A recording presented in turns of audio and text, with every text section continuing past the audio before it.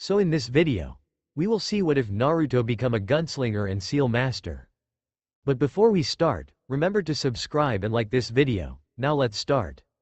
In the middle of a clearing in the forest that surrounds Konohagakure, or village hidden in the leaves, stood a humanoid fox on all fours that stood about 5 stories high with crimson fur, black inside his ears and around his red silted eyes, and 9 tails that are swishing violently from his backside. He is glaring at the 2 humans, one their blonde leader and his previous female container, and their newborn child that is laying on some kind of pedestal, and that could only mean one thing. They are going to seal him into the newborn, and he doesn't want to be sealed again. All he wants is to be left alone. Before he encountered Madara Uchiha, he lived a nice, boring life. He lived in a forest away from civilization with other animals that he protected and even mated with a few vixens. But when the Uchiha took control of him with his eyes, it went downhill from there. When he was being controlled, he was ordered to attack Madara's enemy, Hashirama Senju. After the battle, Madara lost, and due to the fear and greed of humans, he ended up being sealed in Hashirama's wife, Mito Uzumaki, and when she is on her deathbed, he got sealed again into a girl from the Uzumaki clan, thus denying his well-deserved freedom. And ever since that day he had grown to despise humans for their greed and selfishness. He would have killed them all right then and there. But despite his hatred toward humans, his need for freedom was greater. He wanted to be free from the hatred and greed of the humans so bad, he would give his soul to the Shinigami if he could. But even if he could be free, his existence is known by the humans, therefore he will be hunted by them, denying the life of solitude he wants. Then he thought of the one jutsu the only human he's ever had respect for that was shown to him and his siblings should they be in a jam like this. All of his brothers and sisters would have forgotten of the technique by now, but not this fox. He surprised the humans by sitting up on its rear, bringing its hands up and preforming a large set of hand seals faster than even a Sharingan user can follow. The blonde man looked confused at the fox's actions while creating hand seals of his own, while the red head had chains popping out of her back, making some form of barrier to prevent the fox from escaping. "Whatever it is that you're planning, it will not work, Kyuubi," the man yelled. "I will not be denied my freedom, you filthy human," Kyuubi roared back in disgust. While Kyuubi was almost done with his seals, the blonde finished his to summon the Shinigami, a pale, ghostly, demon-headed figure that had a large amount of messy white hair on his head that failed to cover the 2 red horns on his forehead. A tanto was in his mouth and he wearing a white Shinto kimono, a set of prayer beads in his right hand. As the Shinigami pushed his right hand through the blonde's stomach, Kyuubi doubled his efforts to finish his hand seals for his jutsu before the Shinigami got him. The Shinigami's hand is a third of the way with 20 hand seals to go, halfway with 15 to go, quarter of the way with 10 to go, eighth of the way with 5 to go.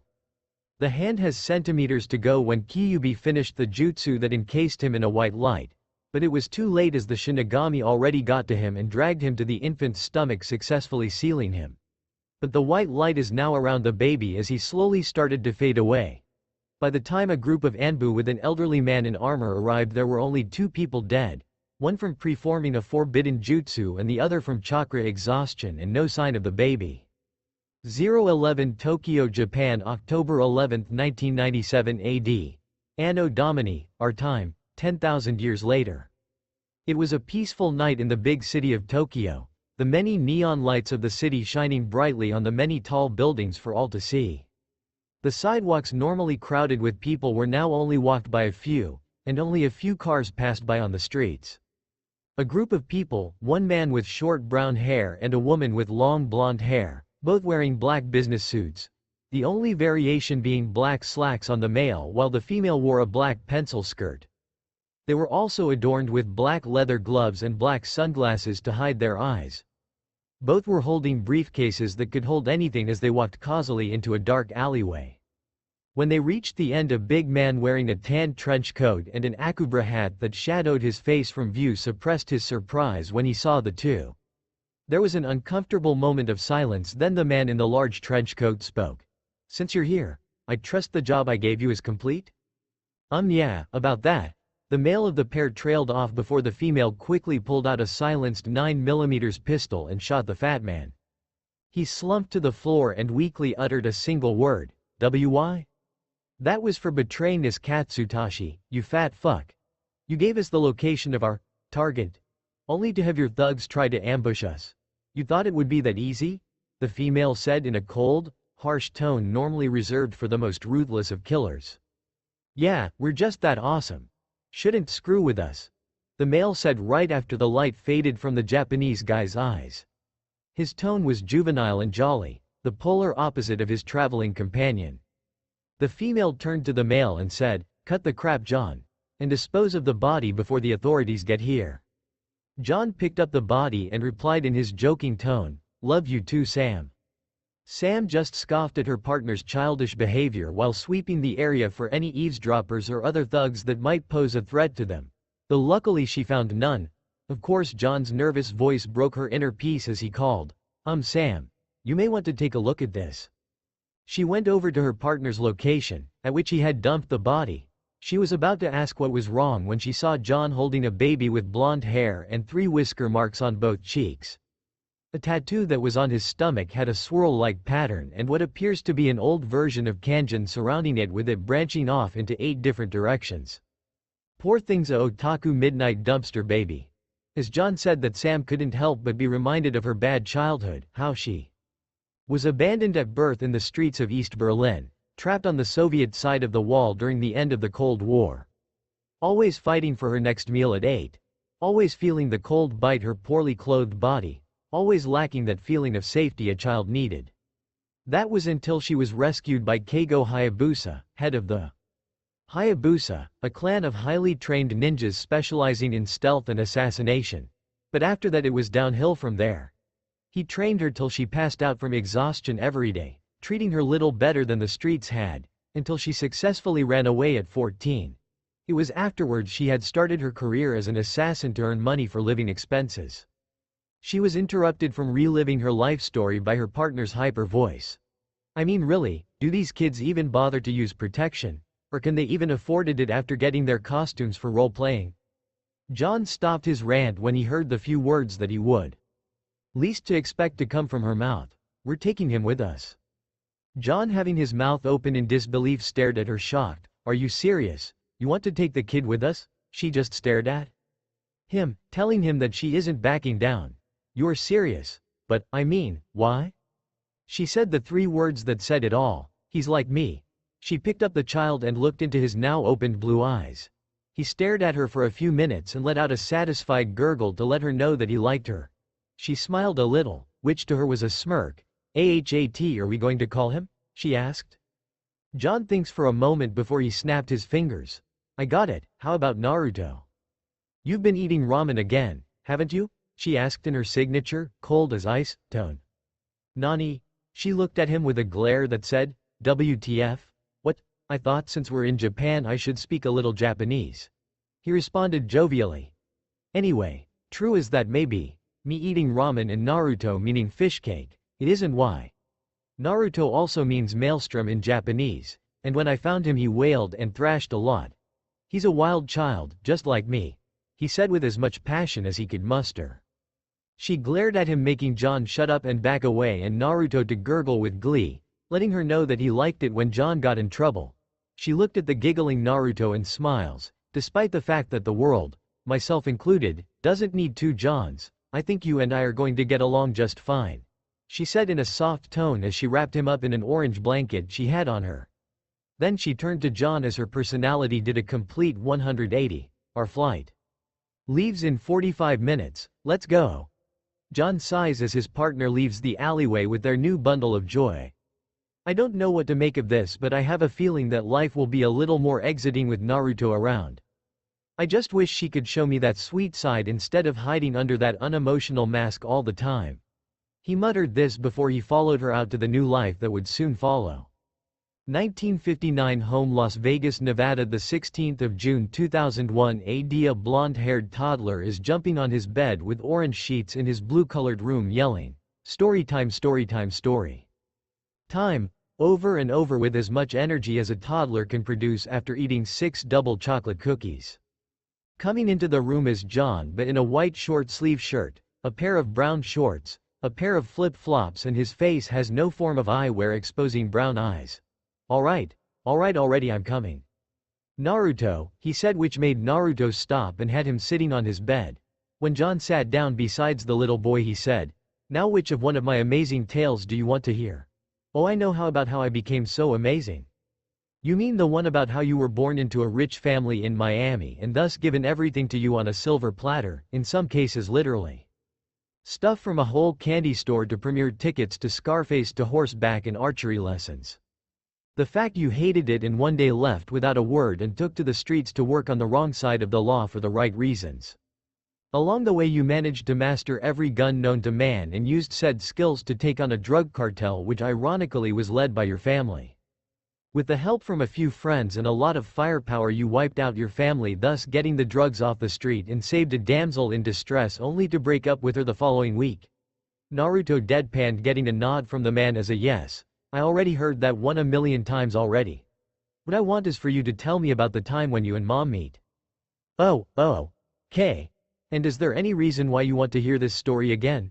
John asked, knowing that Sam already told him this story before when he was out for work instead of her. As good of a story as it is, I never hear you side of it, Dad, Naruto told his father figure. John starts to understand and started his tale. Well, it was a clear night in June, kind of like this one. And I had an assignment to protect a VIP and was put on guard duty when I heard a slight noise.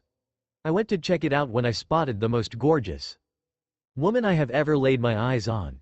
That was Mom, right? Naruto interrupted. With that, John continued, yes, that was her. Now she was only in a skin-tight suit that didn't hide her figure, but what made her the most gorgeous woman is that she was trying to kill me. Since I'm a gentleman, I couldn't just shoot her and end it, so I got out my combat knife and was locked in combat with her. It was like a tango of cuts, a waltz of stabs and a dance of death. I even managed to cut off her face mask and head part of her suit to reveal her silky blonde hair and her bright blue eyes that may have looked cold, but I saw pain and suffering in them, making me fall in love with her even further. Naruto was silent now. He was hooked onto the story so much that he didn't even correct him that when they fought he got his ass kicked by Sam. So during the fight I tried to joke around to break the ice between us, and all she told me that my jokes aren't even that funny. Anyway, before we could finish each other off we were knocked out cold. When we woke up we were in a cell tied up back to back. Turns out we both were double-crossed by both our employers. While my employer wanted revenge for Sam killing his only son, her employer wanted me dead for sleeping with his daughter. Naruto couldn't help but sweat drop at that. In the end we escaped with only a bobby pin, a piece of stinky cheese, rubber ducky, and a box of toothpicks, got our equipment, killed the a-holes that tried to kill us, and we lived happily ever after. The end, John said, finishing his story. All was silent till Naruto asked, but Dad, Mom always ends it by saying you followed her like a lost puppy, so why did you follow her for so long? Getting serious, John sighed and said, well son, even though I flirt with other women besides your mom, she's the only person that I truly love despite her flaws. Go get some sleep. You got a big day ahead of you. John got off the bed and headed out of the room. When he got to the light switch he said, now son, I'm going to ask you one more time. Is this what you truly want? Naruto, now under the covers, yawns and said, for the last time Dad, if it means that I can do some good in the world and have the power to protect you and Mom, then I'll do whatever it takes, Dat Bayo. Good night little man. John then chuckles to himself, I'll always wonder where he gets that phrase. 7 o'clock Nevada desert, 5 miles outside Las Vegas. Out in a clearing of dry land stood Naruto in a white tank, black sweatpants and a pair of white running shoes. Standing in front of him is Sam in a black tank top, white shorts, black running shoes, and without her glasses showing off her deep blue eyes. Okay Naruto, today we start your real training. So far we worked on your mind. We taught you how to speak, read and write every language we know, so the language barrier will not be a problem. We taught you advanced math, biology, anatomy, chemistry, history, geology, technology and home economics to develop the knowledge you need for certain skills that you will need. And we had you master board games such as chess, shogi, Go and Chinese checkers to sharpen your mind. Now we will work on your body. At the end of the day you may hate me, curse me, or even want to kill me due to the training I will give you. We will do this Sunday to Friday, giving you Saturdays off. For your training to work you have to do what I say. When I say it, and during training you call me Sam Sensei, understood? Naruto looks at Sam with determined eyes and shouts while subconsciously speaking his native tongue, "Hi Sam sensei. Now I want you to start to sprint along as you can around the city limits so I may know your limits to adjust your training regimen properly," she ordered her adopted son. "Hi Sam sensei," Naruto yelled and ran as far as he could in the desert. 25 minutes later Naruto is now face down in the sand exhausted after running non-stop for 2 miles, which for a 3-year-old is very impressive. Sam is looking down at the boy in amazement. Wow, 2 miles at his age. Is he even human? She wonders to herself. She was brought out of her musing by Naruto getting up. Okay. We will take a 5-minute water break before we start our daily workout routine for the next 2 years before we go into the katas of my fighting style. But mom, she sent him one of her famous intense stares reminding him not to call her mom during training. Sam sensei. Why can't I ju while I train my body? Naruto whined. Because my master always said that enabled to reach one's full potential you must have a strong mind and body. So until you get stronger in body I will not teach you anything I feel you aren't ready for. Is that clear? She commanded her pupil. Naruto was forced to understand otherwise he would face her cold wrath, but his eyes started to harden reflecting his determination. Hi Sam sensei and I'll be strong in no time, dat bayo. Sam silently laughs while he says his catchphrase thinking it was adorable. Naruto was the only person who ever saw her laugh and be emotional. God forbid if John ever found out. She quickly catches her composure, she needs to train her son after all. Okay, after our break you will do 50 push-ups, sit-ups, crunches, jumps with a jump rope, punches with each hand, kicks with each foot, and jog 5 miles to the city which will be finished by lunch. Later on if I feel you aren't challenged enough I will adjust it to where it is, after we eat lunch you will be with your father to learn all he's going to teach you. But if he sends you to either a bar or any place where there are girls in only underwear and high heels, tell me so I can re-educate him. She finished with a sweet tone that promised pain. Naruto gulps and nods, HHISS Sam S sensei, and he started his daily workout. 12:15 Home in the dining room Naruto and Sam are eating ham and cheese sandwiches, juice and baby carrots much to Naruto's dismay but a well-aimed glare from Sam shut him up. All was silent till Naruto asked what was on his mind since last night. Mom, can I ask you a question?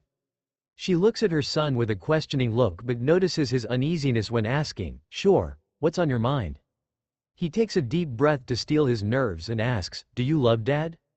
Unfortunately Sam was drinking her juice while she heard the question causing to comically spit out her juice. When she finished spraying juice she immediately said in haste, what? He repeated what he said, do you love Dad? Well, what caused you to think of a question in the first place? She asked after fumbling with her words. Naruto asked, well remember how you would often tell me how you meet Dad before I would go to bed? She nods for yes. Well I had Dad tell me the story this time. Figures it would be him that would cause this. Sam thought to herself knowing wherever John went trouble follows. Before she could think further into it Naruto continued, well the way he told it, it sounded more like a romance novel rather than an action flick. I asked him why he follows you and well, he really cares for you. Sam sighs in defeat, before I tell you promise me that you won't tell anybody what I'm about to say. Naruto asked why and immediately after she yelled, promise me. Naruto put up his left hand and had his right hand over his heart. Okay I promise that I'll not say a word of what's going to be said at this time. Good, she sighed, yes I do love that fool, Sam confessed to her son. Then why not tell him if he loves you too? Naruto asked not understanding. Sam tried to explain it the best way that Naruto can understand. Because it's complicated, besides we are all living together like a loving happy family so what reason do I have to tell him something he probably already knows? I just don't want to ruin the peace we worked so hard to create for you my Naru-chan. She finished calling him by his nickname his mom gave him. Most kids would get embarrassed when called that, but despite being a genius Naruto is still 3. Okay mom, I just don't want any of you to live a life full of regret, he said while giving Sam a reassuring hug which was returned. After a minute they let go from their embrace. Okay. I have to take you to Dad now to continue your training, she told Naruto. He nodded and after they cleaned the table they exited the house and drove to John's places of employment. 1304 John's guns and ammunition. Sam and Naruto enter into a building with the windows and doors reinforced with both bulletproof glass and metal bars to prevent any thieves from entering. When they get inside, the walls are loaded with all types of guns, from pistols to rifles to even an Alaska 47. On the shelves are boxes that hold every kind of bullet imaginable, along with some C4 and hand grenades, and there are some clothes racks that hold Kevlar bulletproof vests and camouflage clothing for the woods, desert, snow, and even some for urban environments. Near the entrance is John wearing camouflage shirt, Kevlar and pants, boots, fingerless gloves, a Kevlar bulletproof vest, and strangely enough a red beret. He was manning the cash register when they came in. "Hey little man, how was your first day of training?" he asked. Naruto ran to his father in all but blood and got picked up by him. "It was awesome, Dat Bayo. Mom even said I have an inhuman amount of stamina." John looks to Sam. "He managed to sprint for 2 miles before stopping," she said dryly. She looks at John's state of dress as he put Naruto down to go and explore his store. "Why are you wearing that if you were never enrolled in the army in the first place?" "Because I thought it looked so cool that I made it the uniform for my employees," he said in his normally loud voice. He meant to say underlings, but a quick glare from Sam stopped him from doing so. "And the beret?" she asked again, not understanding why he chose red, as it would stand out, making the camouflage useless. "It's a part of a ranking system," he yelled in frustration, which got a small smirk from Sam, showing that she got him riled up on purpose. He took a deep breath to calm himself and continued. "No beret are for new employees or part-timers who do simple jobs as restock the clothing racks, shelves with bullets only, and clean the employee bathrooms and floors. Blue berets are for full-timers that been working here for more than a year. They are allowed to touch the explosives and clean the guns in the store. Green berets are for experienced employees that are knowledgeable in guns and explosives, that help customers with purchases, handle the repair and tweaking requests from our customers, run the gun range out back, and are trusted enough to handle the premium merchandise for our VIPs. And finally, the red beret is for the head honcho, me. One of my most trusted greens is in charge unless I'm running the store," John explained to his lovely partner. She gave him a raised eyebrow. "Who would have thought that you would have organizational skills? I now understand why you saved up all your money from those jobs we did for years. I honestly thought you would have spent it on useless junk right away," she said, jabbing at John for his childlike behavior. "Hey, despite the way I act, one can be professional.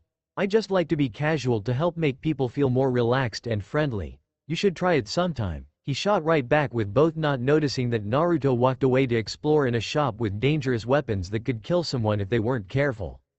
Meanwhile, with Naruto was looking around in the store, fascinated by everything there. He read about firearms courtesy of his dad, so when he wanted to be a trained killer he would have a choice. But when he made his choice, it shocked both his parents. He wanted to be both a ninja like his mom and a gunsman like his dad. His mom does use guns, but she isn't as in tune with them as his father is, as his dad can use melee weapons but is a novice with them compared to his mom. Naruto, on the other hand, wanted to master both arts, which would mean that he would have to train harder, but it would be worth it. As he was browsing, he suddenly stopped and found something that caught his eye.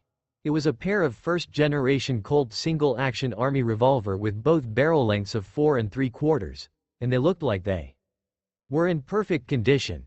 He couldn't help but be amazed that he has seen not one, but two in real life after only seeing them in Western movies. "Wow," he trailed off, as he was admiring the two revolvers, adding, "You have a good eye there, kid. Many people go for the aromatics nowadays." Yay, only because revolvers are not as common as they used to be, and automatics are easier to reload and conceal. But they have a nasty habit to jam from time to time, and they don't have as much power, Naruto said as he turned to where the voice came from. It was a man that has the same clothing as his dad, but he wears a green beret and his shirt has no sleeves, exposing his very muscular arms that match his towering size. He has hazel eyes with skin that's black as night, and he has no sign of hair under that beret. When Naruto saw the giant of a man, his first reaction is, "Whoa, you're huge." The man just laughed in a jolly manner. "I get that a lot. The name's Anthony Jones, my friends just call me AJ." Something clicks in Naruto's mind when he hears the man call himself AJ. "Is that you, Uncle AJ?" Jay looks closely at the blonde-haired toddler and immediately recognizes him. There's only one person I know that calls me that. Naruto, is that you? Naruto runs up to AJ and gives him a hug. Uncle AJ. Jay picks up Naruto for a hug. How's the little maelstrom doing? Last I saw you, you didn't even know how to walk. I'm great, Dat Bayo, I get to start my training today. Are you going to help train me? Am I going to have revolvers like those? Please tell me, Naruto said like the hyperactive 3-year-old he is. He chuckled a little at Naruto's enthusiasm. Okay, it's all going to depend on what John says on the issue. But if it were up to me, yes and yes, he said, getting a pout from Naruto, then a big smile afterwards. I'm sure your parents are wondering where you ran off to. Let's go find them to tell them you're alright. He gets a nod from Naruto and AJ walks over to where John and Sam are, with Naruto now sitting on his right shoulder. When they reached the checkout area where the odd couple was, John still talking, and that's why Han Solo shot first. He turns to see AJ with Naruto riding his broad shoulders. Hey AJ, why's my son riding your platforms you call shoulders? Jay laughs it off. Hello John, Sam.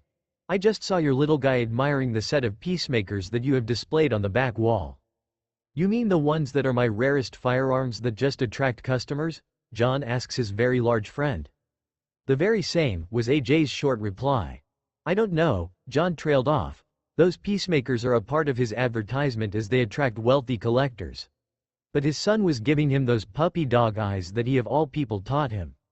Why did I teach him the puppy dog eye technique? Oh, it was because I was bored one day. He silently cursed himself. He then sighed in defeat. Okay.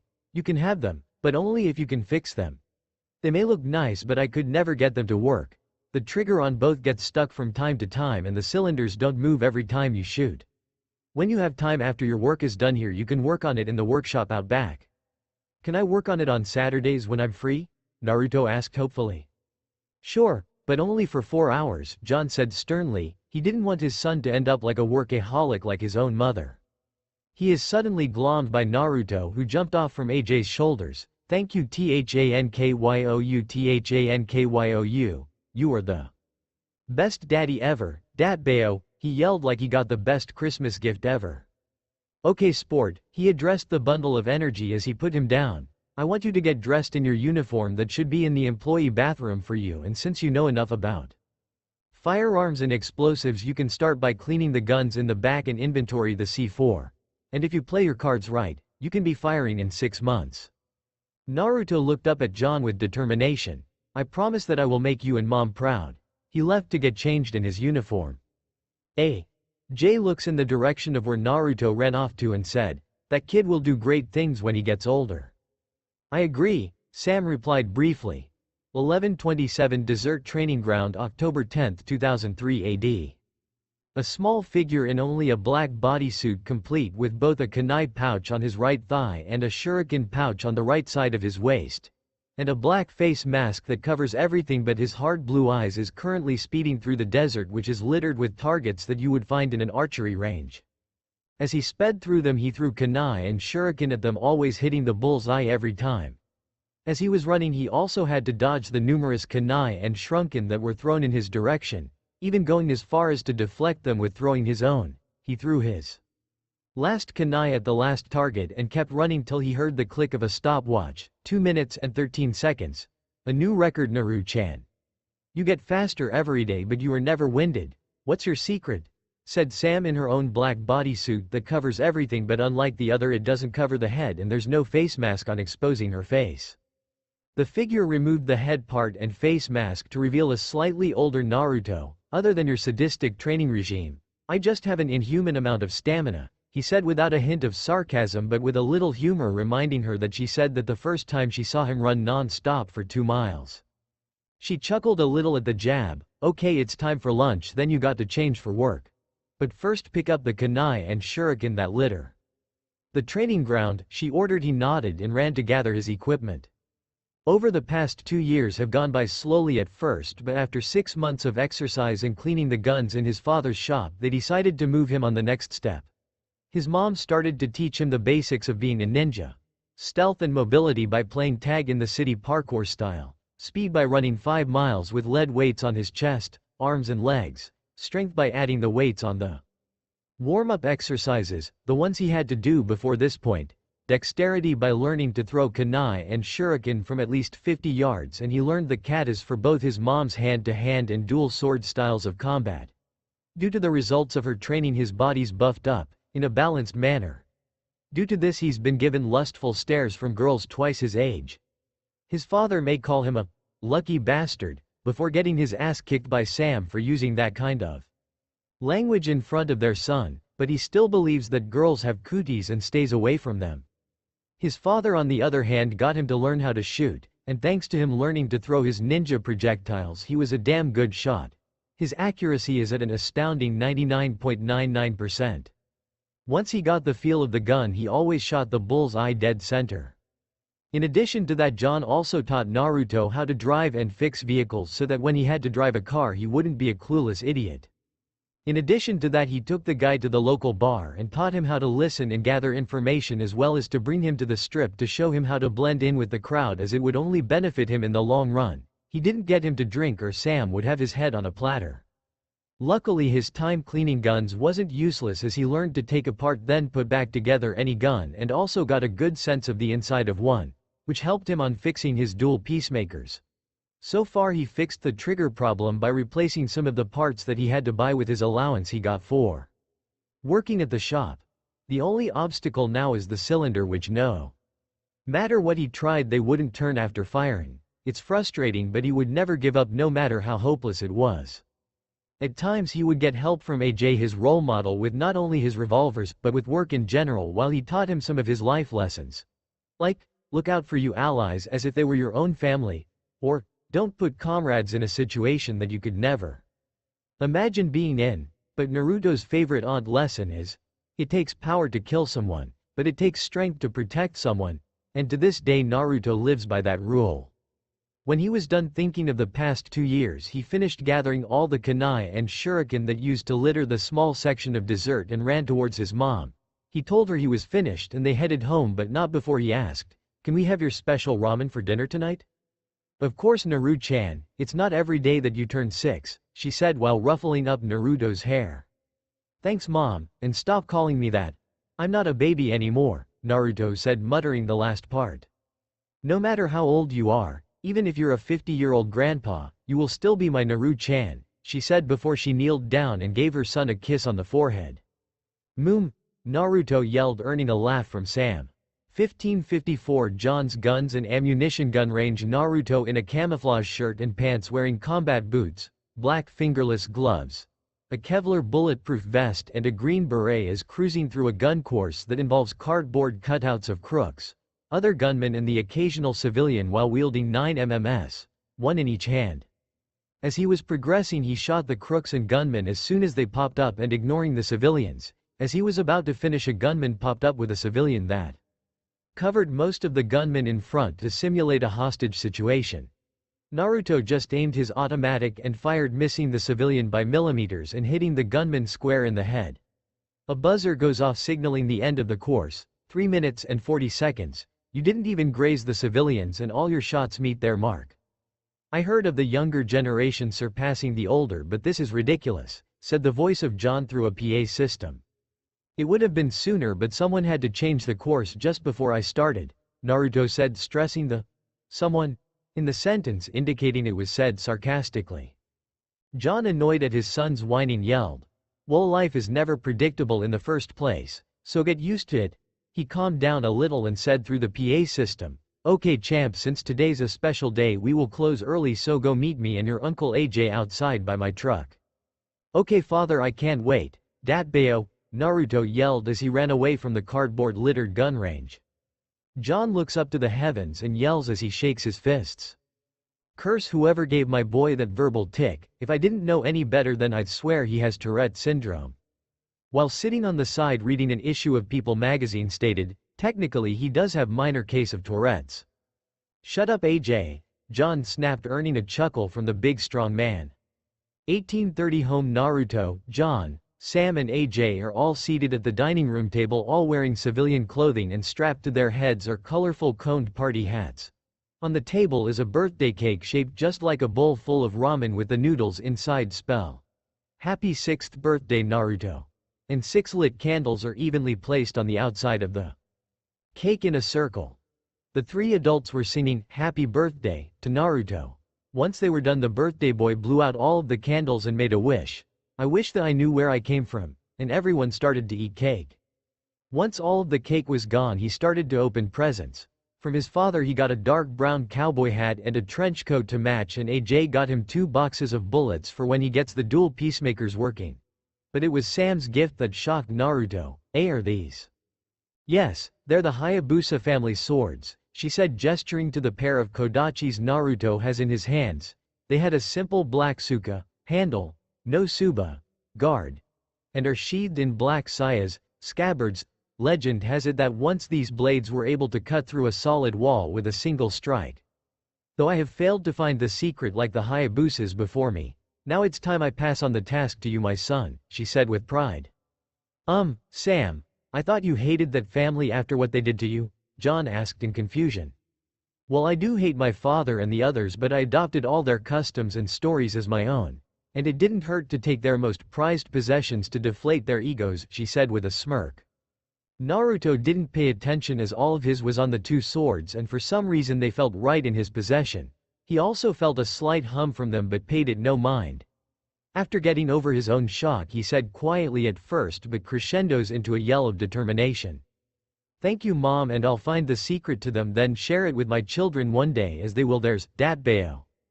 I know you will, but it's time for bed, she said after kissing him on the forehead, earning a snicker from John.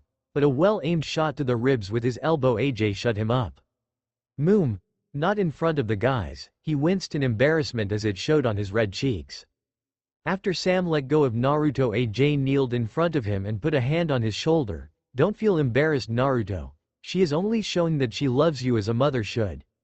And she might not be there forever to care for you, so enjoy those kisses she gives you, as she might not be there in the future, he said in his infinite wisdom. But Naruto misread of what he meant by her not being there in the future. That's impossible. Mom's too strong to die and she would never leave me. Even the strong can die prematurely. See you on Monday, was all Jay said before he got up and left. As Naruto was heading to bed, he thought over what one of his mentors said. I won't let her die, as I will protect her, and that's a promise.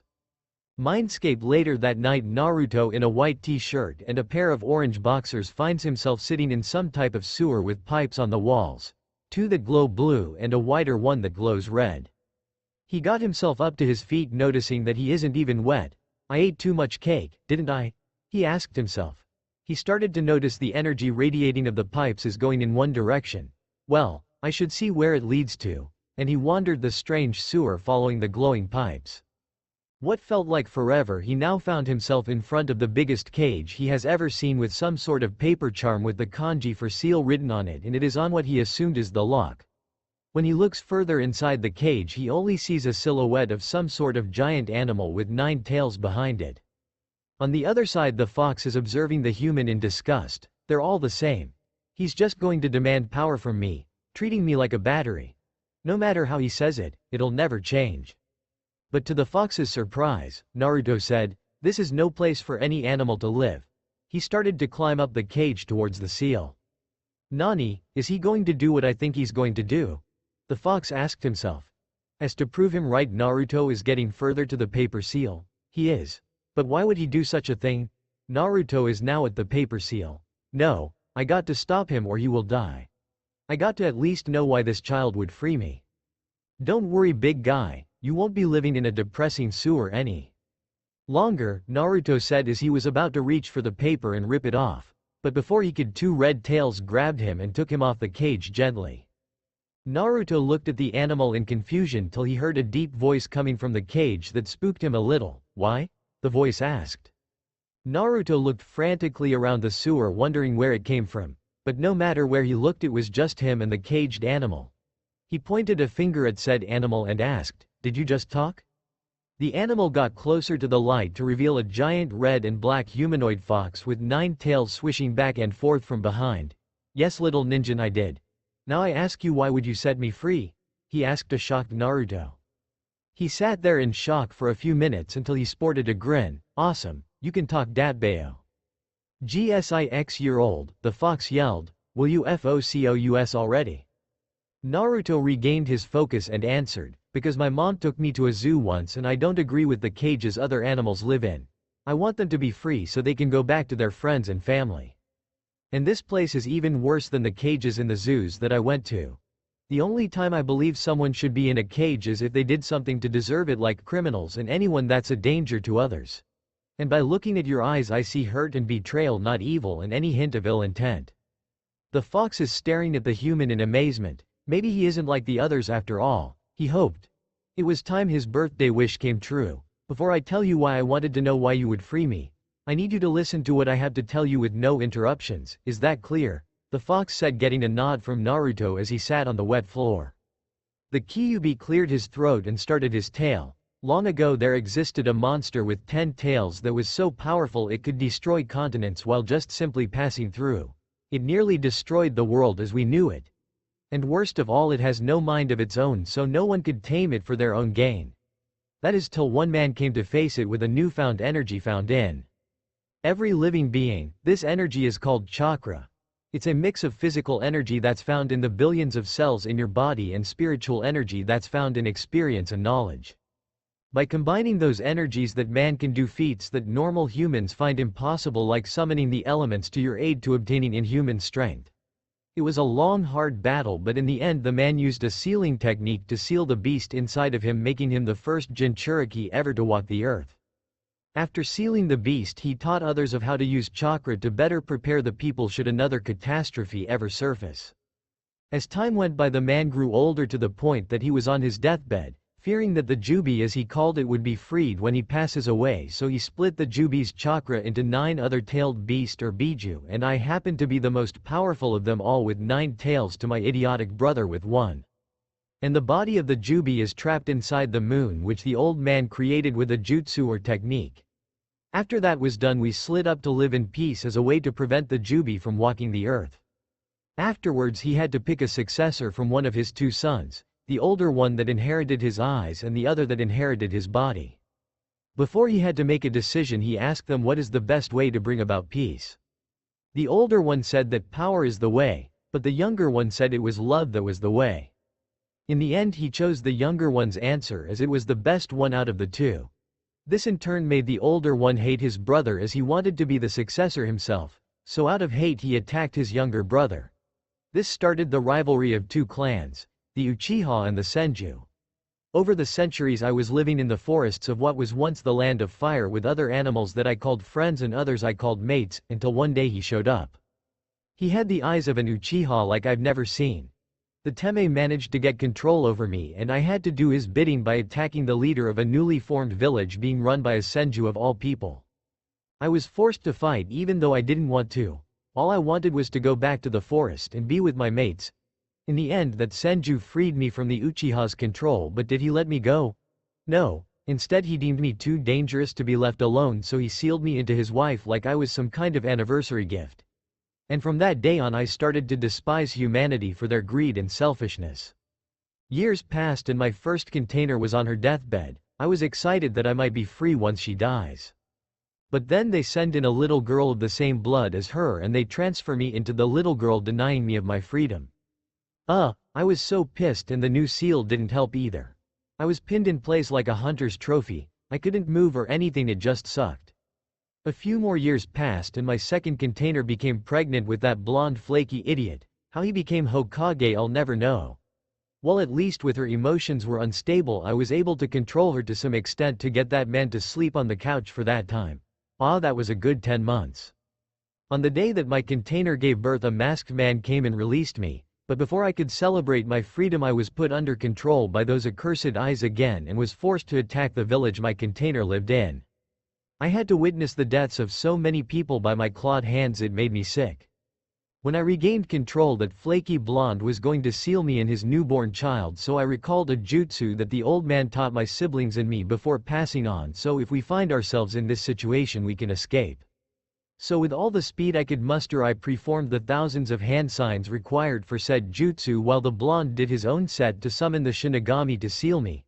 But before he could get me I completed the jutsu. I did this to escape to a different time where no one would remember me so I can live in peace.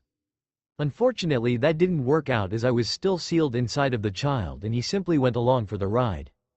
And I'm that child, right? Naruto stated more than asked with Kyuubi nodding yes. But what was said next shocked the fox. It isn't right. You did nothing wrong. You deserve peace as much as anyone else. I have to get you out now that I heard that. Before he could climb the cage again, Kyuubi stopped him. Wait, due to the seal, if you release me you will die. Naruto stopped in his tracks and paled at the thought of almost killing himself. Then how do I free you then?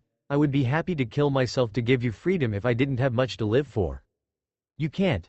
There was once a key that at the very least give me a little more leg room, but now it's lost so there's no way to free me now without killing you first, Kyuubi said sadly. Well, could I just make another one? Naruto asked, hoping that there was a slim chance to free the wrongly imprisoned fox. The fox looked in mild surprise but squashed it instantly. Even if it were possible, you would need to have control of your chakra for starters, and you would need to be even a greater seal master than your father was. But even then there's a slim chance that you would be able to pull it off. Then couldn't you teach me? He asked with childhood curiosity. Well, I did pick up a few things from Mito and Kushina so I could teach you ninjutsu, fuinjutsu and how to break a genjutsu. Unfortunately, due to you having large reserves of chakra, you are incapable to use any genjutsu at all, but we can manage. But I have to ask, after you somehow free me, what are you going to do with the knowledge I bestow on you? The fox asked, concerned that the boy could wreak havoc in this time. I will use it to protect my family, friends and loved ones from the evils in this world.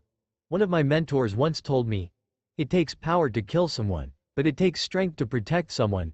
And I live by that rule every day. Datbeo, Naruto said with as much determination as one could. Kyuubi's sweat dropped at what Naruto said at the end. He just had to get your verbal tick, Kushina.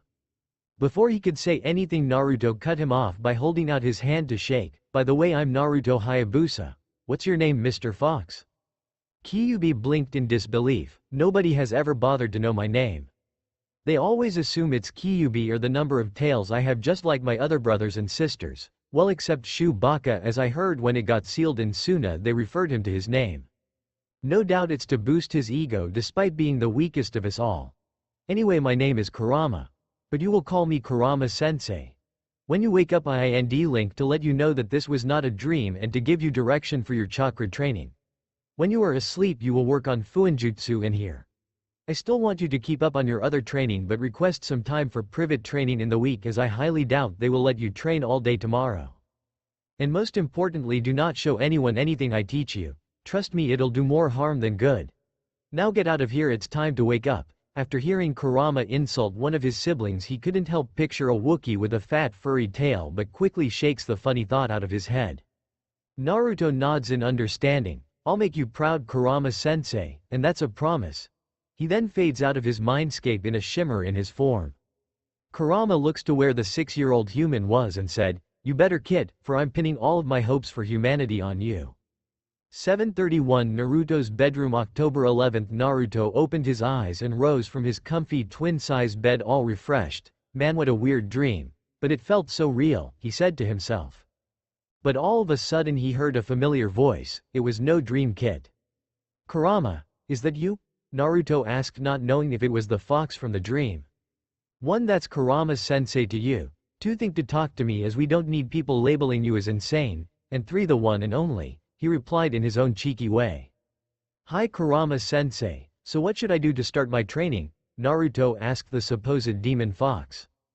Talk to those parents of yours and convince them to go training on your own for the day so we can unlock your chakra as soon as possible and teach you a technique that will allow you to train without requesting any time during the week to do so, Kurama instructed the blonde. But wait, I thought you said that I would have to request time during the week to train on my own? He asked, trying to understand. Even though he couldn't see Kurama, he knows that he's blushing in embarrassment. I just remembered that one jutsu, okay? He muttered, hoping his container didn't hear, and luckily he didn't. Knowing that if he didn't get his chakra unlocked today they would have to wait a week to try again, and they didn't have that time, as if Naruto gets too old then he will not have access to his chakra at all.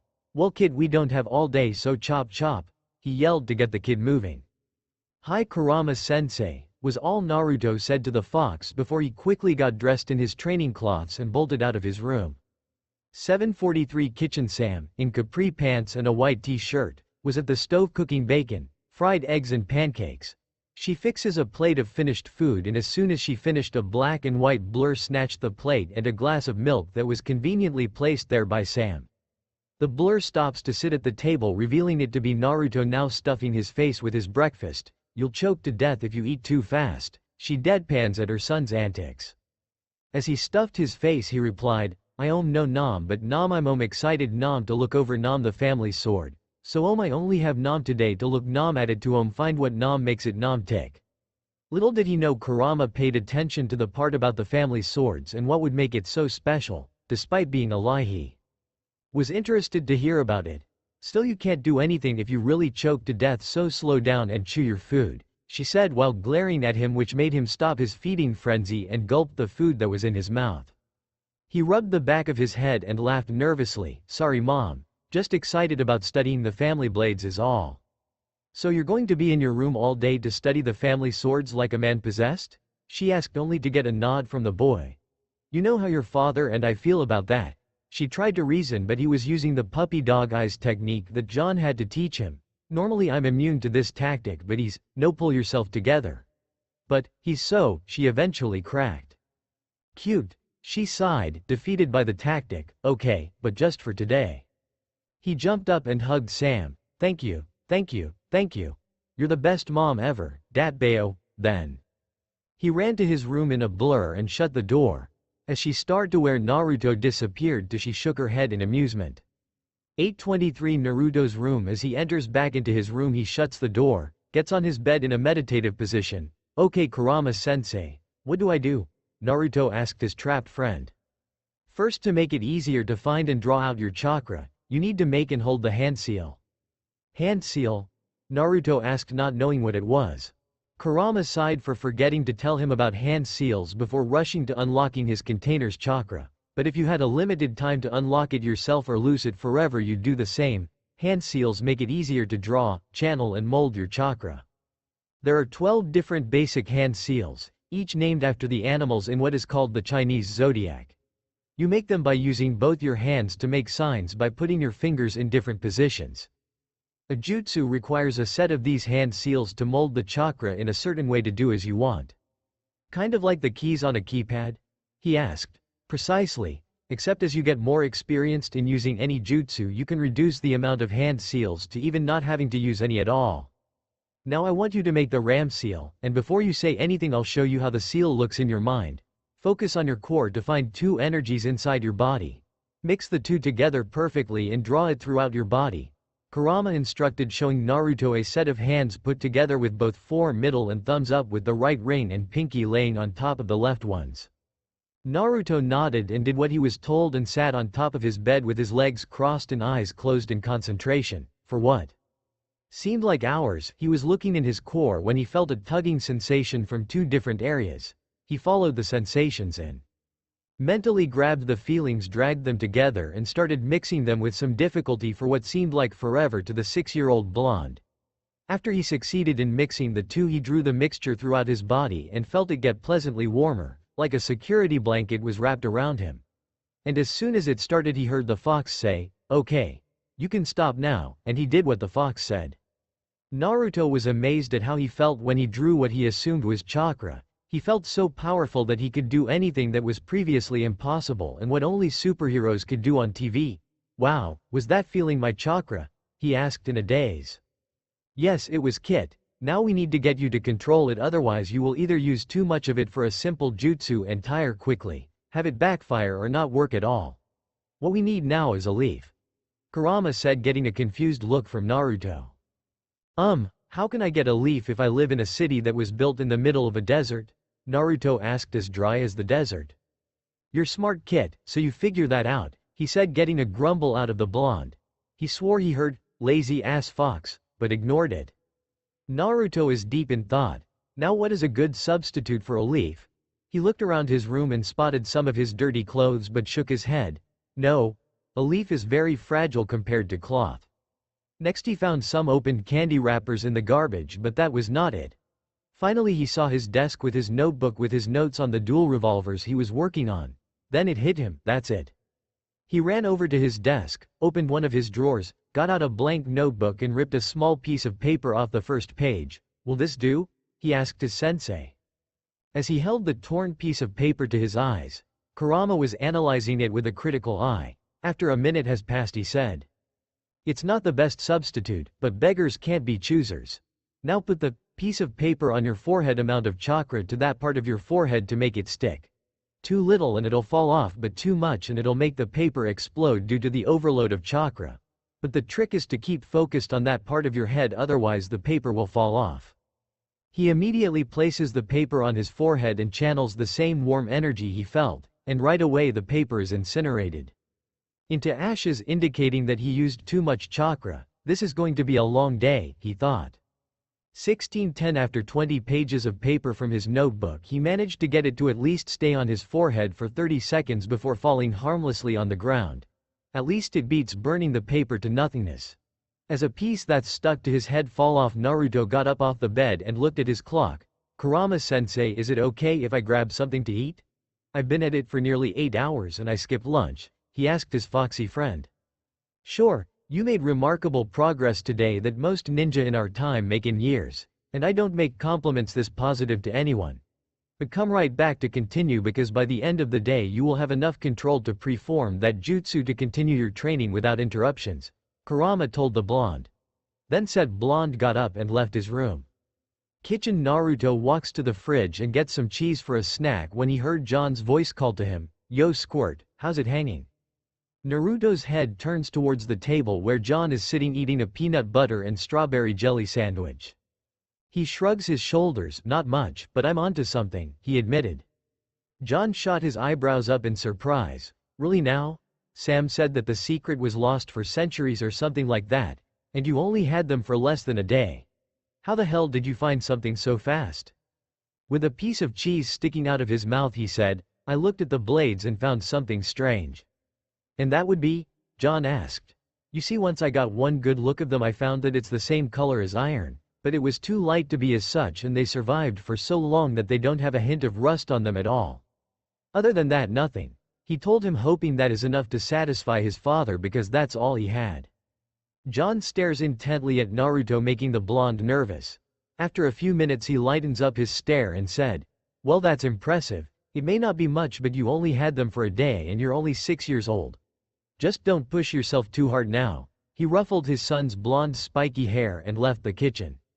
When John left, Naruto let out a breath he didn't know he was holding, got more cheese and went back to his room. 1943 Naruto's room. After practicing the modified leaf control exercise, Naruto was able to keep a piece of paper on his forehead for a minute now. This is the time that Kurama stops him. "Okay kid, that should be enough. You have enough control to finally learn your first jutsu. Now pay attention, as this will be important when using the jutsu and no interruptions. It's called the Kage Bushin no Jutsu, or shadow clone in this English language that's spoken in this country. It allows you to create a solid cone that can be used to outnumber your opponents to something like helping you with chores or other tasks, unlike the Bushin no Jutsu, which creates an illusion of yourself to trick the enemy with. And before you ask, you are unable to learn that, so you don't need to know how it's done. Kage Bushins may have various uses, but not many shinobi use it as often due to the amount of chakra it uses. It uses so much that the village you are from labeled it a B-ranked kinjutsu, or forbidden for anyone lower than a jonin, the highest rank in the regular shinobi forces besides the Hokage, who is the leader of the village.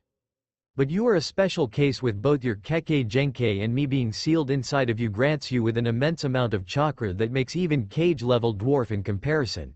Unfortunately, this also grants you control that is so bad that you can't even use any genjutsu or illusionary techniques, hence the reason you can't ever learn the Bushin no Jutsu. Now when I teach it to you, you may only make no more than 2 clones at a time till I tell you otherwise. Another advantage to the jutsu is that whenever a clone is dispelled, you automatically experience what the clone experienced, making it useful in your training. But if a large number of clones dispel at once, you will suffer from mental exhaustion and possibly suffer from permanent brain damage. To start, make the cloning hand sign. It's not a part of the 12 basic hand signs due to this being an advanced technique. Then you add an equal amount of chakra to both hands, then let it all go at once. Normally if you add too much chakra to a bushin, then it becomes a dud, and too little nothing. But with the cage bushin, if you don't add enough chakra to it, you will get either a dud if you're close or nothing at all, and you will still get a cage bushin if you add too much, but as I said, it takes too much chakra to begin with. As he lectured, he shows Naruto the clone seal, which has both hands that have their index and middle fingers out crossed to make a plus sign. Naruto did as instructed. Kage bushin no jutsu. Smoke filled the room, and when it cleared it showed a sickly version of Naruto on the ground, and it dispelled right after. Do it again, the fox yelled to his container, and he did, getting the same results. 2055 After an uncounted amount of attempts and failures, he finally managed to create one clone, and he is exhausted. He finally did it.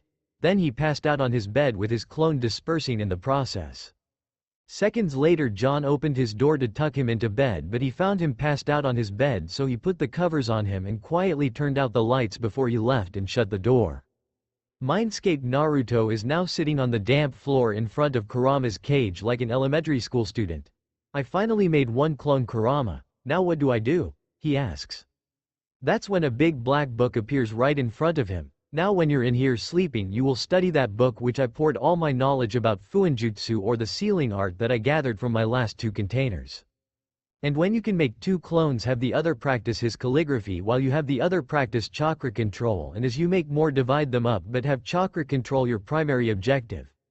In fuinjutsu, having a skilled and steady hand is important.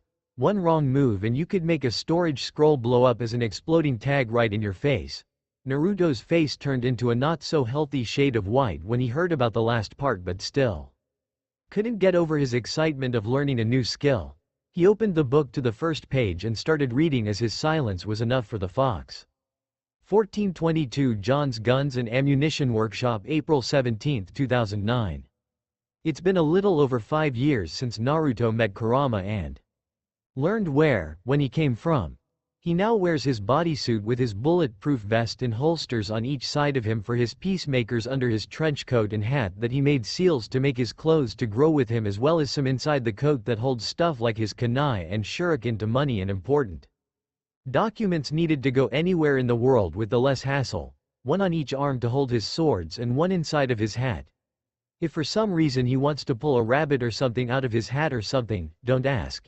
Even I don't know why, and I'm the author, for fuck's sake. For storage. And gravity seals all over his body so he can get more of a workout from Sam's training. Right now they're set on 4 times his body weight.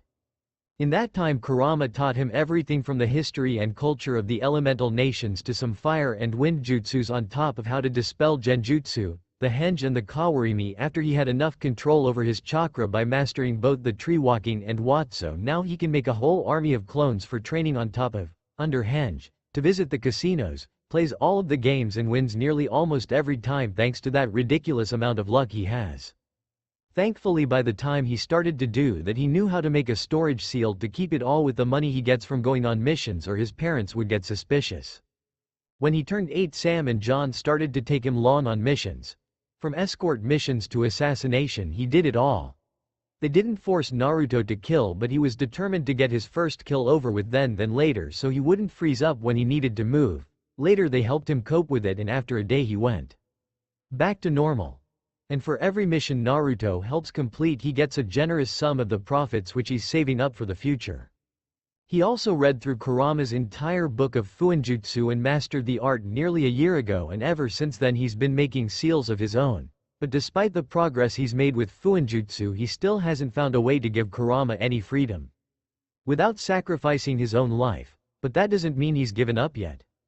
Which is where we find him, in the workshop with his 2 revolvers that are covered in seals that make it look even cooler to the untrained eye, circular pieces of metal that can cover the cartridges in the cylinder, a mini torch, a notebook full of notes on sealing, and a glass bottle of ink with a set of calligraphy brushes.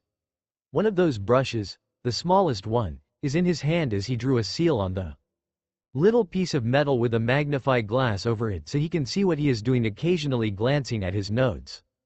When he was done with the mini seal, he heard Kurama say, "Now remind me what you are doing again." "Well, you know how a storage seal can work?" he asked, only for the fox to nod in his head. "Well, if I add a weak explosive seal on top and put it in one of the slots in the cylinders. Once you activate it, The bullet that's summoned will react to the explosion by the gunpowder in it and shoot out of the gun as if was from an automatic without the problem of jamming. Kurama finished sounding amazed despite being a 2,000-year-old Biju. That's not all. Add to the fact that I'm using steel and I only need one small enough to ignite the gunpowder, it won't get destroyed like those paper bombs you told me about, and that I also have 5 other slots to put other ones, like one for a particular element added to a bullet to one that prints explosive seals on the bullet to detonate on command. Finally, you remember what I compared hand seals to? The Kurama nodded, saying he clearly remembered. While I studied on how the chakra is molded by said seals, it may have took several years, but I succeeded. And with that knowledge I modified the revolvers to not only send my chakra to the seal inside properly, but I also made 12 other small seals to mold my chakra just like hand seals, so with them I can use any elemental jutsu that only requires the basic 12 hand seals, just like a keypad. Naruto explained further as he was finishing his 2 seals and put one over one of the slots to weld it shut, and repeated the process on the other one. He then gets a box of bullets for each gun and seals only the bullets in the storage seals at the bottom of the grips of each gun and put them in their holsters. Now let's go test these babies out. He walked out of the workshop to the firing range. With his hat off and a pair of headphones on, and is aiming one of his guns with 2 hands at one of the targets hanging from the ceiling. Okay. Let's see what this bad boy can do, Naruto said to himself. He lined his shot, held a stronger grip than usual because it's of a higher caliber than he's used to for a handgun, channeled his chakra into the gun and pulled the trigger. Bang! The gun still recoiled, but to the point that it threw him back to the ground. When he got up to look at the result, he found that not only the bullet met its target, but that the bullet somehow hit the wall at the end and left a large crack in the concrete. Holy shit! That was so beautiful. Naruto sent a mental glare at Kurama for the remark. What? Despite being sick at humans, with the exception of you, I take the time to admire destruction and carnage caused by your species. Is that so wrong? Naruto lessened his glare and answered the fox's rhetorical question. Yes, it is, and he continued to practice with his new weapons so he can get comfortable enough to dual wield them. 302 Desert Training Ground, April 25. It's not even close to dawn and Naruto's out with his revolvers that he named Love, Left, and Peace.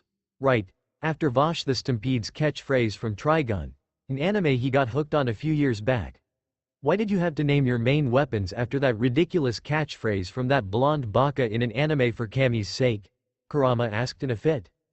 What? He's not a baka. It's a mask to hide his identity and his pain from others who want to hurt him. And I believe he's right with the catchphrase, to some extent. Plus he's awesome, Naruto said with flashing a peace sign, getting a sweat drop from Kurama, and he could have swore he heard the fox mutter, "Baka," under his breath. Naruto suddenly got serious. Now we are going to test the other functions and that I can now dual wield them now. The first one is what I call the auto jutsu function. With it I can use any elemental jutsu that requires the basic hand seals only.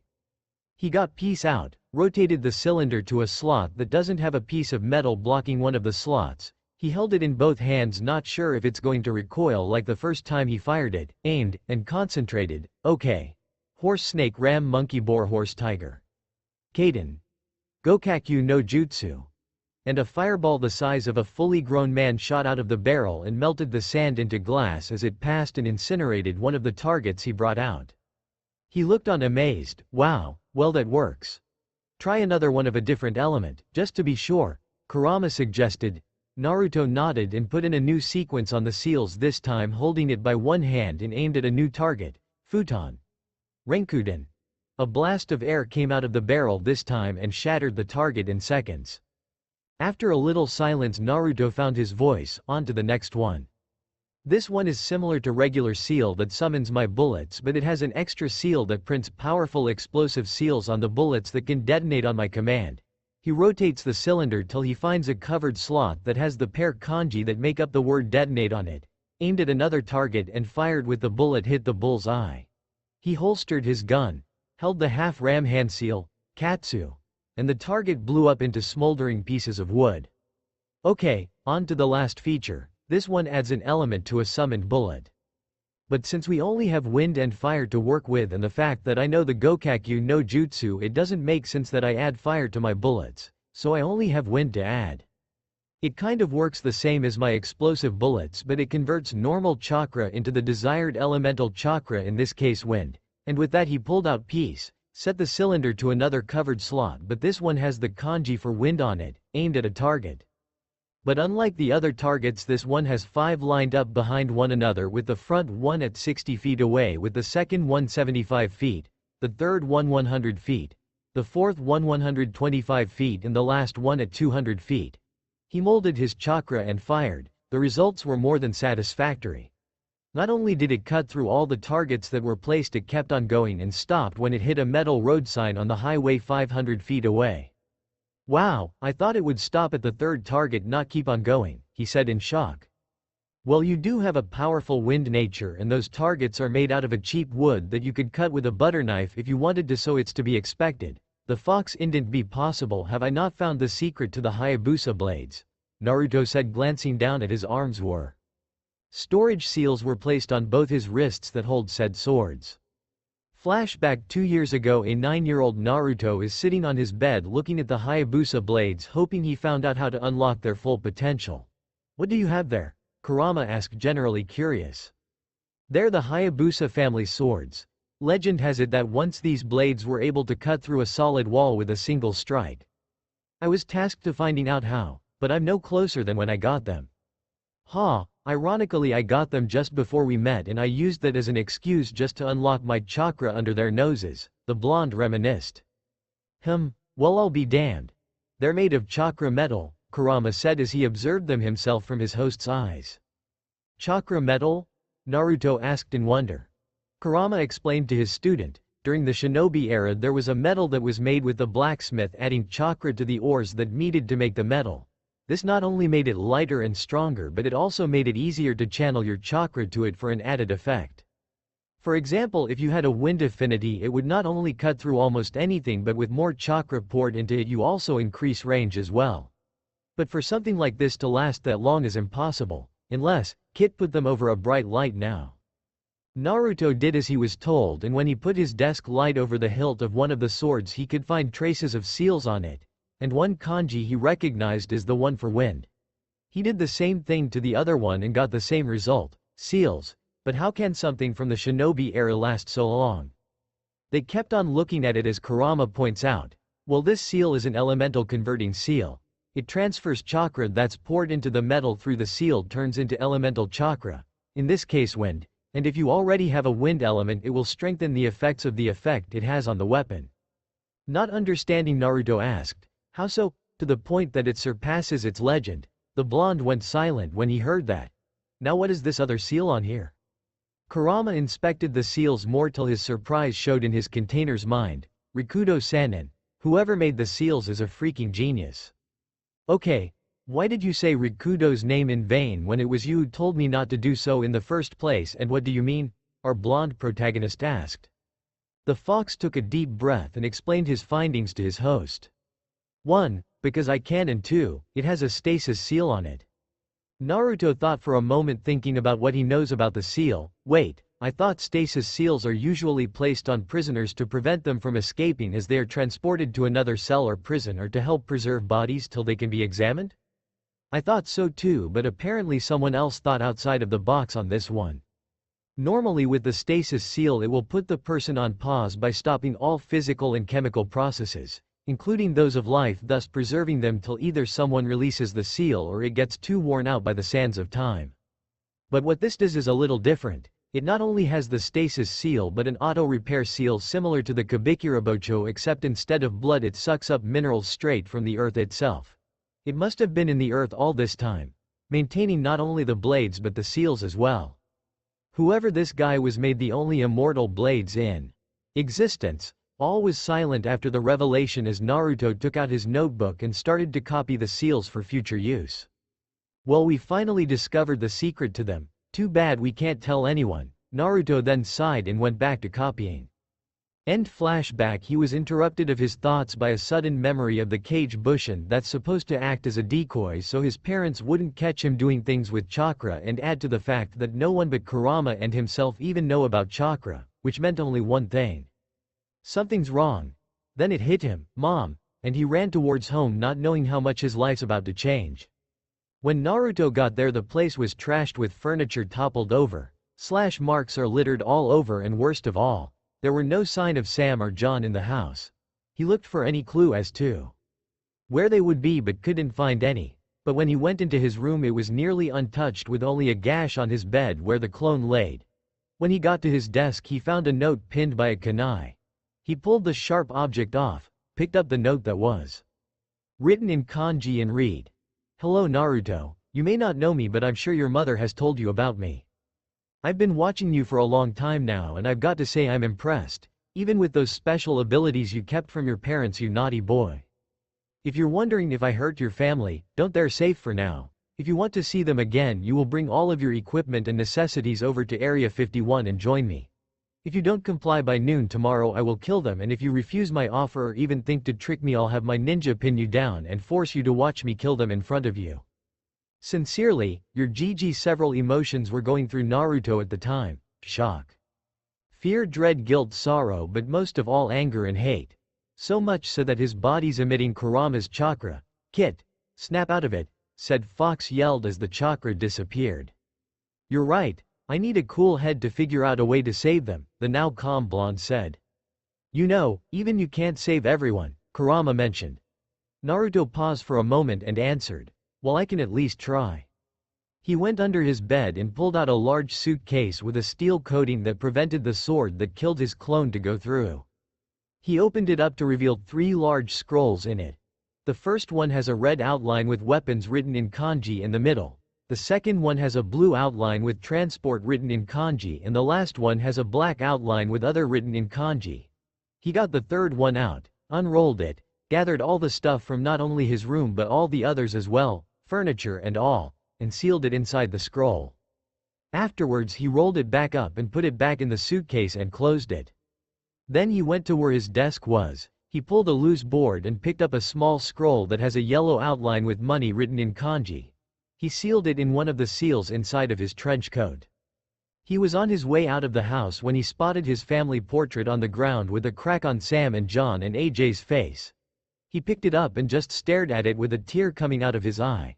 "No, I won't let that happen," he told himself as he went outside to his dad's truck and drove off towards his dad's store. 712 John's guns and ammunition. As he entered, he found all of the employees dead and cut up. The people he worked with, laughed with, and when Sam wasn't looking drunk with, all dead. As he witnesses the horror that's in front of him, he hears labored breathing. He turns to see AJ sitting on the ground leaning on a glass case holding his front where there was a fatal wound from a katana. "Uncle AJ," Naruto yelled as he ran to his side. Naruto, is that you?" he asked weakly. "What happened here?" Naruto asked immediately. Jay looked at Naruto and summoned all the strength he had left to warn him. "There were too many of them. We couldn't even hit them at all. They just slaughtered us like it was nothing then left. I was lucky enough to play dead to be spared, but I don't know how long I have." "Please don't say that. I can call an ambulance and get you to a hospital. You're gonna be okay," Naruto said with tears coming out of his eyes. Jay interrupted him, "Sorry buddy, but my time is up. Here." He gave Naruto a set of keys. "Those are to the room full of heavy weaponry and other illegahat you need. Just do me a favor and nail that son of a bitch that did this to our men. And remember, I may be gone, but I'll always be in your heart." And just like that, the life in AJ's eyes left him. "No!" Naruto screamed into the heavens for a good 5 minutes. After his voice went hoarse, he opened the suitcase, got the red and black scroll out, put a stasis seal on AJ, sealed his body in the black one and put it away. With the red one he sealed all the weapons and ammunition in the store, as well as seal some 9mm, grenades, Uzis and an AK-47 in his trench coat, as well as all the bullets that are compatible to love and peace and said guns. He then, with his scroll and suitcase, went downstairs to the restricted section of the shop, pulled out the keys and opened the door. What he saw was an enormous room that went on for miles, almost like a tunnel filled with crate after crate of sniper rifles, flamethrowers, grenade launchers, heavy machine guns and rocket launchers, as well as the ammunition needed for said weapons. He got to work on sealing everything in the room. When he got further, he found some ATVs, a jeep, 2 helicopter, one armed with a machine gun and rocket launchers and another that has enough room for 8 people, a jet with heat-seeking missiles, a tank, some speedboats, and most importantly, at least to Naruto. Oh my god, he had firkin dune buggies all along. Wait and focus. Naruto, your loving parents' lives are on the line, so there is no time to enjoy the wonders of jumping sand dunes in the desert with off-road vehicles. Fuck it. I'll ride it on the way to the rescue and jump some on the way. After his geek-out moment, he swapped his red scroll for his blue scroll and sealed all of the vehicles and ammunition for the offensive ones in it. After he cleaned out the armory, he notices a door off to the side. He opens it, and when he enters he is welcomed with the sight of the machinery needed to mass-produce all of the different kinds of ammunition needed for all the guns in the store. Well, that explains how Dad has the cheapest prices in the world, Naruto thought. Are you just going to stand there, or are you going to seal all of this equipment and go? Kurama yelled to his still container.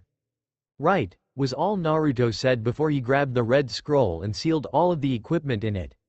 After he was done, he packed up his scrolls back into his suitcase and exited out of the shop. Then he held a remote. When he got into the truck and drove off far enough, he pushed the button and 2 explosions went off.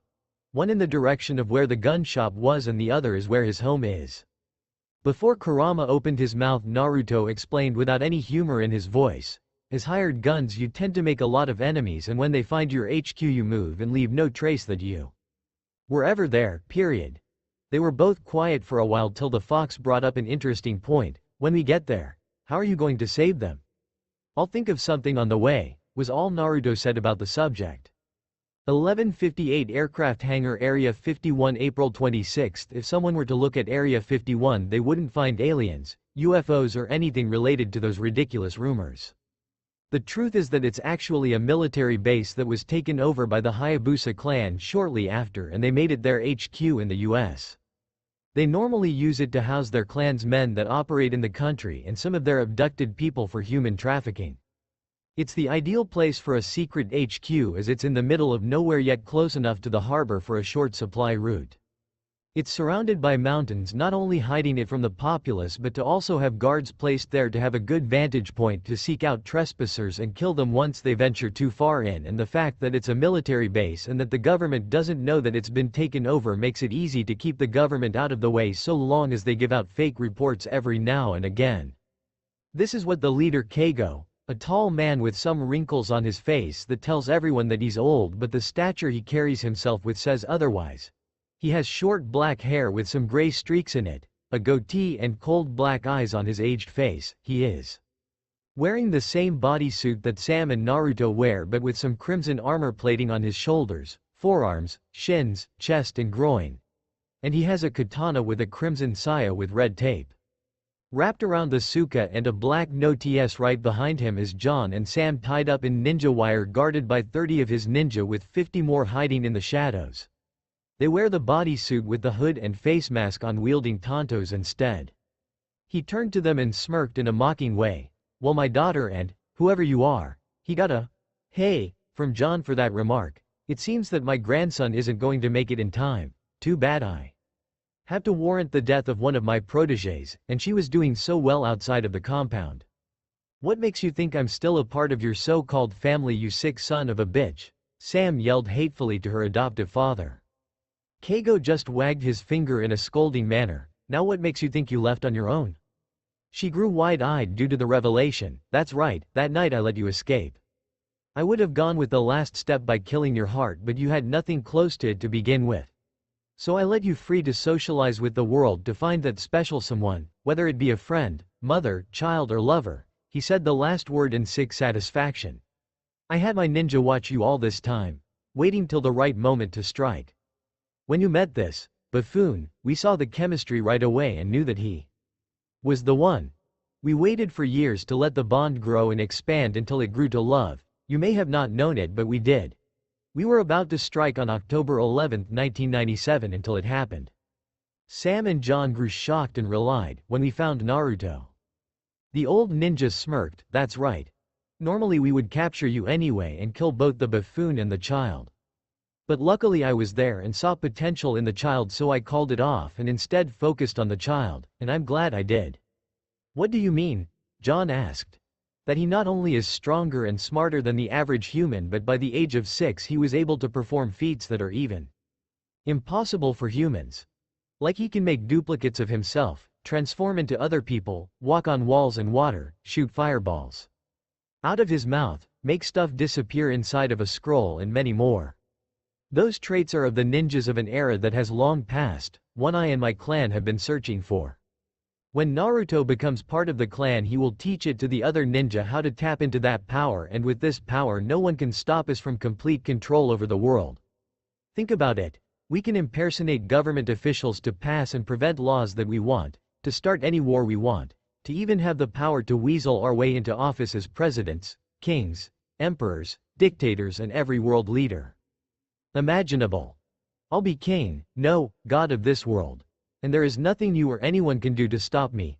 As the crazy old man monologued, the eyes became wide in surprise at what Naruto was hiding to horror if this man got a hold of that power.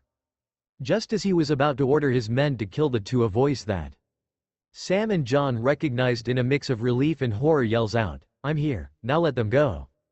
Keigo turned and saw Naruto in his regular attire escorted by 20-some ninja, all in a ready stance should anything go wrong. "Ah, welcome my grandson. I see you accepted my offer," he said in a smug tone. "Let them go," Naruto commanded, barely containing his rage.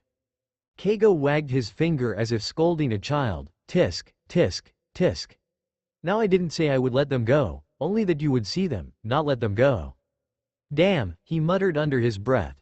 Before he could bargain with the evil ninja, Sam shouted out, "Run Naruto, please, going to kill us anyway, it's just better if you run. Live your life the way you want to. We don't need to be there to slow you down, we'll be." Naruto interrupted her by silently saying, "No, I will not leave you behind. I already lost Uncle AJ, I'm not losing another. Your mother's right, unlike us you have a full life ahead of you. And it's not your job to protect us, it's actually the other way around," John said to his son in all but blood. He turns to Keigo and said, "Since I'm going to die, will you grant me a last request?" The old ninja raises an eyebrow. "Oh, and what would that be?" There was a pause, but while he was stalling Keigo, he managed to get out his combat knife and was attempting to cut it. Unfortunately, he wasn't making progress. "And would you quit trying to escape? It makes you look like more of an idiot than you really are. You are wrapped in ninja wire, which happens to be made of a metal alloy that's stronger than steel, so your cute little butter knife won't even come close to scratching it." One of the ninja guarding him takes the knife away from him. "Couldn't blame me for trying," John said to lighten up the mood. "True, you are stupid enough not to know when to give up," Keigo admitted and insulted John at the same time. He turned to Naruto. "Now if you want me to let go, you have to go through the initiation of the Hayabusa clan. If I go along with this, you'll let them go and never go after them again?" he asked while keeping his eyes on every person in the room for any hint of a double cross. "Well, not exactly let them go, but yes." Naruto narrowed his eyes when he heard them, as he had a feeling he knew what he meant. "The initiation is that you have to kill your heart, unable to do that. You would have to kill someone close to you. Since you have two, here's the deal. I'll let one live, and neither my ninja nor I will ever bother that person if they stay out of clan business. All you have to do is kill the other. If you don't do it, I'll just kill both of them now." Naruto was shocked at what he heard. He either had to kill Sam or John to save the other one, or they would be both killed. He couldn't pick Sam because she was his mother and they have the closest relationship in the family. It's even closer than his and John's. But on the other hand, John taught him so much in the almost 12 years he's been alive, even stuff that Sam would never teach him. And despite his personality, he had just as much good times with him, if not more, than he had with Sam. Keigo has given an impossible choice. He had to choose one or the other. When he made his choice, Naruto with tears in his eyes got out. Peace, aimed it at John and fired, putting a bullet in his head, which was followed by a scream and hysterical sobbing from Sam. Seeming satisfied, he motions for two of the ninja behind Sam. "You two, take her away to one of our more comfortable cells." They complied and took her away.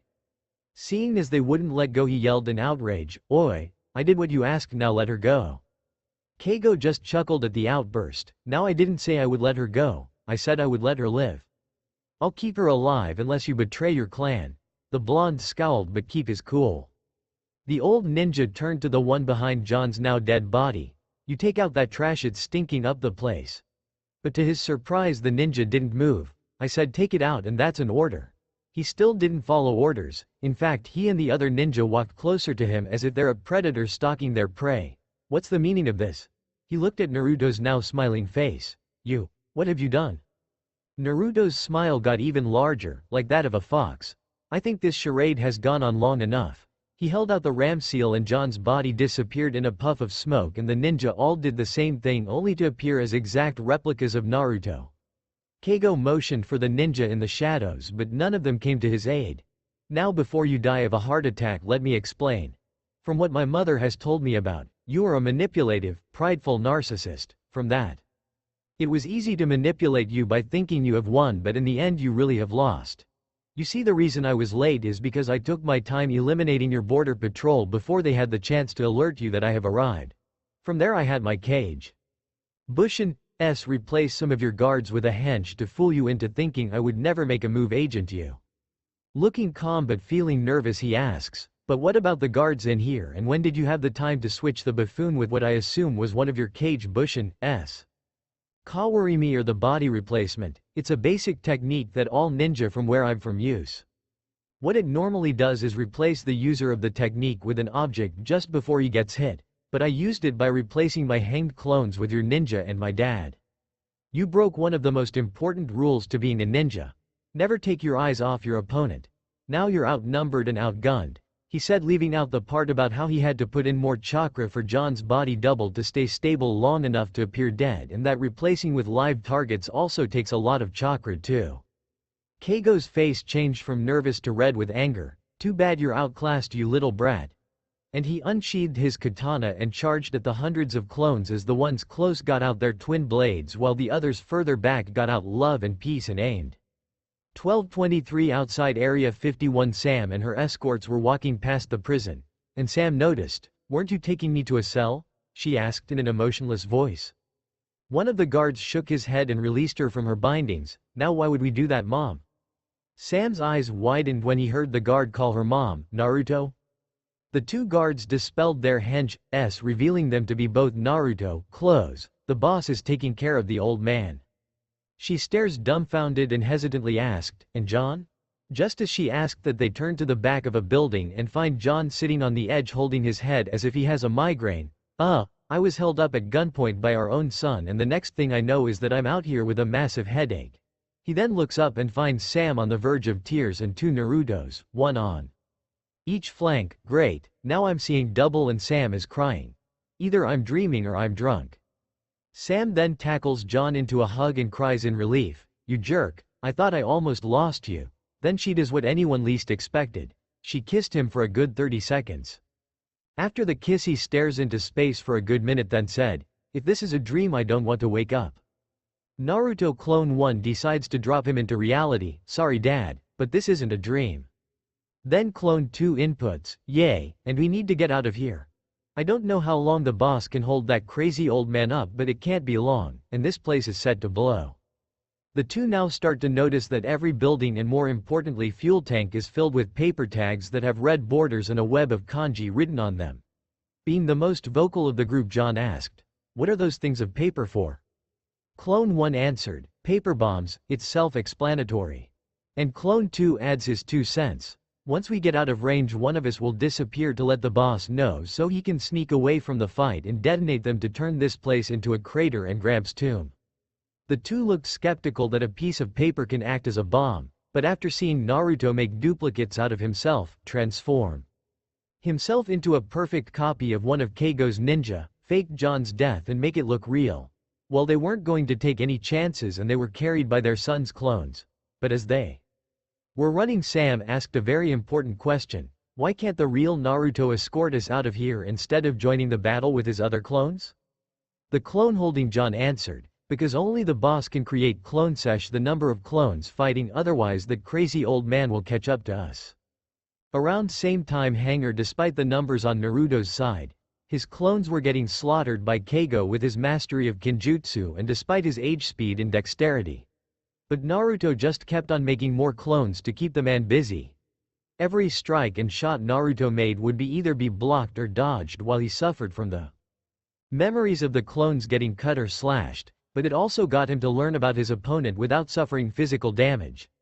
Right now he's running low on chakra after making all of those Kage Bushin S and having them all undergo a henge as well as Kawarimi with the other ninja and his dad in the beginning. And now using it to constantly refill the clones that fell, the combined fatigue is finally starting to get to him. As for Keigo, he was having fun killing off the clones. He rarely gets to cut loose and now agent multiple opponents that are trying to kill him and that are getting better at predicting his moves and making openings. If he would have took the offer he would have got the ultimate sparring partner. And he would have to hand it to the kid. He has a monstrous amount of energy to be able to perform all of those techniques and still keep going. But something was bothering him. Why was he so calm? He knows that his young life might end soon, so should he be nervous? Then it hit him. You're stalling for them? And what if I am? One of the clones asked in a threatening manner. Keigo spoke to him to try to see things from his point of view, that you just risked your life for others. It's a weakness. If one has no heart they can be a deadly force to be reckoned with. If one doesn't feel emotions one can't feel remorse, fear, grief and envy. Why can't you see that? It's true that without them you can't feel those things, but you also can't experience compassion, joy or most importantly love. One can grow stronger with emotions rather without, another Naruto clone argued sincerely. Then let's find out which is stronger, with or without emotion, Keigo said as he charged the group of clones like a machine, taking down clones with discipline and logic while the clones are fighting with instinct and the drive to protect their loved ones. Naruto kept on fighting until he got a memory from one of the clones that took Sam and John to safety. The original made a one-handed rat seal and muttered, "Kai," to release the gravity seals all over his body and snuck away. Unfortunately Keigo saw it and was trying to kill the remaining clones as fast as he could to go after the original, kill his family before having him submit to his will. Outside Naruto stopped outside of the hangar, held up the serpent seal and yelled, "Katsu," and ran away at speeds that are impossibly faster than any Formula 1 race car can possibly go.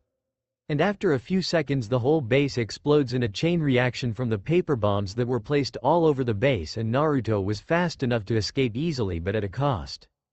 12:56 5 miles outside of blast radius the real Naruto arrived at the place that he had his clones take his parents where the truck was. He reactivated the gravity seals and collapsed due to his muscles not being used to not being weighed down. And immediately Sam caught him. Naruto. With a strained smile he said, "It's okay mom, I'll be fine. Just haven't gotten used to the absence of the weights that I have on." She looks at the explosion that took place and asked, unsure if she will get the answer she wants, "Is he?" "I would think so, no matter how strong he think he is no one could have survived that blast," he answered for her. He turns to his father looking a little sheepish, "Sorry I had to do that. I didn't know what it would do to the person not aware of the switch." John holds up his hand to get him to pause. "It okay. You did it to save us. But try to avoid that option next time. And before we get on the subject, what you can do and how you got them is your business. Just don't let it go to your head." He then spots a shimmer in the distains. As he focuses on the object it reveals it to be a sharp object being held by a man in black and red. His eyes widen in horror. "Look out!" he yells as he pushes Sam and Naruto away. After being pushed they look on in horror as John is stabbed in the heart with a katana being held by a severely injured Keigo. He relishes the look of fear and shock in their eyes. "Darn. I was aiming to impale both my daughter and my grandson in one thrust." He then carelessly pulls his sword out of John's chest cavity, "And if you're wondering how I'm alive, I barely escaped but the last blast propelled me closer to this location and I have a very high pain tolerance after all of my years of battles." He stalks over to Naruto's still body. "I commend you on your trickery and deception, and if you would have taken my offer you would have been leading the clan in a matter of years. But all I can do now is given you the honor of a shinobi's death. Goodbye my grandson." Naruto closed his eyes waiting for the inevitable. He heard metal pierce through flesh yet he felt no pain. He hesitantly opened his eyes but what he found will be in his nightmares for life. Standing above him with her arms spread wide was Sam with the katana going through her chest. All he could choke out was, "Why?" Without turning to face her son she said, "Because John was right. It's our job as parents to protect our child. Before I met you I was always surrounded by darkness. John tried to pull me out of it many times. I knew he loved me but I was afraid to love back for I didn't know how. Then you came along and showed me what it means to love. Instead of pulling me from the darkness, you brought light into the darkness to make life for me more enjoyable. I may have taught you many things, but you taught me how to smile, how to laugh, how to cry, and how to love. You may not be aware, but you have a special gift, to get a person to open up to you. I want you to share this gift with the world to make it a better place. All I ask is that you eat healthy. I know you hate vegetables, but they'll help you grow big and strong. Take a bath at least once a day, as I'm not going to be around to make you take one, so please do. No matter where you go, make some friends. You don't have to make a lot, but make sure they're true friends. And most importantly, find a girlfriend. Make sure she's beautiful, kind and strong so she can help support you in the future. She doesn't have to be like me, but make sure she has those 3 qualities. And when you do find her, never let go of her and treat her like she's your most expensive treasure. Goodbye, my Naruto-chan. She then falls down on the ground in front of a terrified Naruto dead. Keigo rips his blade out of Sam in a careless manner. You see what emotions do now. People sacrifice needlessly for the ones they love, and then the one that was loved feels pain, which is later turned into the useless need for revenge. Then it turns to a cycle of death that doesn't profit at all. It's just mindless violence. Naruto starts to feel a burning sensation in his chest. He realizes it's anger. He looks at the one responsible for the death of his family. He has to pay for his crimes towards the boy. He's the only one that can make him pay. He wants to make him pay, and he will make him pay. Then his eyes glow red and a red energy explodes around him, shooting up to the sky. Keigo is blown away from the blast onto his back, and when he looked up to the origin of the blast, he saw in the place of his grandson was a dark crimson monstrous figure on all fours with white eyes full of hate, a bone skeleton of a fox over him and 6 tails swishing behind him. And for the first and last time, Keigo was truly afraid. What are you? The monster let out an inhuman roar and charged Mindscape. Naruto was feeling so much pain that he couldn't think straight. He lost his uncle that always gave him sagely advice and helped him out when he was fixing love and peace in the beginning by finding the par, gave him a discount on said parts. His dad that always showed him what it was like to be a man. He took him fishing at 5, taught him how to play sports in his free time, showed him how to shave so Naruto would be ready when he grew his first beard, showed him how to drink and how to please a woman without Sam's knowledge, and how to shoot and drive. And Sam, the one who always took care of him from day one. She feed, bathed and dressed him from being an infant to toddler. She taught him the most of what he knows, like how to read, write, walk, speak, run, how to throw a kunai, shuriken, how to defend himself, and more. And she gave him more love than he really needed, but he liked that about her. He may complain when she calls him Naruto-chan, but at the same time he likes hearing it as it shows that he is loved. Now he would never hear any words of wisdom, have a good time with his dad, or ever feel his mother's love ever again. He also lost his purpose and broke his promise to protect his family. He lost them all, and now he's all alone. He had nothing to live for. At least he can still do some good before he dies. He rips his bodysuit to expose his stomach where the seal is and opens it, revealing a hole on his stomach that's bleeding out a black inky substance, and stalks towards the seal that separates Kurama from the outside world. Seeing what the boy is about to do, Kurama tried to get a hold of him. Kid, please stop. I know you're in pain, but this isn't the way for it to go away.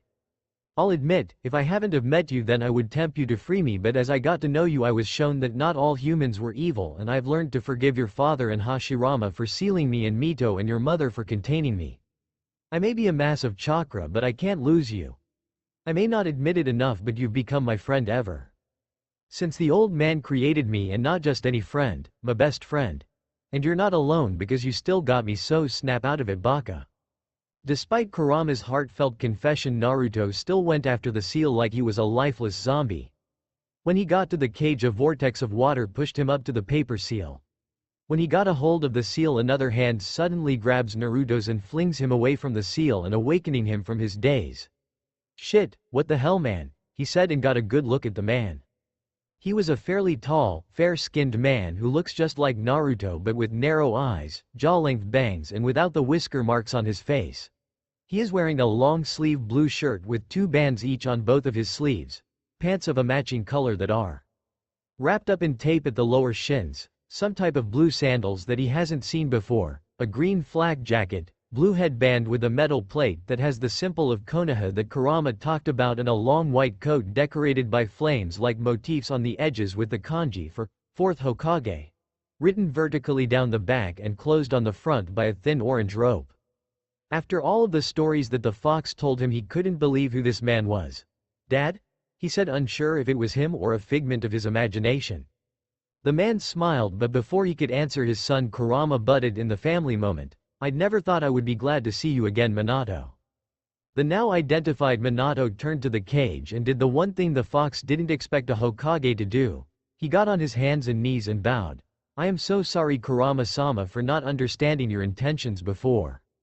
When I sealed you inside of my son, I also sealed a part of my soul here too as a failsafe, just so I could stop something like this from happening.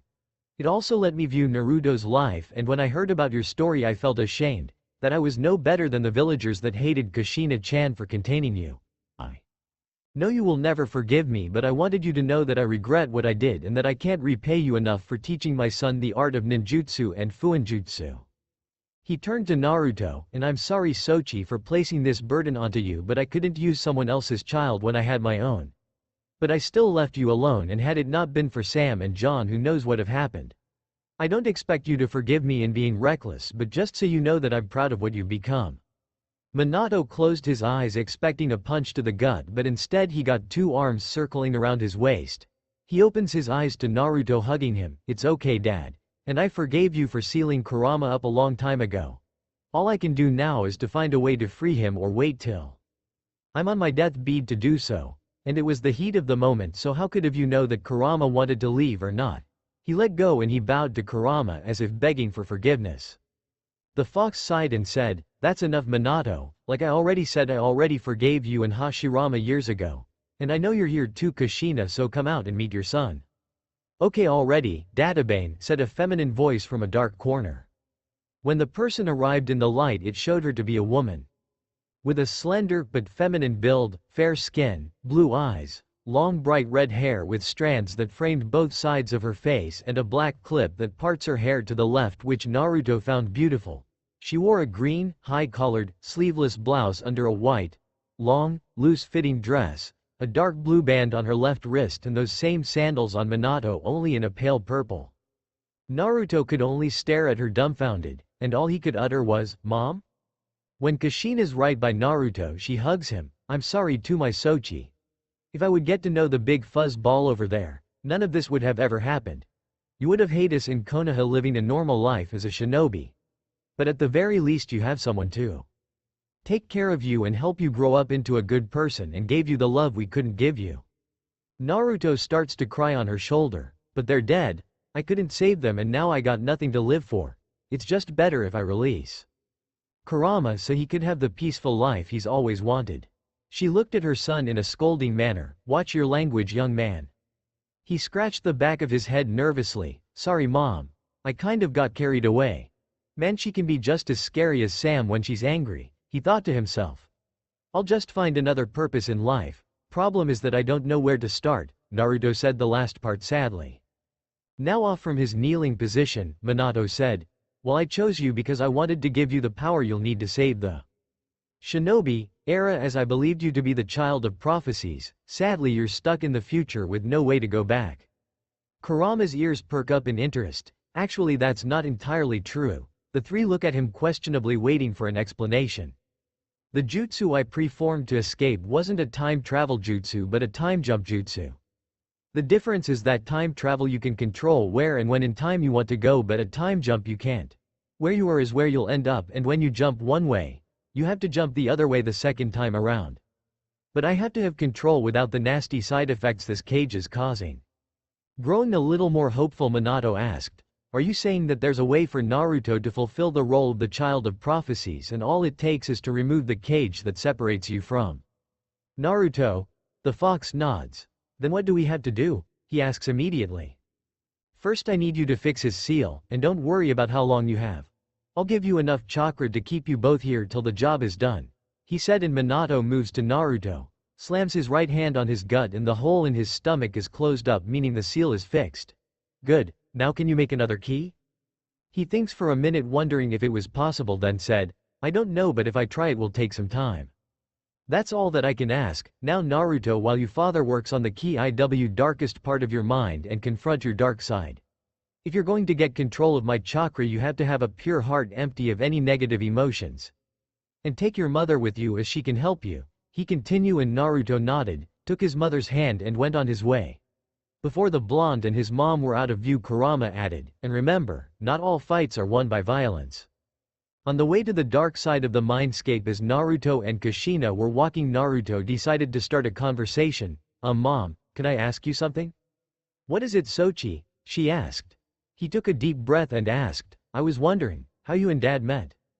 She looked questionable as to why all the things Naruto wanted to ask is how she met Minato, but she let it go and said, well, when we were enrolled in the academy as kids we had the same class. I'll admit that the first time I saw him I thought he looked unreliable and girly. When I first started, most of the class started to make fun of me by calling me tomato head due to my childlike round face and red hair, which caused me to hate it in the beginning. Are you kidding?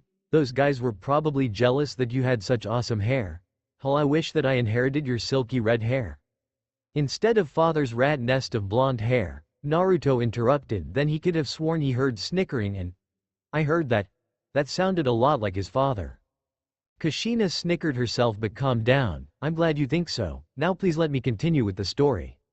He chuckled nervously and rubbed the back of his neck. Sorry about that, Mom, but I'm guessing that Dad defended you. Kushina smiled sweetly and raised her fist up to head level. Oh no, he didn't. Instead, I beat anyone who made fun of me to a fine pulp, leaving them half dead. That action granted me a new name, the Hot Red Habanero. Even when I was still in the academy, Genin feared my wrath. So it's true what John told me. Hell hath no fury like a woman's scorn, he commented. She put her fist down and continued, and don't you forget it, Databane. Anyway, I didn't fall in love with him till one day a few years later I was captured by Kumo Shinobi. Because you had the special chakra to hold Kurama in you.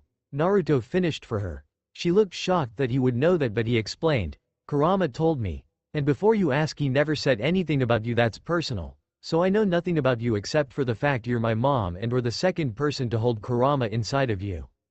She held a breath she didn't know she was holding and continued. So when they were escorting me to their village, I led a trail of my red hair, hoping any Konoha shinobi would pick up the trail and aid me in escaping. Luckily, only one person picked up the trail, who happened to be your father. In the end, he knocked out the Kumo shinobi and rescued me by sweeping me off my field. Literally. He even complimented my hair just as you did, but called it the red thread of fate that bounded us together. And ever since that day I saw him as an amazing shinobi and one hell of a man. And I still do, despite him being a pervert.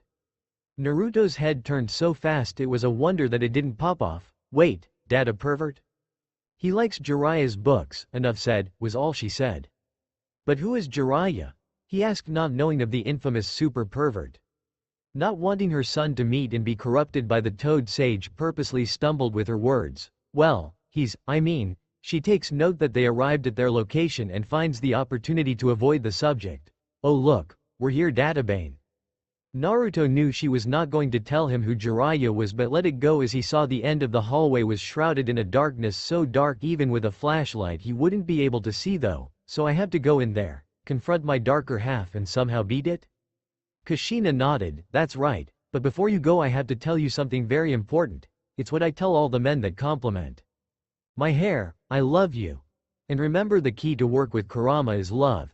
She gave him a heartfelt hug as he returned it. Thank you for everything, he said during the hug. He slowly pulled away, not wanting to end but knowing he had something he had to do. Wish me luck, he said before entering the dark abyss. Dark part of mind. For what felt like hours, Naruto wandered in the darkness trying to find his darker half. Hello, anyone home? He called out. Then out of nowhere he hears a voice in the darkness. Why? Why do you keep on protecting everyone when it does nothing but bring us pain? Naruto looked at everywhere looking for the source of the voice. Sick of the hide and seek game, he yelled. Who's there? Show yourself. Then suddenly the figure showed himself right in front of him, revealing him to be an exact copy of Naruto, but his hat is blocking his eyes from his view. Why do you protect when in the end we'll get hurt? The Naruto clone lifted his head to show his dull red eyes surrounded by black sclera, and for some reason they look sad. Naruto looked at his counterpart in confusion and yelled, What the hell are you talking about? I thought my dark side was well, evil, not emo. You clearly don't understand. There is more than one version of what you call the dark side of a heart. What you are talking about is probably hate and rage, but since we were loved all of our life and never exposed to the hate of the world, you can't hate, therefore I can't hate. But when we lost the ones that we truly loved and cherish, I was born. Through your sadness and despair I took form. Into what you see before you. I may be a newborn, but I will not let you take control again so we can be hurt again, even if I had to kill you to do so. Dark Naruto got out one of his revolvers that looked like Naruto's, except it was black. So black it represented the hopelessness and despair that is expressing, and he was aiming at his light counterpart. You should give up while you still can. There is no hope that you can defeat me. That struck a chord in Naruto as he quickly pulled out love and peace. There is no way in hell I'm giving up. I'm Naruto Uzumaki Namikaze Hayabusa, and I don't give up for anyone, especially to you. He charged, shooting only for to dodge. He got out his other gun and fired back. Naruto may have avoided the ones that could have crippled or killed him, he still got hit. They just kept on shooting and dodging each other. But despite Naruto getting some good hits, his counterpart is winning. This went on for an unknown amount of time till shot the guns out of Naruto's hands. Like I said, it's useless. Bonds are nothing but a weakness. In the end you will lose them and you will experience pain. Not just any kind of pain, but the most agonizing pain of them all. The pain of loss. It may not leave scratches or scars on the body, but it leaves scars on the heart, and no matter what you do they don't heal. In time the pain may dull, but it'll still be there mocking you, always reminded of what you lost. And I don't want to have us deal with that pain again. Naruto glared at the other him for telling him to give up, and nobody tells Naruto to give up and gets away with it. You're wrong. When you have bonds you grow stronger so you can protect them. It may be true that you feel pain when you lose those bonds, but if you remember to keep them in your heart they'll never leave you. And when I'm done kicking your ass I'll find new friends to bond with and I'll protect them all with my all, even if it means death in the end. Then out of nowhere he pulls out a 9mm and shoots guns out of his hands, puts the gun back in one of the storage seals in his coat and unseals his two swords. Mirrored his last action but in a sad motion, but with the swords in a reverse color scheme. It's too bad the things you want to protect aren't the things I want to protect. He charged Naruto and hit him with such force that he was pushed violently into the darkness. When he stopped he found himself stuck on a wall, and when he looked down he found an end from the sewer line pouring into the hole. He felt himself slip, so he put chakra into his feet to stay on the wall, but knocked him off the wall and the two started falling down the hole, clashing blades in a flurry of strikes, occasionally adding chakra to the blade to try to cut each other cleanly in two, but end up on missing and cutting a gash on the sewer walls. They eventually hit water but kept going down as if they weren't in water at all. The clash finished with kicking the other one away to one of the submerged tunnels as he stands on another right across from him. Spoke again, and despite being underwater he sounded clear as day. You see, it's pointless. No matter what you can't win.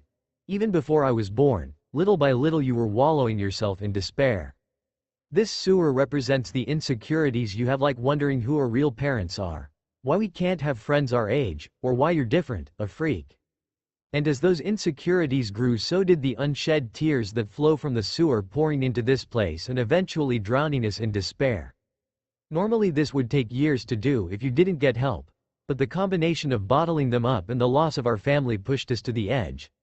Whether or not you continue doesn't matter, either way you will lose. Naruto was about to charge him again, but he suddenly had second thoughts. This isn't working. If I don't find a weakness then I'm good as dead. He then started to remember some important words. I'm proud of what you've become. No matter where I am, you will always have me in your heart. You brought light into the darkness. You are the coolest kid a father could ever ask for. I love you. As he got up he recalled something that helped him find a way to defeat this dark emo copy. And remember, not all fights are won by violence. That's it, he thought as he charged. Looked on with a bored look. I told you already, give up or I have to kill you. He got his right arm in a stabbing motion as Naruto did the same as he was in the air, water, whatever. When they met was taken off guard by what Naruto did. He missed on purpose, got stabbed in the stomach and was hugging him. What? All this time, though short, you were protecting me, weren't you? You were created because I didn't want to lose someone close to me again. But before I came in here to confront you I was given some good advice. That love is the key. Mom didn't just mean to working with Kurama but at everything in life. I want to protect because the people I want to protect are the ones I love, whether they be family, friends or something more. I know it's painful when we lose someone we love, but if we keep them inside of our hearts then we never lose them at all. So far I have Kurama, Sam, John, Uncle AJ, Mom, Dad and even you, as Naruto said, that let out some tears, letting Naruto know that he's getting to him. That's right. You may be my darker half but you still my half. I shouldn't get rid of you but work with you. You are shadow and I'm the light. The world can't have light without shadow and the shadows can't exist without the light. We need each other. You have the skills while I have the determination. And together we can protect everyone and not lose them at the same time. Naruto finished as he held a little tighter. And finally the dark clone hugs him back as his figure shimmers away, with the sword through Naruto's gut, and speaks of chakra floating up to the air, before he disappears from the mindscape too. Things happen, his eyes changed to a copy of Naruto's and he said, "Thank you, Oni-san," and the area is covered in darkness. After a few minutes the dark clears up to show that he's back with his mom and not a scratch on him. Kushina let out a breath she didn't know she was holding and walked over to him. "Did you do it?" she asked.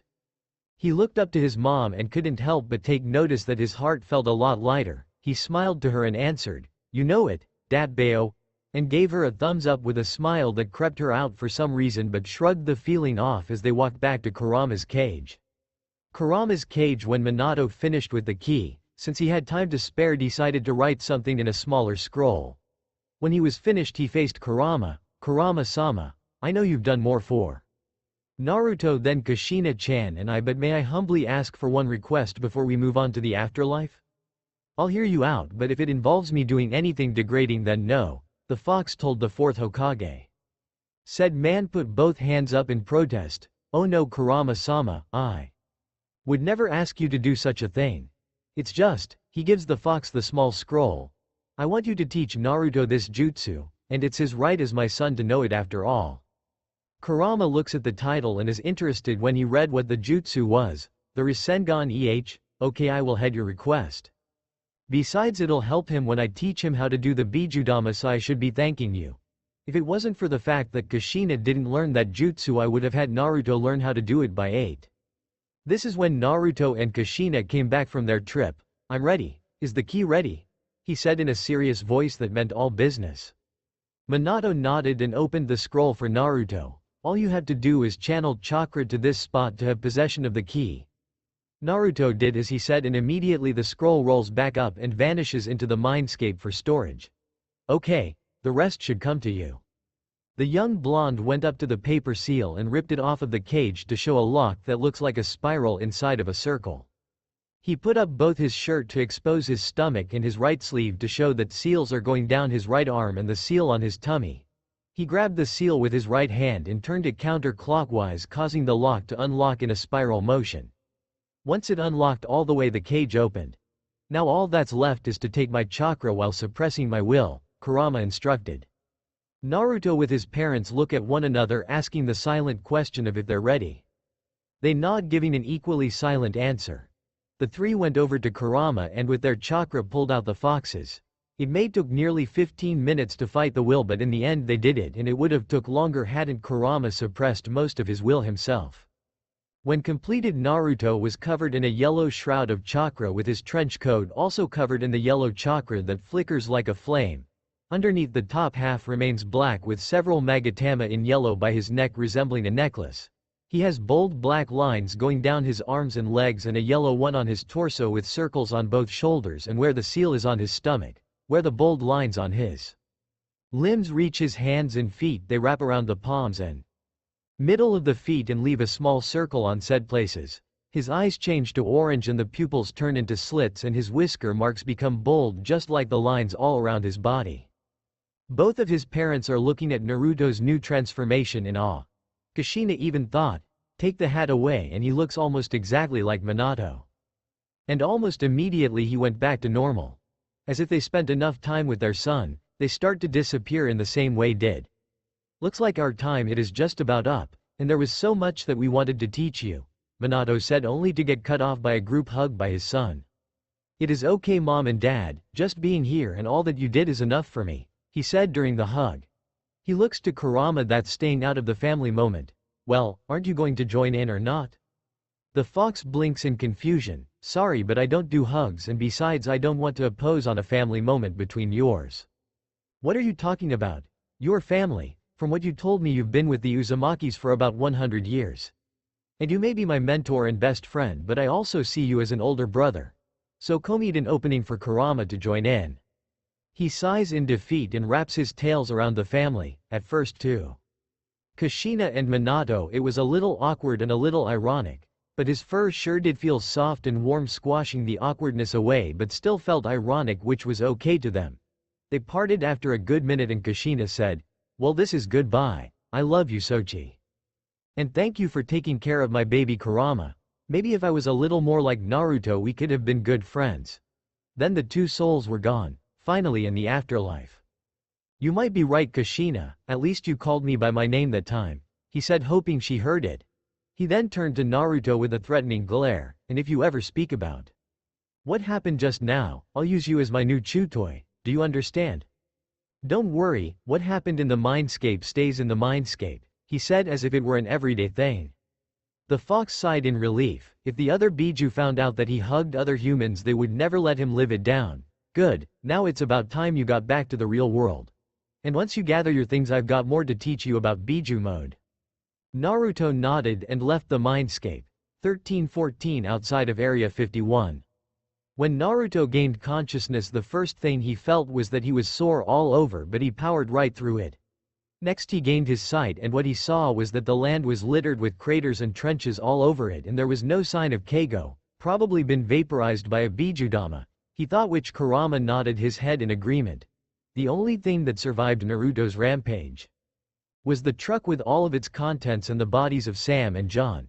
He walked with a slight limp to the truck, got out his suitcase, took out the black scroll, got his sealing supplies out and made stasis seals all over their dead bodies. Once activated, he sealed them inside his black scroll. Once everything's back in the truck, Naruto drives away, hoping to avoid the authorities, otherwise it will cause even more trouble. As Naruto was driving, Kurama was noticing he was going away from the west coast. Kit. Why are we going east when we should be going west? I want to take the scenic route so that I not only can visit the places I want before we say bye to this world, but it will give you time to teach me on the way," he explained, getting Kurama to yell out, "Road trip." And Naruto had to resist the urge to slap his forehead at how stupid Kurama could act from time to time. 2349 Same alleyway he was found in Tokyo, April 30, 2010.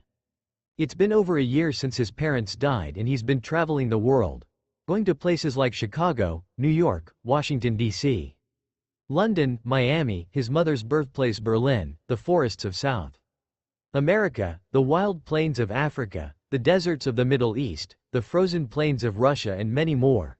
During that time he learned about the abilities of Biju mode, like how he can sense other people's emotions, and he becomes so fast that he leaves a flash of light when he goes from one place to the other. It was theorized by Kurama that it was a bastardized version of his father's Hiraishin. He also was able to transform into a replica of Kurama as well as manifest parts of the fox's body. And instead of a replica of bone and flesh, his enhanced chakra shroud instead enlarges into a transparent tailed beast cloak that recreates Kurama's overall form, while retaining the exact same seal that was previously present on his body. He was also taught the steps to make the Rasengan from the scroll in his mindscape given to Kurama. To say Naruto was surprised was putting it a little lightly. Thanks to shadow clones he was able to master it in 1 month, but he has to have a clone without Biju mode to both spin the chakra in his palm and maintain the sphere so it doesn't grow unstable and explode. He also made a version of it that has the sphere increase its density, making it more powerful, but he needs the clone that helped create it to stay and maintain it, unlike the regular Rasengan, which the clone can disperse immediately. He calls it the Odama Rasengan. And after his wind elemental training he added it to the incomplete jutsu to make the futon Rasen Shuriken. It creates countless microscopic wind blades that damage the body on a cellular level. The wind blades sever nerve channels in the body, leaving the target unable to move after being struck. It also attacks the chakra circulatory system. Kurama and Naruto learned all of that the hard way when they first used it without throwing it. If it wouldn't have been for Naruto's healing factor, he would have destroyed his ability to use chakra. Later he tried to throw it and shoot it from his revolver, but only could with Biju mode active. And due to mastering the Rasengan, it was easier to pick up the Bijudama due to the former was made by his father observing the later. He may only be able to use it in Biju mode, but it is powerful enough to obliterate the landscape, leaving it bare of all life. His physical exercise hasn't taken a backseat in his training. Every day he not only does his regular exercises but he's made them tougher with increases to his gravity seals from 5x to 8x. And due to his travels he's trained in the harshest of conditions, from the dry heat and sands of the desert to the freezing cold tundra of Siberia. And if you saw him shirtless his training would show with an even more muscular build, but it's all compact and compressed inside his skinny frame. When he wasn't training he was either playing tourist or working on his seals. He even made a new one that transfers chakra into energy for his vehicles to electronic devices. But for it to work he would have to print seals on the object to transfer the chakra to the right places so it can run properly.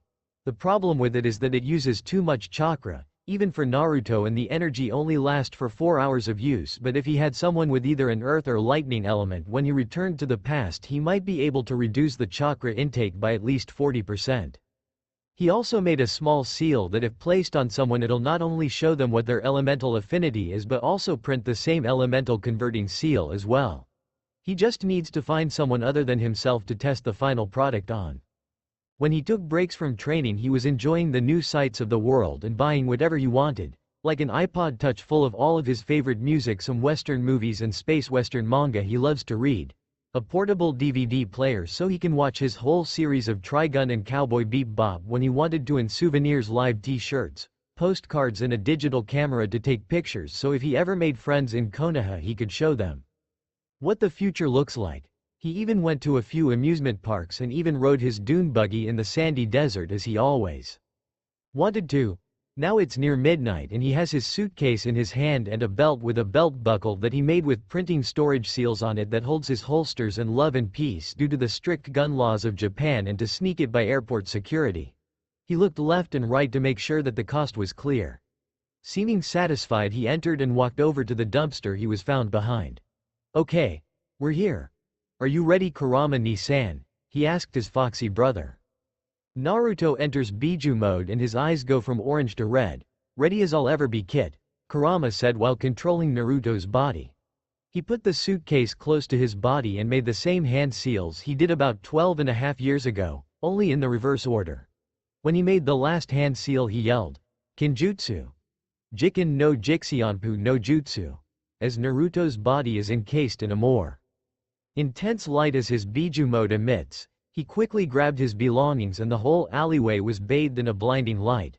When it cleared he along with his stuff is gone. Today was the day of graduation for the kids in the academy, which everyone in the class of 30 Pacificial Shinobi of Konoha, and they are one step closer to their dreams and ambitions. Whether they are living a life of adventure, to find their Prince Charming, or in Duck Butt's case is revenge. Almost every one of the students are now being praised by their parents or guardians, being told how proud they are that their kid is an official ninja and that they love them. Only 2 are not so lucky to have that. One had his family taken away from him at the tender age of 7. But the other one is avoiding her family, prolonging the scolding from her father from not being good enough. Since the first person isn't important right now we will focus on the second. Sitting on the soul swing in the background is the eldest daughter of the head of the Hyuga clan, Hinata. She has dark blue hair, cut short, fair skin, and her most noticeable feature are her lavender eyes that are void of any pupils. Normally this is a sign that a person is blind, but that's far from truth as it's the eyes of her clan, the Byakugan. A dojutsu Kekkei Genkei that when activated gives them near 360° vision, telescopic vision and X-ray vision that can also see one's chakra network, combined with their taijutsu, Jukin, which uses chakra to attack the inside of the body. They're a force to be reckoned with. She is wearing a cream-colored hooded jacket with a fire symbol on the upper right and left sleeves and fur around the cuffs and hem, with navy blue pants, sandals that everyone in the village is wearing, and her newly acquired forehead protector, which has a leaf with a spiral in the middle carved into the metal plate around her neck. As she was sitting on the swing watching the other kids get praised by their parents, she couldn't help but feel her heart ache. Why do I have to be so weak? Were her depressing thoughts. Ever since her mother died after giving birth to her sister Hanabi, her father's expectations grew to impossible standards. Over time, as she failed to meet these standards, it took away from her self-esteem and caused her to be the stuttering mess she is today. And when it comes to spars with her sister, she gets beaten every time, but not out being outskilled. She holds back every time so she doesn't hurt her, taking the disappointment and ridicule from her clan to protect her Imouto. Right now I bet you are asking why Hinata is depressed. Well, that's because despite passing with fairly good grades, she was beat by Sakura, a clan less ninja, and worst of all, a fangirl. How can she face her father when she got beat by a fangirl? She may have done better than the other girls, but it's an embarrassment to be bested by one of Sasuke's #1 fangirls. Next thing she knows is that she will be demoted to the branch house and get one of those tacky seals placed on her forehead. Oh, and it seals her dojutsu as well as gives any main branch member to inflict mental pain to her that can kill her due to the seal's design. While she was musing in her depressing thoughts, she didn't notice that one of her senseis was approaching her.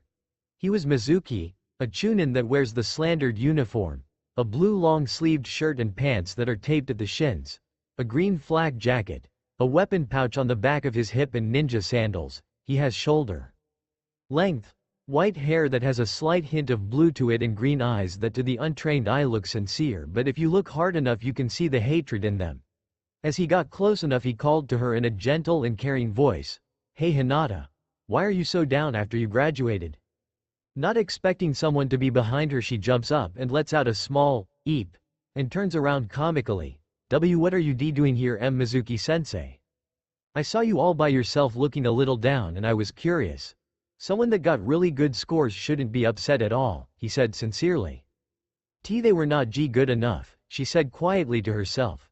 Mizuki had to really struggle to hear what she said, but he heard. Barely. What do you mean they weren't good enough? He asked to get her to open up to him. Blushing and looking away because he heard something that she didn't want to be heard, she hesitantly told Mizuki, well, I'm the eldest of the Hyuga head, and that means I have to be the best at everything, and embarrassing the Hyuga name by losing to a fangirl is unacceptable. If my father hears about this, I don't know what he'll do. Mizuki had to wince at the mention of being beat by a fangirl. It's a sad day when you're beaten by one. On the outside he was trying to console her, but on the inside he was smirking evilly. This is way too easy. Now for the bait. Well, you could get extra credit, but I don't know. Extra credit? She asked, uncertain that she heard him properly. He snapped his fingers in what appeared to be frustration. Damn, I shouldn't have told you about that. Besides, it was stopped years ago, deeming it too dangerous for new genin anyway. He egged her on. All she had to do was ask about it and the scroll will be all his for his true master. Hinata, desperate for the spot for Kunoichi of the Year, got to her hands and knees and bowed. Please Mizuki-sensei, let me do it and prove to you that I'm worthy of my father. I'll do anything. And now she's all his to manipulate the way he wants. Well, okay, only because you show promise of being one of the best Kunoichi, no, the best shinobi of this generation. Here's what you have to do, and he gave her instructions to steal the forbidden scroll and then meet him at Kyuubi's grave, the place where the Yondaime sacrificed his wife, newborn son and himself to vanquish the demon once and for all. 2355 Kyuubi's grave. All was quiet during the night in this clearing in the forest, with the one lone shack that was built on the edge of it. Then all of a sudden a bright light engulfed the landmark. When it died down, it showed Naruto holding a metal suitcase with Biju mode activated, and his red silted eyes turned back to their vibrant orange. As fast as he appeared, he let go of the cloak and looked over in wonder. So, this is where I was born? The fox scoffed. More like where I was sealed. You were born inside of a cave. His blonde partner rolled his eyes. Gee, I feel a lot better now. You could practically see the sarcasm rolling off him. I knew you would, you little smart ass, Kurama said, clearly annoyed. He then sensed a chakra system coming their way. Kit, you better hide. We have company. Knowing that it would be better to reveal himself to the village leader first, He with his suitcase jumped behind the trees and foliage out of sight but kept his eyes on the clearing to observe the first person from this time. Just as he hid himself, a girl his age shows up carrying a big scroll. As both Naruto and Kurama get a good look at her, they notice that she's about Naruto's age with blue short hair, wearing some sort of heavy coat with shorts. At least they know that fashion has evolved for the better. She also has that same forehead protector Minato wore but hanging loosely on her neck, kind of like a necklaces, and those same sandals. When Kurama got a look at the scroll, he gasped, "Kit, that's the forbidden scroll." But when he got no response, he looked at where his container was looking at. He finds him staring at the girl's ass in her tight shorts. "Will you focus already?" he yelled, getting Naruto to get his mind out of the gutter. "Right, now what was it that you just said?" he asked, clearly showing that he didn't listen. Kurama sighs in frustration with dealing with a hormonal teenager. "When you were staring at her backside and wondering what was behind that coat of hers, I was saying she has the forbidden scroll with her." He blushed when Kurama mentioned that he was checking the girl out but got it under control. "So, what's the big deal? It's just a scroll with jutsus, and by the looks of it she's trying to learn one of them," he said, not seeing the big deal as she unrolled said scroll and read through it. "Baka. The forbidden scroll holds powerful kinjutsu exclusive to the village. Kill a person if they don't have enough chakra to perform it. In fact, the Kage Bushin that I taught you happens to be one of those jutsus. If another village gets a hold of it, it could cause problems later on for the village," he explained to Naruto. "That would mean that she's either going to betray the village or is being either tricked or forced to do it for someone else. And I'm betting on one of the later, judging by what you taught me about the clans from this village. She's from the Hyuga clan due to her milky lavender eyes void of pupils. And there's no sign of a seal on her forehead, yay forehead. He said while slipping that he finds the girl attractive. Deciding to tease his container, he said to him, "Admit it, you want her to bear your kits." He almost yelled out loud but managed to keep it in, not so much on the atomic blush. "Shut up, Kurama. Anyway, my point is that she's part of the main family who practically rule over the rest of their clan. So why would she betray her village if she's living the good life? The emotions that she's showing to me say otherwise," the fox told Naruto. Said blonde looked skeptical, so Kurama showed what he meant and teaching Naruto at the same time. "Try reading her emotions without going in Biju mode, as that would just give our location away." The blonde gunslinger whined, "But Kurama ni-san, I can't do it unless I'm in Biju mode. Believe me, I've tried again and again for a little over a year now. And before you say anything, I'm not giving up on it. It's just that now's not the time to practice a skill like that when we want to remain hidden." His eternal guest sighed in frustration and decided it was time to give him an important hint. He hoped the blonde would have figured it out himself, but he needed to learn. "Okay, if you look into one person's eyes, it becomes easier to sense their emotions. It's as they say, the eyes are the window to the soul. For someone that can make new seals off the bat, you can be dim-witted at times." Mentally, Naruto hit his head with his hand for being an idiot and not thinking about that himself, but now's not the time to beat himself over being dumb. So he did as he was told and was surprised to see dull yet determined eyes. Like she was being bent yet hasn't broke yet. As he reached out to feel her emotions, he actually felt them this time. He felt her sadness and despair, yet strangely enough he didn't feel any hate in her at all. When he felt at least a little hatred for the man that took his family away from the living plane and in others he came across during his travels, but to not feel any hate in one that feels like the world is against her made her an enigma to Naruto, and he had to figure her out. "I get what you mean, Kurama, but I think we should observe since we know next to nothing of the situation. Once I've seen enough, I'll act accordingly," he said, getting approval from the fox, and they watched. Same time with Hinata. As she landed in the clearing, she felt like someone was watching her, but that's due to a ridiculous rumor about it being haunted by the spirit of Kyuubi, so she ignored it. "Mizuki-sensei's not here now, so I might as well read the scroll to pass the time," and she opened the scroll thinking it was a fake. But to her surprise, it had jutsus that were way too advanced for a fresh genin. What is this? Kage Bushin, Bunshin Daibakuha, Shikifujin. I can't do these. Then she comes across something else. Kokwangyo no Jutsu. Well, Kurenai-san has told me that I have potential at using genjutsu. Oh, okay.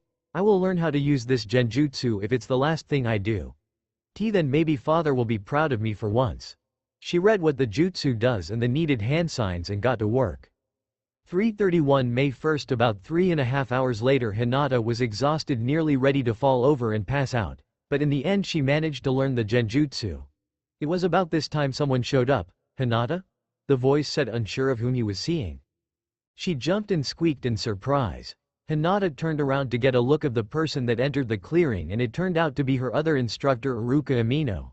He has brown hair that he keeps in a ponytail, dark eyes, and a scar that runs across the bridge of his nose. Some say he got it on a mission, but he says it's a birthmark. He, like Mizuki, wears the Konoha shinobi uniform and his forehead protector on his head like most shinobi. Iruka-sensei. What are you doing here? She asks, expecting Mizuki. He looks her over, seeing the scrapes and bruises on her person.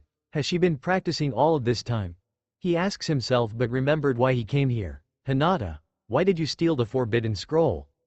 She looked at him confused. What do you mean, sensei? Isn't this the extra credit assignment that'll bump me up to the top kunoichi of the class? Now it was his turn to look at her as if she grew a second head. What are you talking about? There's no such thing as extra credit. But Mizuki-sensei said that if I steal this scroll from Hokage Sama's office, then my grade would be bumped up enough to beat the top kunoichi, she said in a confused tone, which got her thinking that it was a ruse. Iruka had those same thoughts. Then he heard a whistling sound, which had to be Kanai, and shrunk and headed straight for them. Look out! He yelled as he pushed Hinata away.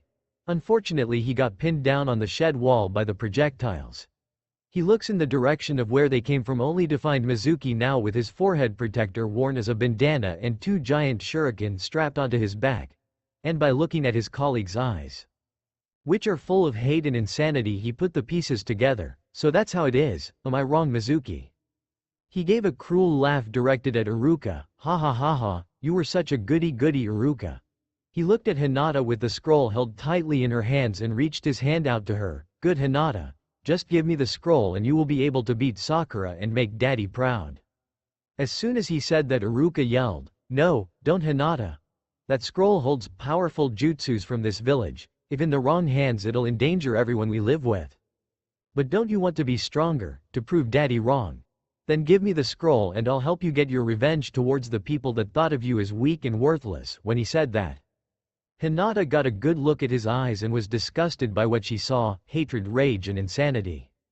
She fearfully backed away, clutching the scroll even tighter. No, Mizuki. I will not let you have the scroll. She at first stuttered in fear, but she yelled loud to show that she wasn't afraid to die. It's not like I'll be missed. The traitor sighed in disappointment as he got out one of the giant shuriken and spun it with his right arm. I was seriously hoping that you would accept my offer, but you were just too weak. At the very least, I can take your eyes and take them myself. Now do the world a favor and just die. He threw the oversized tool right at Hinata. Instead of running away, she held the scroll tight and closed her eyes. He's right, I am too weak. My father thinks so, my cousin thinks so, the elders think so, and even my Imouto thinks I'm weak too. At the very least, I can be useful before I die. She hears something pierce flesh but feels no pain. She opens her eyes, wondering what happened, only to look in horror as Iruka is hunched protectively in front of her with the shuriken pinned on his back. Run, and protect the scroll at all costs, was all he said as she ran as fast as she could in fear. Mizuki scoffed at Iruka for protecting Hinata as she ran away. This is why the village is weak. It's people like you that protect weak people like her. It's pathetic. The strong should survive while the weak should perish. Survival of the fittest, and you of all people should know that. Iruka slowly got up and removed the giant shuriken from his back. Actually, you're wrong. As Konoha shinobi, we carry the will of fire, the will to protect that which all of my students is precious. Then he threw the tool at Mizuki in a rage, only for him to step to the side and avoid it effortlessly. I'll deal with you later, Mizuki said as he left Iruka with his wounds. But soon after, Iruka grabbed a log and hanged into Hinata with the scroll and went after the traitor. Hidden near the clearing after observing her learn a jutsu, Naruto couldn't help but be more impressed with her determination and the refusal to give up. And as some scar-nosed man entered the scene, he could feel the worry in his emotions for the girl. And as she explained why she did what she did, it proved that his suspicions were true. And when the light blue-haired Teme came in and offered Hinata to, in a cliché way, join the dark side, She refused and protected the scroll with her life, which put her as Naruto's most respectable people. Then he was about to reveal himself to save her, but Iruka beat him to it, allowing him to stay hidden. He told her to run and she did. As Mizuki was spouting crap about his version of strength, the other one got the oversized shuriken out of his back, told him the true definition of strength in his own words, and threw the shiny pointy metal object. Only for it to miss completely, allowing him to go after his target and being followed by Iruka disguised as the girl with a scroll and went after the traitor. "What do you think we should do?" Kurama asked, wondering what's on his container's mind. "We should follow them, and if it gets out of hand we act," Naruto said before he ran after them, making sure to be careful not to be spotted as he summoned his gun and holsters and put them on his person, ready to act when ready. Elsewhere in the forest behind a tree sat Hinata, holding the forbidden scroll protectively. She was shivering in fear of what was happening. Why did Iruka-sensei save a weakling like me? I try and try, but every time it's not good enough. Maybe I should give up and give him the scroll to save Iruka-sensei. Then she hears the voices of Iruka and Mizuki fighting. "Why would protect a weakling like her instead of getting stronger yourself?" the voice of Mizuki asked. "It's true, I should be getting stronger," Iruka said, making Hinata think he's agreeing with him, but was truly surprised at what she heard. What he said next, "But I chose to protect this village and its people from people like you." That got her thinking of what she should do. On one hand, she could run towards the village to the Hokage with the scroll, and on the other hand she could stay and fight to protect Iruka. So she got up and charged at Mizuki as he was going to hit Iruka. She landed a hit on his face with a well-aimed Juken palm strike to his face. She put the scroll down and stared at Mizuki with courage and determination in her Juken stance with Byakugan activated. "I won't let you hurt Iruka-sensei." Iruka looked at Hinata in horror and yelled, "Hinata, why did you come out? Just run away." All Mizuki did was laugh, "Ha ha ha ha, well, it looks like the weak Hyuga finally grew a backbone. But what could you do? I'm a Chunin while you just became a Genin. No matter what you can do, I can just kill you in one shot." She started to string together a series of 11 hand seals, with the last one ending in the tiger seal, and said, "Then I won't give you the chance, Kokwangyo no Jutsu." The next thing Mizuki saw was black, nothing but black, like he was in a darkness no light would ever illuminate this darkness. What is this? Then next he felt pain all over his body and he started to fall, nearly paralyzed. Then as soon as it started he gained his sight back, only to see himself on the ground over a heavily painting Hinata over him. After she subdued the traitor, Iruka couldn't help but stare at her in awe. She not only learned an A-rank genjutsu but also used it on Mizuki and used Juken to neutralize him and still stand. Hinata limped over to the scroll, grabbed it and dragged herself over to Iruka, and when she was right next to him she collapsed to her knees tiredly. But despite how tired she was, she handed him the scroll. "Here, Iruka-sensei, I'm sorry that I caused so much trouble." He chuckled a little, seeing as how she became brave and courageous to shy and bashful in seconds. "It's alright, Hinata. As long as the scroll didn't fall in the wrong hands in the end, then there's no harm done." She then lets out a breath she didn't know she had and was about to sleep when she spots Mizuki shakily get out a vial with a purple liquid and drank the contents. "Ha ha ha ha, you thought that it would be that easy? Well, let me tell you." His muscles start to bulge up to the point that it's tearing his uniform, leaving nothing but a ripped flak jacket on top and ripped pants that cover only the thigh and above. He is also getting black striped tattoos, 3 on each forearm, 2 on both sides of his cheeks, and a seed of arrows put together pointing down on his forehead.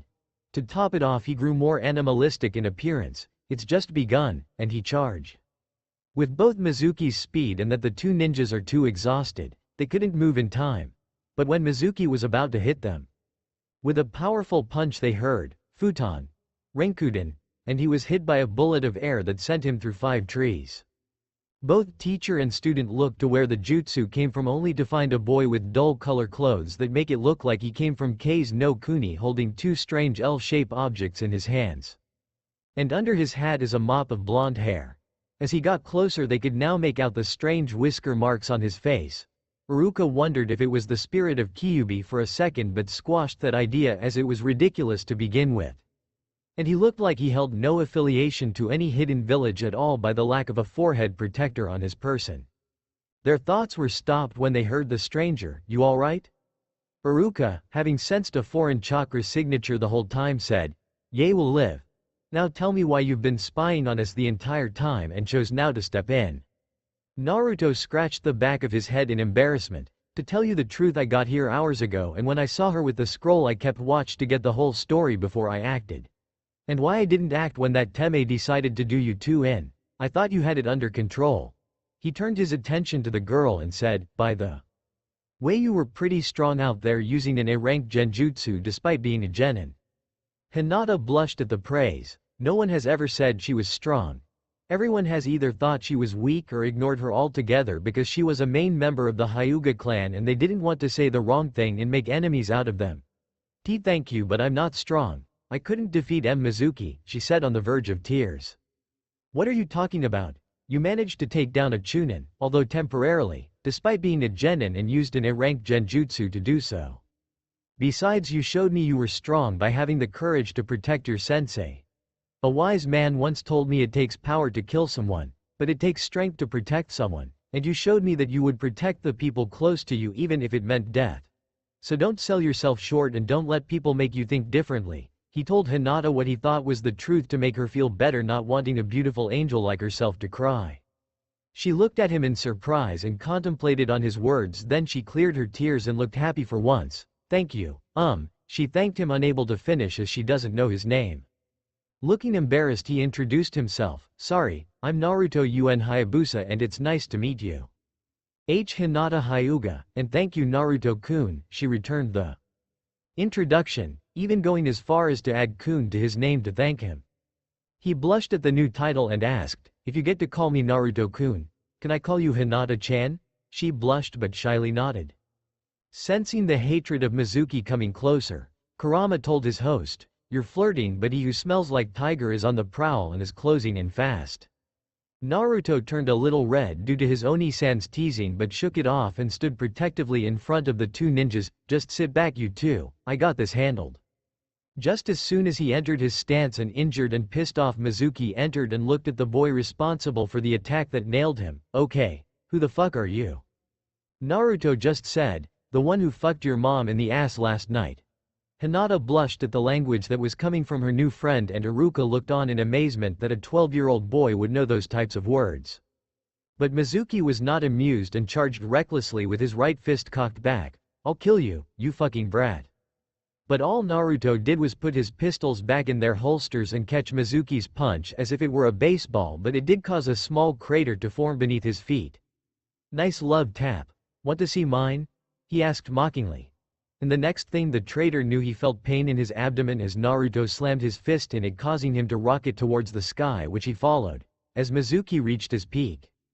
Naruto seemingly appeared and slammed both fists in an overhead strike aimed at his back, sending him towards the ground and fast. When he landed, he created a crater 5 times bigger than his blocked punch, with the blonde landing gracefully just outside the blast zone. And that was my Hayabusa Baku Bureika Renden. Now all I have to do is draw up a stasis seal and we can be done here. But before he could get his sealing supplies out, Mizuki comes out of the crater now looking like a bipedal tiger, and he didn't look happy. "That hurt you, Teme. Now I'm going to kill you," and he charged again. Does he ever learn? Naruto thought to himself. As he was seeing the man-tiger approaching, he couldn't help but notice that he was slower than before. He smirked, and as Mizuki closed the distains between them, he started his onslaught, but Naruto dogged every attack effortlessly for 10 minutes just to taunt the man-turned-beast. "What's the matter, you Tony the Tiger reject? Am I too fast for you?" he asked as he kicked with adding wind chakra to his strike to cut open his abdomen and sent him stumbling back. As he stumbled, he held his cut stomach and glared at his opponent. "I don't care how long it takes. I'm going to kill you just to shut that smart mouth of yours." And to no surprise, he charges again. As Naruto was dogging strike after strike, he was getting bored. So he turned to Iruka, still dogging, and said, Iruka, was it? He got a positive nod for his troubles. "Do traitors get sentenced to be executed without trial?" The academy instructor thought for a moment but says, "As long as they're shinobi under the leadership of the Hokage. But if they are aligned with an enemy of ours, then he needs to be alive for us to interrogate him to find out what our enemy is up to. So if he doesn't have any useful intel, he's just wasted space?" the blonde asked. Pretty much, was all the man said. But before Naruto could even think of interrogating Mr. Fluffy Claus, he starts to shrivel up into a gray withered husk. No, what's happening to me? I was supposed to be strong and powerful like Orochimaru-sama told me. He then slumped to the ground dead. As the others looked horrified at the scene that unfolded, Naruto went over to the body and kicked it for good measure. Yep, he's dead. And I was going to have so much fun with him too. Everyone, including Kurama, sweat-dropped at how he sounded like a certain snake mistress. Just then a squad of Anbu appeared with an old man in a red and white robes and a red tri-corner hat with the front white that has the kanji for fire in red. When he looks at Naruto, he looks shocked like he's seen a ghost. Naruto sees this and Kurama said to his host, "So, the old monkey is Hokage now. I thought he would find another successor instead of taking the job again." Naruto shrugs his shoulders and approaches the Hokage and bows formally, knowing it's not the time to be casual. "Hokage-sama. Judging by the look on your face, you probably know who I am. I wish to discuss where I was for 12.5 years and my rank in private as I wish to enroll as a Konoha shinobi." He just nods dumbly and orders his Anbu, "Hand me the forbidden scroll and get the story on what happened here." A chorus of, "Hi Hokage-sama," from the Anbu was heard as they gathered the core of Mizuki and the one ironically wearing the tiger mask and is. Clearly the captain hands the Hokage the scroll. "The forbidden scroll has been retrieved, Hokage-sama. Thank you Tora, now continue with damage control while I talk with this young man here. And before you protest, I trust him as he saved my fellow shinobi," he said in a commanding tone that left no room for an argument. He gave a, "Hi Hokage-sama," and left to join his subordinates.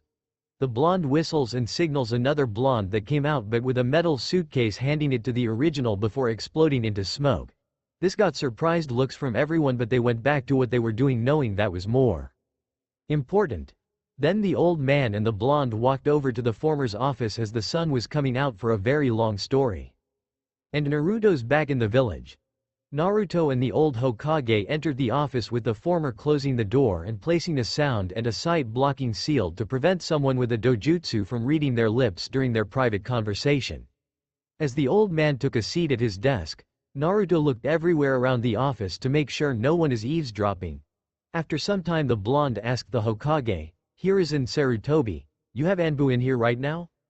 "No, you said you wanted to talk in private," he said, only to be cut off by Naruto staring at him intensely as if looking for any kind of deceit.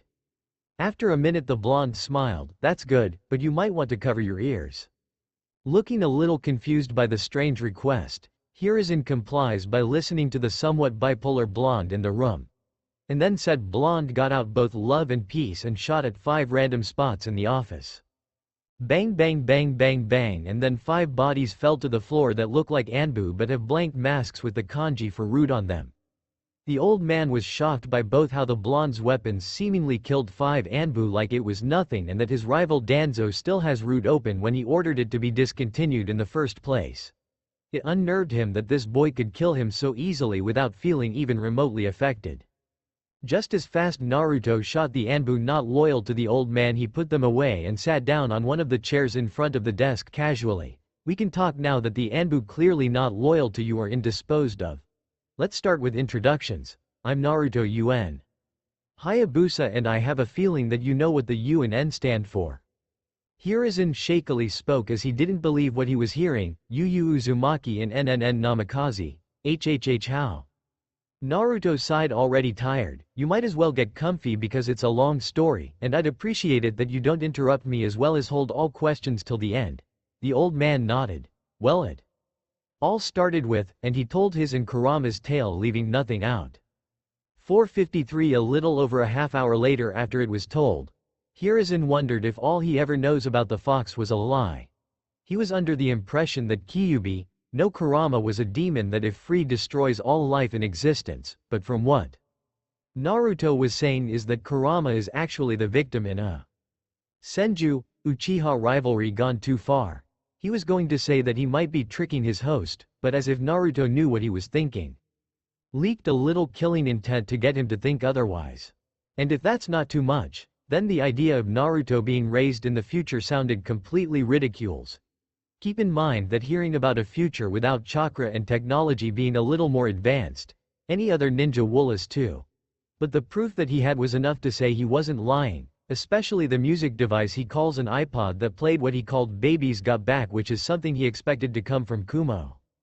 After soaking it all in, Hiruzen asked the one question that needed to be asked. So now what do we do from here? Well, from what I told you before, I want to enroll as one of your shinobi and I need the keys to my parents' house, the blonde said as if it were the most obvious thing in the world. Okay.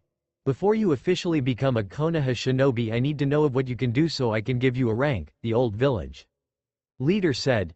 Naruto thought for a moment to measure his own skills. Well, for taijutsu I would say around mid-chunin. The only thing holding me back is the lack of fast opponents that I faced, so once I spar with a jonin it will go up. My ninjutsu a high jonin. I know wind and fire jutsus and how to manipulate the same two elements, as well as the Kage Bushin, the Henge, Kawarimi and the Rasengan, that my father's soul left me over a year ago, and I even completed it, but I can't use it without the fox's chakra which I got control over. My genjutsu a low chunin. All I can do is dispel them with either Kurama or myself doing it unless it's made by the Sharingan, and thanks to my horrible chakra control I can't progress any further in the field. Kenjutsu and weapons is a high Kage. I'm not only a master of dual-bladed combat, but I also have a lot of toys that haven't been seen before, so no one knows how to counter them. For Fuinjutsu is high Kage or beyond. I have studied and memorized every seal that Kurama knows, as well as make my own. My guns run on seals, allowing me to have it function as a normal gun. Shoot out elemental jutsus as well as add wind to my projectiles. I could go on about how it works, but we don't have time. I have limitless stamina due to me being Kurama's Jinchuriki, which led to me being able to train harder than any human known in the future. I even have gravity seals that multiply my weight. I now have it set to 8x my normal weight. And I'm highly intelligent. Right from when I was born I was taught everything my parents know, and they taught me how to play a mean game of shogi. All in all, I'd say I would be a jonin in rank. All the old man could do was open his mouth in shock. This boy managed to be a prodigy made under their noses. He's even greater than Itachi when he was an Enbu captain at age 13. And thinking at the battle with Mizuki he witnessed through his crystal ball before he got there. Naruto was just toying with him. Closing his mouth he asked, "Who in the world taught you?" Well, my adopted family handled my physical and mental abilities, and I greatly increased my physical training a year ago. But Kurama taught me how to use chakra and my chakra-based skills like sealing and to channel chakra correctly, Naruto told Hiruzen. Unfortunately, I can't start you out as a jonin right away, but due to your skills, and if I can get Inoichi to show me your life to prove you can do all of that, you clam, I'll make you a special jonin, then later I can promote you to regular jonin, the Hokage offered. The blonde thought it over with his foxy friend with a faraway look in his eyes. What do you think, Kurama? As long as you keep both the identity of being a Jinchuriki and Minato's son tight-lipped, it'll be okay. Because the man that released me not only wanted my power and most likely will come after it again, but he also held hatred for your father for some reason as well. Kurama told his partner the best course of action, and he agreed. He then lost that look and said, "I'll agree to those terms, but both my identity as Minato's son and Jinchuriki status must be kept from everyone but you, Inoichi, as he'll find out when he peers into my memories, and anyone that was close to my father, as they will find out on their own, at least till the time is right. The reason why is that according to Kurama I'll have people after me for either being the son of the Yondaime or Jinchuriki of Kurama." The Sandaime thought this over and nodded in approval. "I'll accept your terms and not reveal this to anyone but the people mentioned. And there are only two people that were close to your father. One happens to be your godfather and a student of mine. He's not in the village right now as he has his own spy network he maintains for the village, which I'll send a message to come back to the village as soon as possible. But the second one is a jonin and your father's only living student. I'll have him come over with Inoichi when we're ready. Just don't be surprised if he's 2 hours late." The old man opened a drawer, took out an orange book, bit his finger to draw out blood and smeared it inside of the drawer. As the blood touched the bottom, a poof of smoke appears, and when it's clear he has a map and a tri-pronged kunai with a line of seals on the handle. This map will show you where your home is if you constantly feed it your chakra, and this kunai is the key. All he said about it is that you would know how to use it. Now head home, get some rest, get settled it, and report back here tomorrow at 1300 for your initiation. Naruto took the items and held out his hand and said casually, "Thanks Gigi for this opportunity and I'll make this village proud." Then he left to find his house in the village. As he watched the retreating form of his successor's son he couldn't help but think, "I know you will Naruto-kun, and I'm glad you were alive all this time." 607 Edge of Konohagakure. It took him nearly an hour but he finally found the place. Now all that was left is to get through the big wooden gate full of seals that were made to repel intruders and a spiral lock that's similar to the lock for Kurama's cage. He looks at the kunai and the lock, then he gets an idea. He inserts the kunai into the spiral with all three blades in the lock and he rotates it 90 clockwise and the spiral follows till it nearly disappears, letting the gate open for the first time in almost 13 years. He enters the yard and couldn't help but muse that it was a beautiful lawn at a time. It was spacious but with some patches of dead and overgrown grass all over, a large garden with wilted flowers of mostly roses, tulips and daffodils that dominated the area, and a koi pond that's full of yellow dirty water and dead koi fish due to neglect. But despite how bad it looked now, with a little work it'll be back and more beautiful than ever. He takes the tri-pronged kunai, closes the gate and locks it back up before entering the modest-looking two-story house that he would find in the wealthy neighborhoods in Japan. It was clearly not painted any color, leaving it the color of the wood, blue traditional tiling on the roof, and the door was littered with seals to further enforce security just in case someone got over the gate. Looking at it for a moment he found it to be an ID seal that would only let his parent in, but since he's their son and therefore a mix of their chakra as are every kid is to their parents, it would let him in. He put his hand on the door, pumped his chakra into the seal and the door opened for him, letting him inside. He first saw a vast living area with a couch, a few chairs with tables by the chairs with reading lamps all facing a fireplace, and all of it was covered in dust. Right next to it was a kitchen with a fridge filled with spoiled food, a stove, shelves and counters filled with hopefully non-perishables. In the middle of the kitchen is an island with 4 stools, making him think that they ate there, and all of that too is covered in dust. He then found 2 sets of stairs, one going up and the other going down. Since he was tired he went up knowing the bedrooms are most likely there. When he got up there he opened the closest door that led to a guest room with a twin-sized bed, a small nightstand with a lamp on top and a dresser on the opposite wall as the bed. He dropped his suitcase and fell face down on the bed with dark-colored sheets, letting sleep take him. 11:47 Naruto. 5 hours of sleep. Naruto got up and opened his suitcase to get out his black scroll. He unrolled it and unsealed some of its contents, which happened to be a whole lot of cleaning supplies. He made 40 clones and assigned them jobs. "Okay. I want you in groups of 5. Team 1 handles the living room while Team 2 tackles the kitchen. Team 3 gets the bathroom up here while Teams 4 through 6 get the rooms. Team 7 cleans whatever's in the basement and Team 8 cleans the lawn to the best of your abilities. In the meantime I'll be out to convert the gold we collected throughout the years and convert it to the currency that the village uses, as well as do some grocery shopping and seeing if I can find a landscaper in the village. Now go grab what supplies you need and get to work. I want this place spotless by the time I get back." "Understood?" He got a chorus of, "Hi boss," and he left the clones to their work. 1513 Market District, Konohagakure. After getting all 250 IBS of gold that he earned for the missions, he went on with his family and later on solo missions, as well as his winnings from the casinos back where he was raised converted to Ryo from the bank. It turned out to be about a little over 50 million Ryo, approximately $5.5 million US, leaving the workers slacked jawed at the amount. They tried to convince Naruto to open a checking account only to be denied, as it's safer on his person, sealed in a scroll with an ID seal on it. Now he has money to hire some professional landscapers to fix the yard and for groceries. As he was browsing the fruit stalls he spots a familiar head of blue hair, so he headed over to her. "Hey Hinata-chan," he called out to her. Said girl turned her head to look at the boy that saved her last night, causing her to blush. "And Naruto-kun, what are you doing here?" He gave her a cheesy grin that sent shivers down her spine. "Well, I just got a place and I'm buying some fresh produce so I can have a stocked kitchen. But I don't know my way around here, so I was hoping that you could show me around," he said, hoping she would so he could spend more time with her. After looking at her feet and poking her fingers with a blush on her face, she said, "Oh, okay. I'll show you around."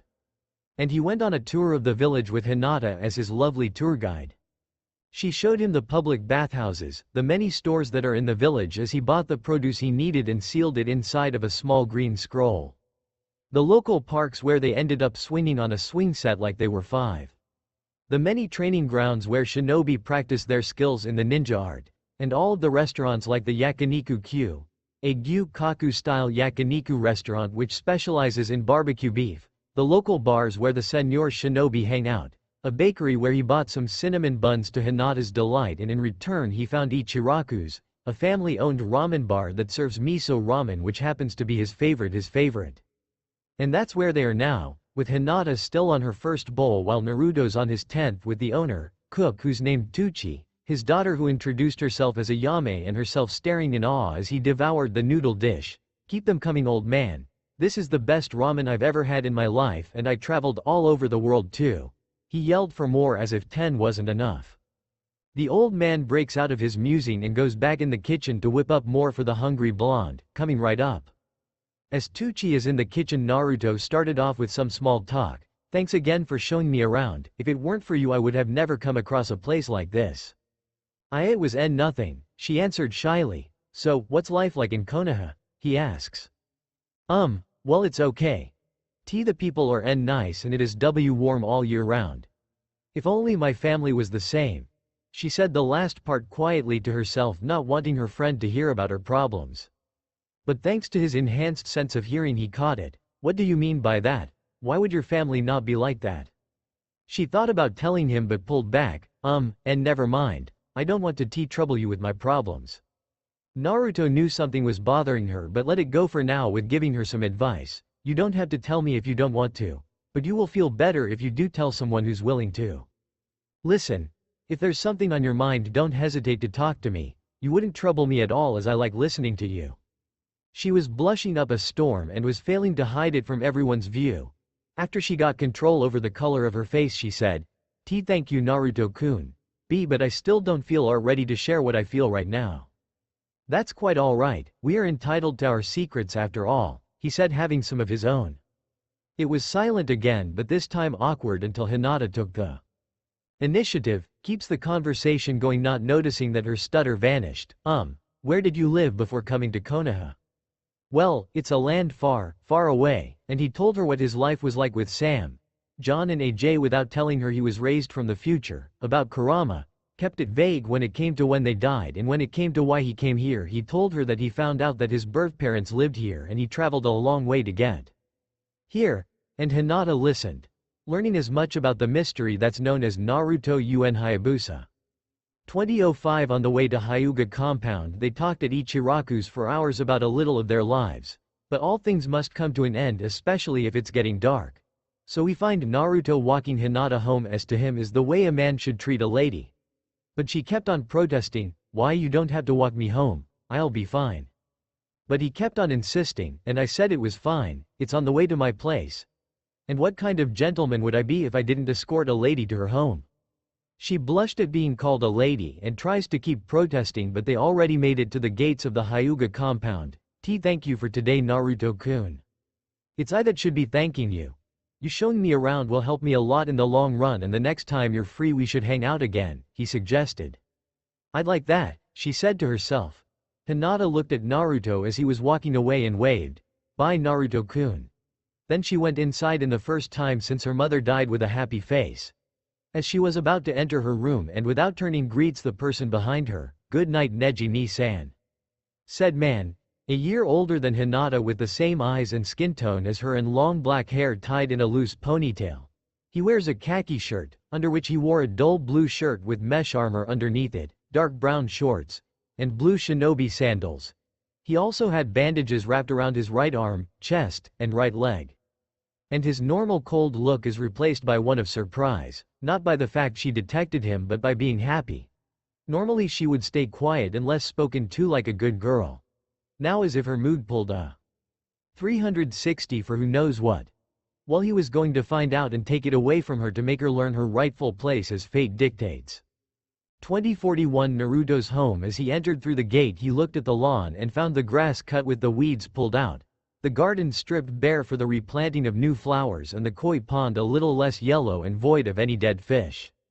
When he went inside he found that the place was void of dust with some of the furniture he had with him from the future set up like his 42 inches widescreen TV with DVD player, Wii, PS3 and Xbox 360, and next to the TV is a bookshelf full of DVDs and video games fill the shelves. And all of his clones are sitting either on the couch, one of the chairs, or on the floor watching a movie.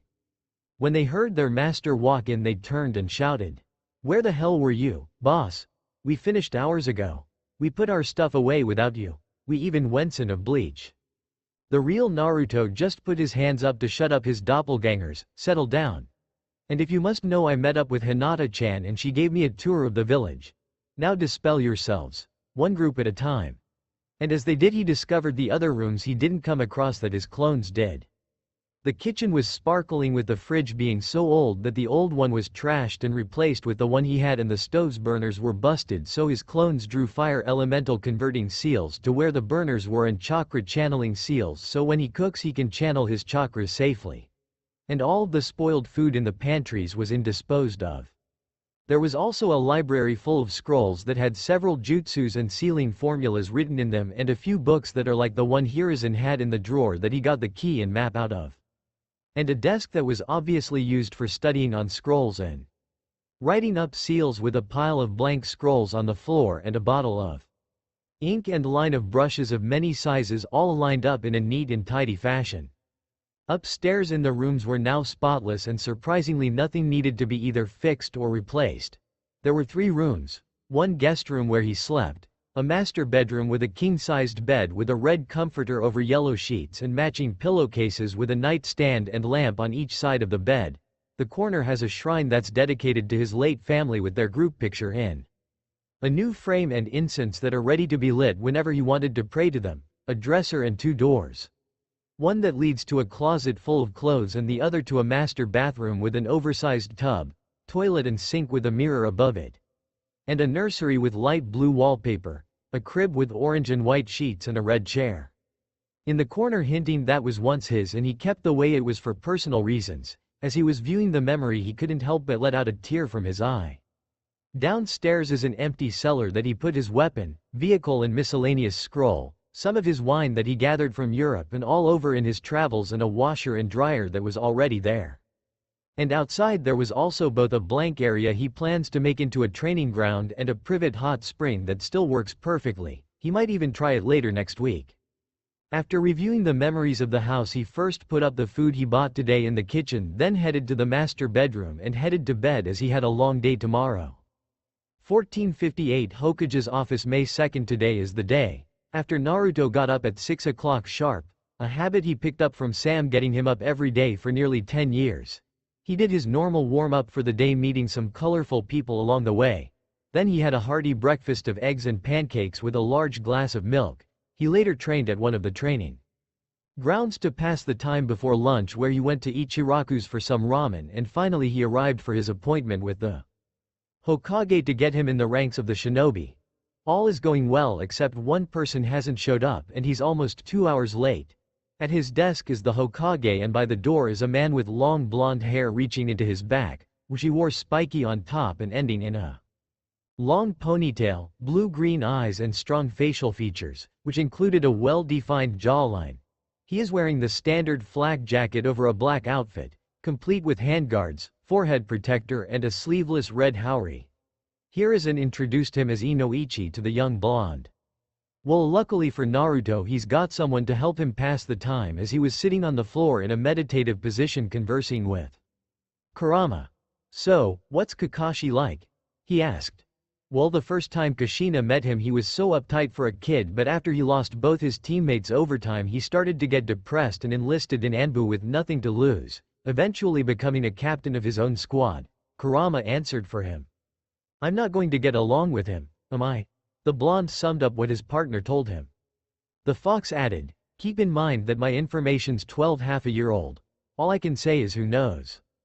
And then in a poof of smoke a tall fair-skinned man with spiky white hair, one visible dark eye as his other ones covered by his forehead protector, A face mask that covers half of his face, and he wears the slandered Konoha shinobi uniform with fingerless gloves with metal plates on the backs of them.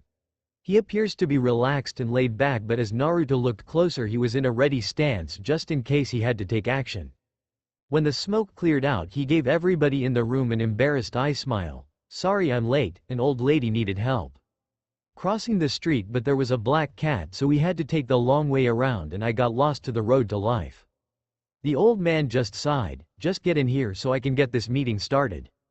As Naruto was placing the sound and sight seals in the room and scanned for any unwanted guests, satisfied for finding none, he nods at the Hokage and stands right next to him as Inoichi and Kakashi stand in front of the desk facing the other two.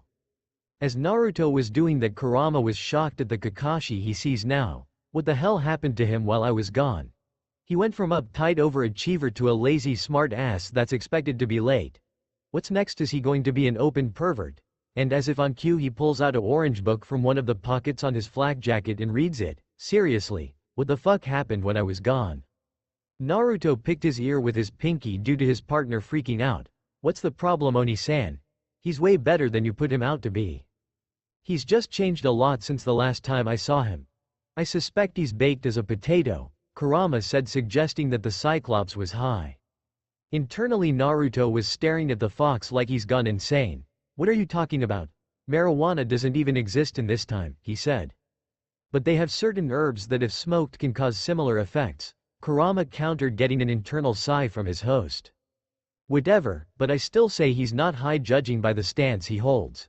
He may look relaxed, but if you looked closer at his hands they were close to the many pouches so he can pull out a kunai at a moment's notice."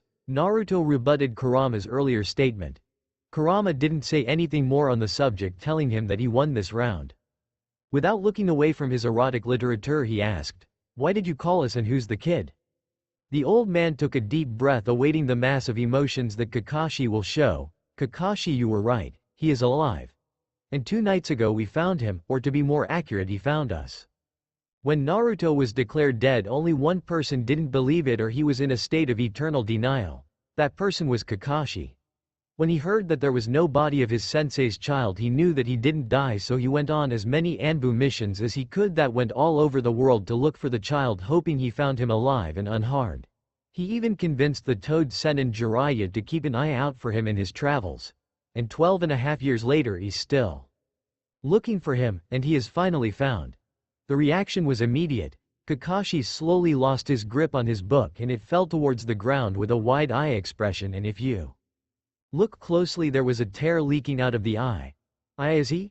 he asked, pointing a shaking finger at the blonde with a hat. "Yes, he's Naruto Un Hayabusa, son of Minato Namikaze and Kushina Uzumaki," Hiruzen said, getting a shocked look from the other man in the room. But I thought Minato sacrificed his son to vanquish the beast to another realm, never to our return," Inoichi said in a shaky voice. "That's what we all were led to believe, but I was told otherwise. You two were brought here for different reasons. We needed you, Inoichi, to scan and project his mind for proof of his skills so I can GI rank. And Kakashi, since you were close to Minato and to a lesser extent Kushina, you would have found out eventually, according to Naruto. We would have had Jiraiya join us, but as unenviable at the time.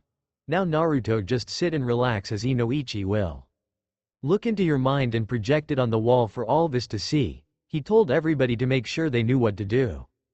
After Naruto sat on a chair facing the opposite way of the wall and the Mind Walker was about to do his deed, he told them, "Okay, we'll allow you to see our life and achievements, nothing else. I'll help guide you to the right memories, and if I or Kurama see you dig up more than you should, then we'll show you an image so disturbing you won't be able to sleep for years." Said man felt a shiver go up his spine, knowing that the boy will hold true to his promise. "Okay, just close your eyes and relax," he instructed. Naruto did as he was told as the Yamanaka put his right hand over his forehead and they both stood still, for what seemed like forever. Inoichi's eyes opened up and light shot out of them like a movie projector. "So that's why they don't have pupils," the old man and Kakashi mused. On the human projector showed what happened in Naruto's life in a land they haven't seen before, from when he was an infant being taught at a rapid pace to his physical training as a ninja. They almost had a heart attack when Naruto almost willingly let Kurama out but was surprised by the fox preventing the child from doing so to know why. As they heard the blonde's speech they reflected on the hate they hold for the beast, and when they concluded that their hate was directed from the wrong source they felt like shit. And if they were shocked before, they were gobsmacked of the realization that Kurama escaped to the future but got sealed within Naruto, bringing him along. Then his training in chakra with his first jutsu, the Kage Bushin no Jutsu, a B-ranked kinjutsu done by a 6-year-old, was thought of as impossible till they saw it happen. Then his marksman training, showing off his skills with weapons never even heard of. It's a good thing Danzo wasn't here to see this. They observed his strength, speed, stamina and tactical skills based of the memories he's showing. When they got to the day where he lost everything they felt sympathetic towards the blonde. More so with Kakashi, as he too lost everyone he was close to as well.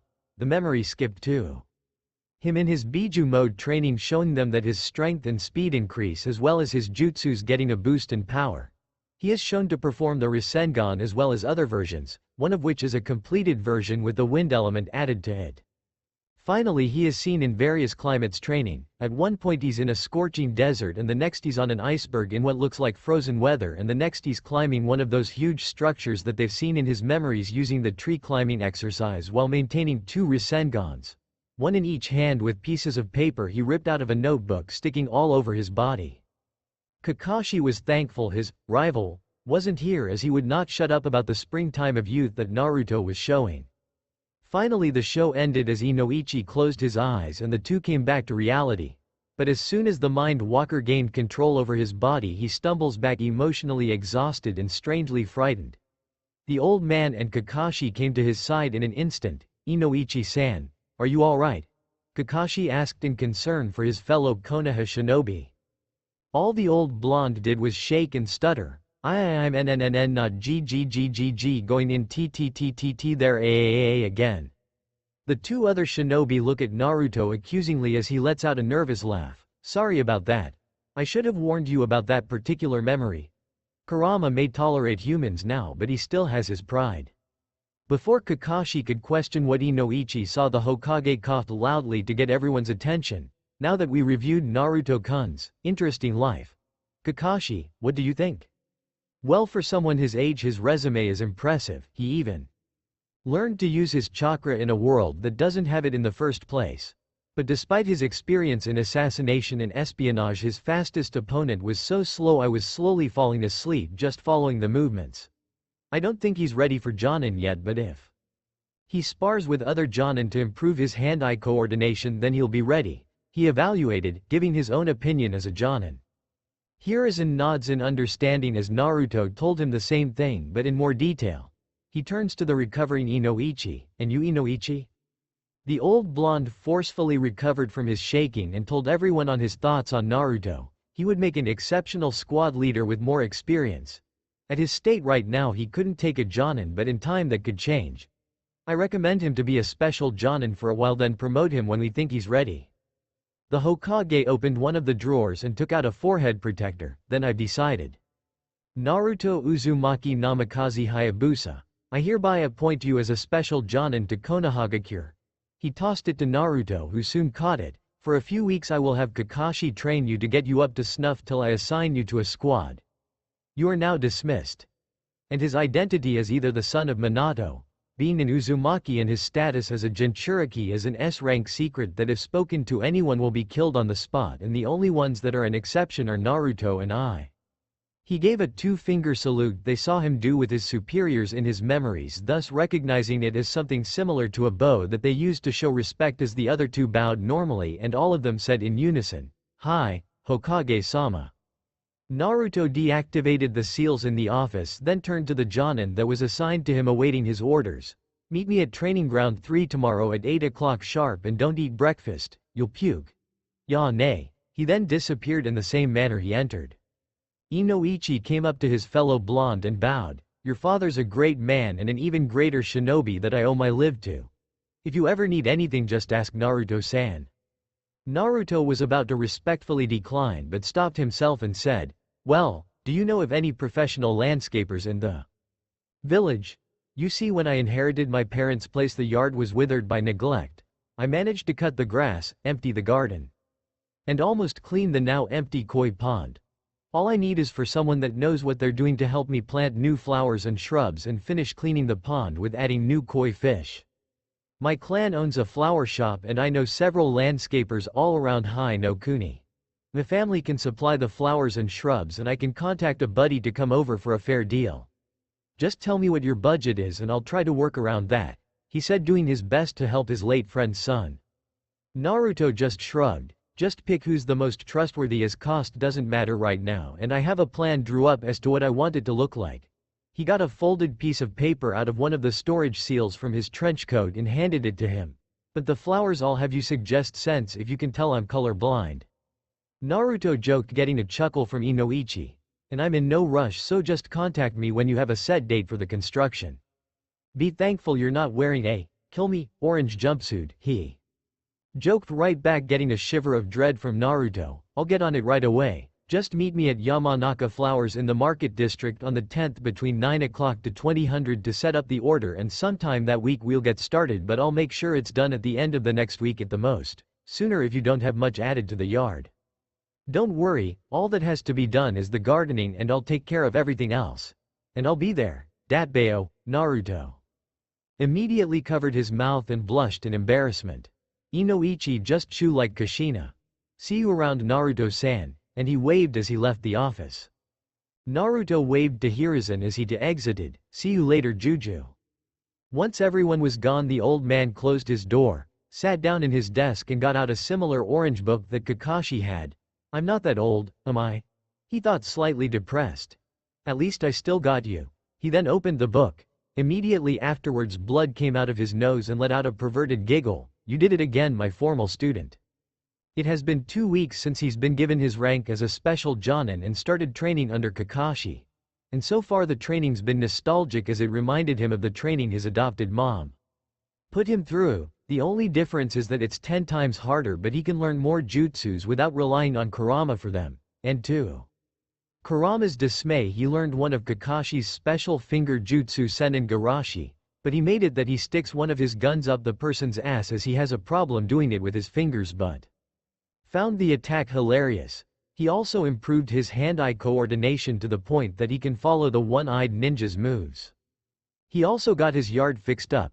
The garden now has red and yellow poppies to represent his birth parents, the yellow for his father as it represents his success and the red for his mother for her fun-loving personality, daffodils that represent the respect that he felt for AJ, freesia for John's childish behavior that made him to be fun to be around, pink roses for how happy and confident Sam made him when raising him, and bluebells and some aster to Tarikas to represent how he will never forget them and how grateful he was to them.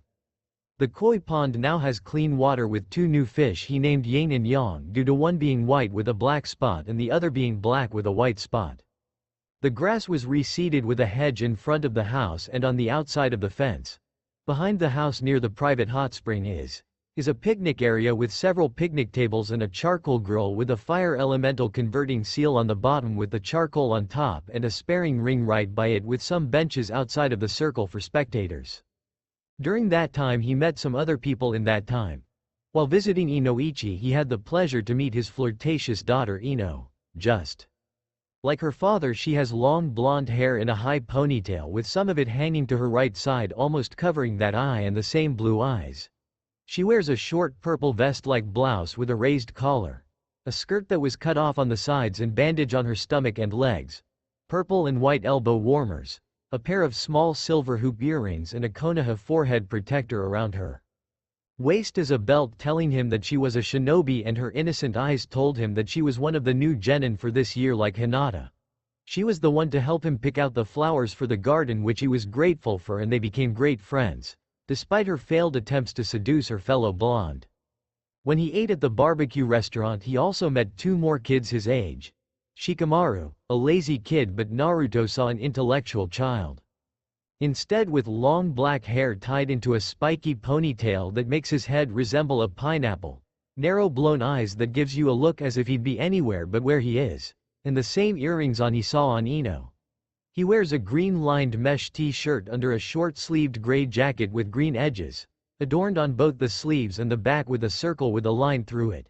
his blue forehead protector worn around his left arm, brown pants, and blue sandals. And his friend Choji, a big-boned, he would not say fat as he had a bad feeling of what would happen if he did so, kid with spiky, brown hair in his forehead protector that's fashioned as a bandana with two tufts of it that poke out at both sides. Swirl marks on his cheeks and to no surprise the same earrings that his friend has on both ears. He wears black shorts, a long white scarf, a short-sleeved, green haori, over a white shirt with his clan's obligatory kanji for food on it, and his legs and forearms are wrapped in bandages. They met as they had no choice but to share a table. He found them to be great friends.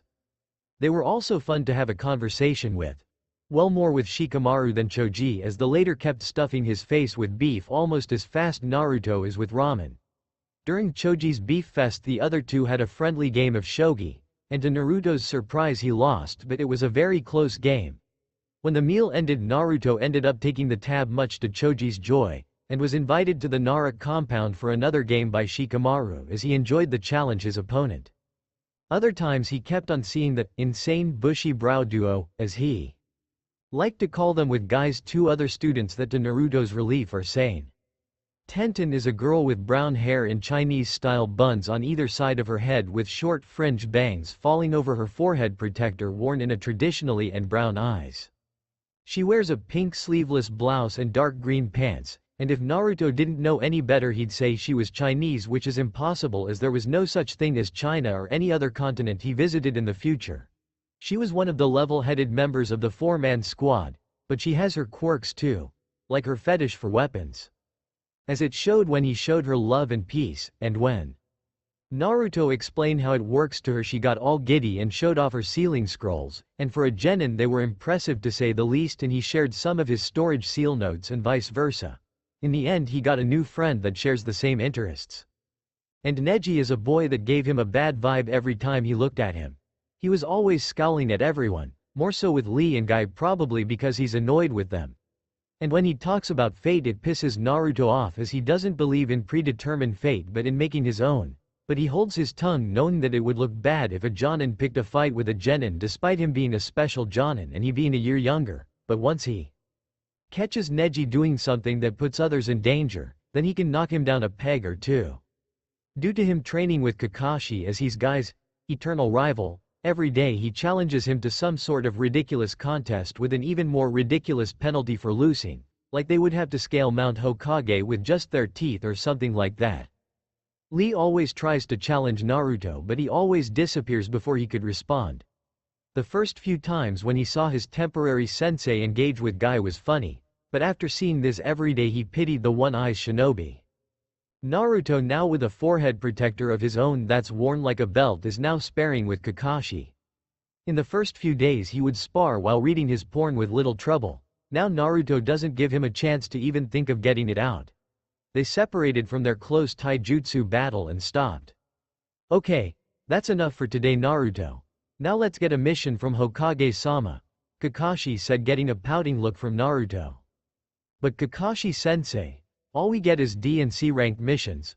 Are we even going to get a more exciting mission? The blonde whined. When he was given to Kakashi they also took in missions to get Naruto used to doing them as they're a source of income. The blonde may be rich but Ryo only lasts so long and he needs the money for food and bills. Especially the electric bill, but thanks to Naruto's dubbed elemental detection seal that he tried out on Kakashi he now has a lightning elemental converting seal which he used to not only put it where the electric wires entered into the house reducing his electric bill, but also added a new seal to his gun that shoots lightning chakra charged bullets that can penetrate through anything but doesn't have the range of his wind bullets. And he combined his explosive bullet with the lightning seal to make a taser-like bullet that if on command electrocutes them from the inside out. Unfortunately for Naruto he just pulled up his book and read not listening to the winning. Now, you know that we can't just risk you out in the harsh shinobi world that you're not familiar with yet. And before you complain, I know you're strong enough to take on an A-rank mission, but you got to remember the higher the rank the higher the risk, and that involves the risk of exposure. You don't want anyone to know what you can do so soon now, do we? Naruto sighed in defeat knowing he was right. True, but I'm Subu Red. He drawled out the last two words to exaggerate on how bored he really is. Without turning from his erotic literature he said to Naruto, "Who, did you say something?" The young special Jonin just stared blankly at the Jonin. "You just love saying that while reading your porn, don't ya?" He didn't respond as they walked to the academy to receive yet another dull mission. Hokage's office exactly 1 hour ago. Sitting in his desk is Hiruzen with a crystal ball lying on a red pillow on the desk is showing what Naruto's doing right now. Standing on the other side watching the special Jonin train is a woman with long, black, shoulder-length untamed hair and red exotic eyes with an additional ring in them.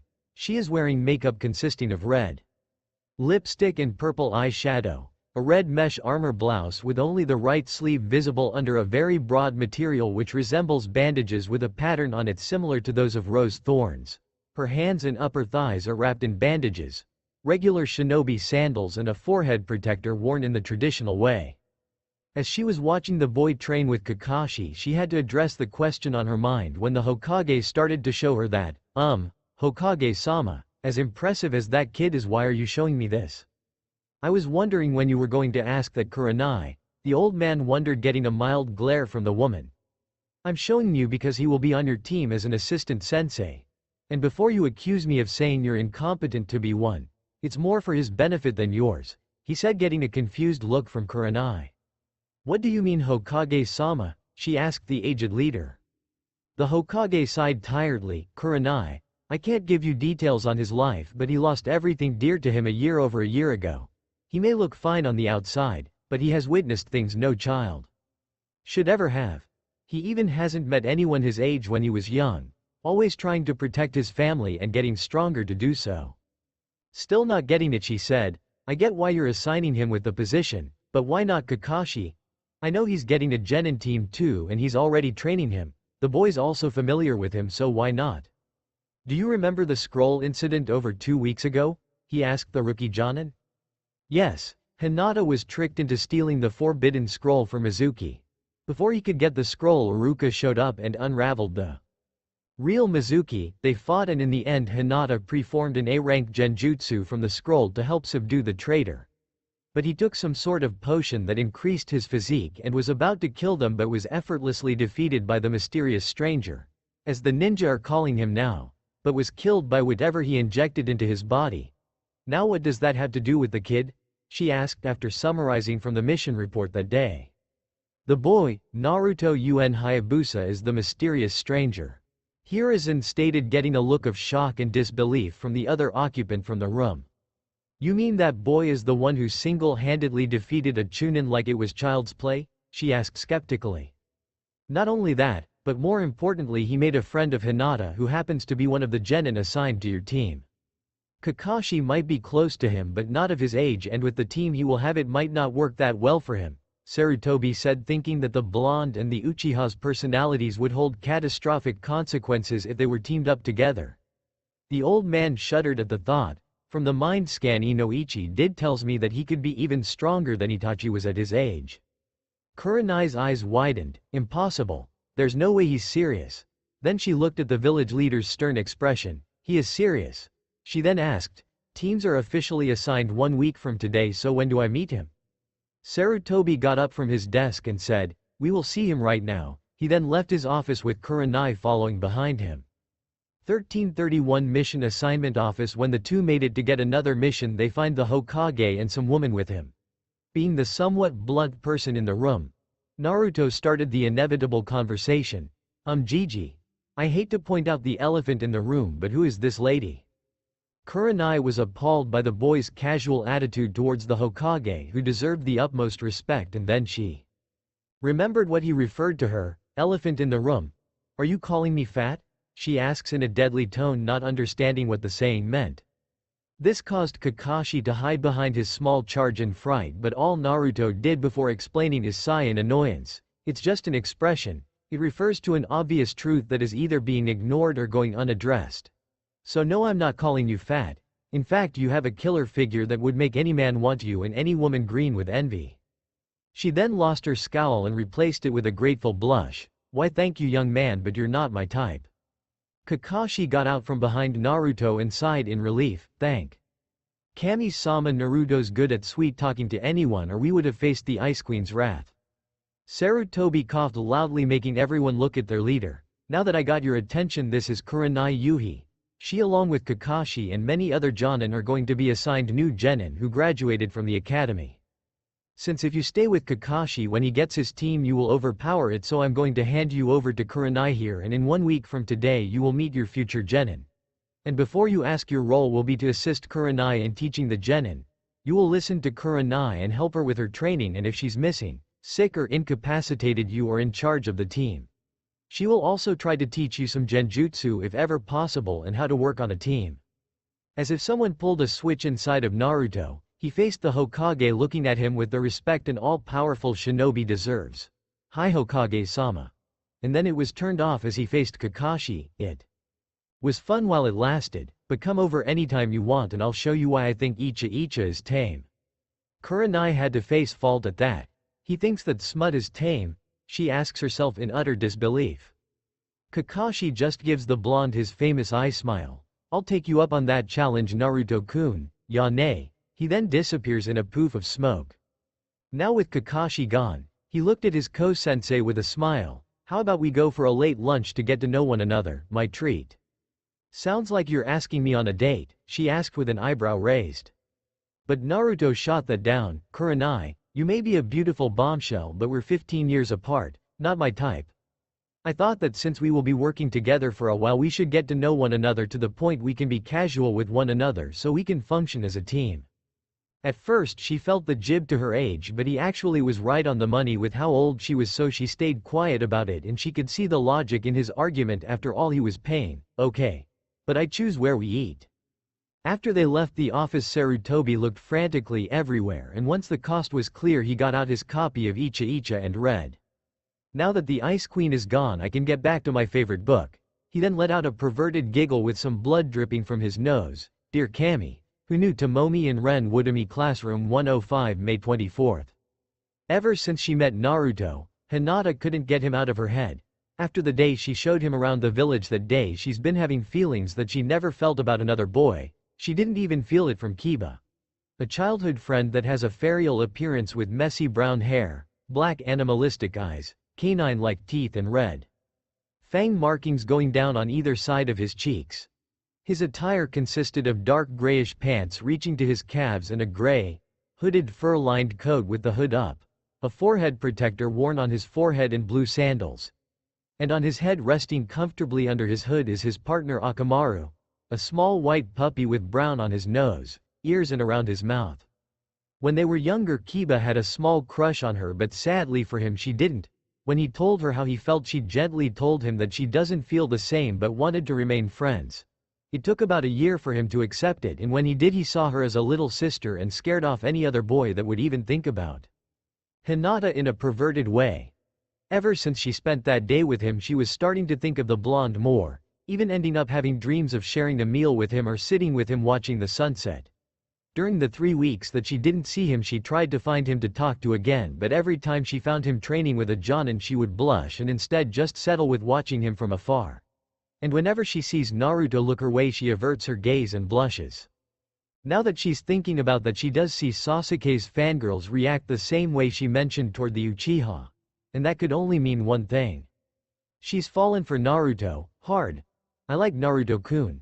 I've never liked any boy like that before, so why now? I mean, he's handsome, smart, wise, funny, strong, sincere, understanding, kind. He thinks I'm strong. Oh my Kami, I do like Naruto-kun. She squealed in her head but stopped and gets depressed. But he probably doesn't feel the same way. Her line of depression was cut off by a concerned voice. Are you alright, Hinata-san? I might be able to help if you tell me what's wrong. She turned to the voice to find her other friend that she met through Kiba, Shino. He's the tallest in the class with fair skin that's mostly hidden under a sea green jacket with a high collar that hides all but the top half of his face that shows his dark, bushy brown hair with his forehead protector keeping it out of his eyes that are covered with dark sunglasses, and he wears a pair of black pants with his shinobi pouch on his right thigh and sandals. Due to a combination of his clan's obsession with bugs and the way he speaks, everybody stays away from him, labeling him creepy. The only friend he had before Hinata was Kiba due to the Inuzuka and Aburame clans' close ties. When they met, due to Hinata's compassion got along, immediately becoming close friends, and like Kiba sees her as a sister too, but he's not so aggressive when dealing with other boys like the feral boy. It's nothing, Shino-kun. I just can't stop thinking about something, she shyly said, hoping he doesn't pry any further. Sadly, this is Shino we're talking about. And what or whom is it that you're thinking about? If you don't clear it up, then it could be a problem during missions when you work with others as a shinobi, he said with as much logic as he could. She sighed, knowing she could never deflect any questions the bug user had. But her saving grace came in the form of a yip, yo. Hinata, Shino, said their new arrival Kiba with Akamaru on his head. She sighed, again, mentally thanking Kiba for his timely entry. Hello Kiba-kun. Akamaru-kun, she said while scratching behind the dog's ears after Kiba sat down next to her, much to the puppy's delight. So, are you guys exited to become official shinobi? Kiba asked the small group. Shino was the first to answer in his own unique way. Yes, I am. Why you ask? Because it gives me an opportunity to not only contribute to my clan but also, if the opportunity presents itself, allow me to travel other lands to witness and collect different bugs for my hive. Kiba, annoyed about his friend's antics, just said, all you had to say was yes. Is that so hard? Shino didn't answer, getting the feral boy worked up. After calming down, he addressed Hinata. So, what about you? I'm sorry Kiba-kun, but what did you say? She said, not really paying attention to Kiba but instead daydreaming about Naruto. Now Kiba may be a little dense, but he knew that something was keeping her distracted, so he asked her, okay. What's on your mind? You've been spacing out all morning and that's not like you. We're your friends, you can tell us anything and we'll not judge. She was going to say it was nothing, but with their expected stares and add to the fact that she can't lie to save her life, she mumbled something that they couldn't hear and asked her to repeat it. I think I'll like someone. She said it in a quiet voice, hoping they wouldn't hear her and drop it, but unfortunately for Kiba's enhanced hearing he did. What do you mean you like someone? He said in surprise, knowing that she never liked any boy as far as he knows. Then he has a terrible thought. Please, for the love of Kami, that it isn't that Teme? I doubt she is referring to Uchiha-san, as he seems to not care for any individual after he lost everything and he holds a grudge for someone. Who? I don't know. Shino rejected the idea that Hinata would ever like Sasuke at all. Plus he's an emo brooding douche, Kiba added. The bug user gained a tick mark on his forehead and said with a slightly calm voice, that's what I just said. Well, you didn't. All I heard was blah blah blah Uchiha blah blah blah grudge blah blah. The dog boy mocked his friend. In his usual monotone he jabbed at his intelligent, it's amazing that you know the word grudge. Now Red, Kiba got in his face across Hinata's desk, shut up bug boy or I'll kick your ass. Now sick of the playful banter her friends were engaged in, Hinata had to play the peacemaker again. Kiba-kun, Shino-kun, please stop, there's no reason to fight amongst each other. Kiba still stared at Shino with a red face. And it's not Sasuke-san. Now that got them to stop and they looked at her blinking. Well, Kiba was, as you can never tell with Shino as he wears those sunglasses all the time. Then who is it? Kiba asked curiously, so when he meets the guy he can see if he deserves her. She struggled to tell them of what happened, but before she could they heard two voices that made Kiba cover his sensitive ears to block the shrieking. Move it Ino pig. The first shrieking voice said. Up yours billboard brow, said the second voice that was probably Ino. Then two girls burst out into the room. The first one has long, bright pink hair, large green eyes and fair skin with an abnormally large forehead. She is wearing a red keep-out dress with white circular designs with short sleeves and a zipper, tight green shorts and her forehead protector like a headband. And following her is Ino as the first one got up and held her fist up in victory. Ha, I won Ino pig. Now I get to sit next to Sasuke-kun. Ino sighed in defeat. Fine, you win Sakura. For now, she finished as she found a seat next to a sleeping Shikamaru. When the now identified Sakura found her seat, Kiba had to comment, what does everyone see in the Teme? All he does is staring into space like he would want to be anywhere but here. And to prove the canine right for once, Sasuke is doing that. He has fair skin, onyx eyes and black hair resembling a duck's ass. He's wearing a blue, short-sleeved shirt with a high collar and the Uchiha crest, which looks like a red and white fan, on the back and white arm warmers, white shorts and his forehead protector worn in the traditional way. He's the only boy that looks perfect in their eyes. Why, you ask? Well, Shikamaru's lazy, Choji's too husky for their tastes. You always smell like wet dog. I've thought as creepy along with Sai and E sort of flaw or as plain in their eyes. Shino inputted for Kiba. Ignoring the jab he received, he had to repress a shiver when Sai was mentioned. Yay, when it comes to being creepy, Sai's got you beat. Speaking of Sai, he's sitting right next to Sasuke. He has short black hair and black eyes that contrast with his very pale skin. He wears a short black jacket with his left sleeve short and the other long and red straps on both sides over his shoulders, as well as a tip-less tanto on his back, a high-collared shirt. He's small enough to have it cover most of his midriff, black pants with a large shinobi pouch hanging behind him on the left side of his waist, and gloves with his index and thumb fingers exposed. She smiled back with a fake smile of her own, thinking he did the right thing, got up to let her have his seat, but what happened next was a beating so disturbing that despite the M rating it was censored to save you the mental scars you, the readers, would receive. In the end, Sai has numerous bumps and bruises, along with his skin being more black and blue opposed to paper-ass white, while steaming in a victorious Sakura sitting in between her crush and annoyance. Baka, was Sasuke's only thought as he stared at nothing in particular. During all of that, Kiba along with most of the boys had to hold in a laugh that threatened to escape, otherwise he would get the same treatment as the strange boy. It was at this time Iruka arrived to start their last day at the academy.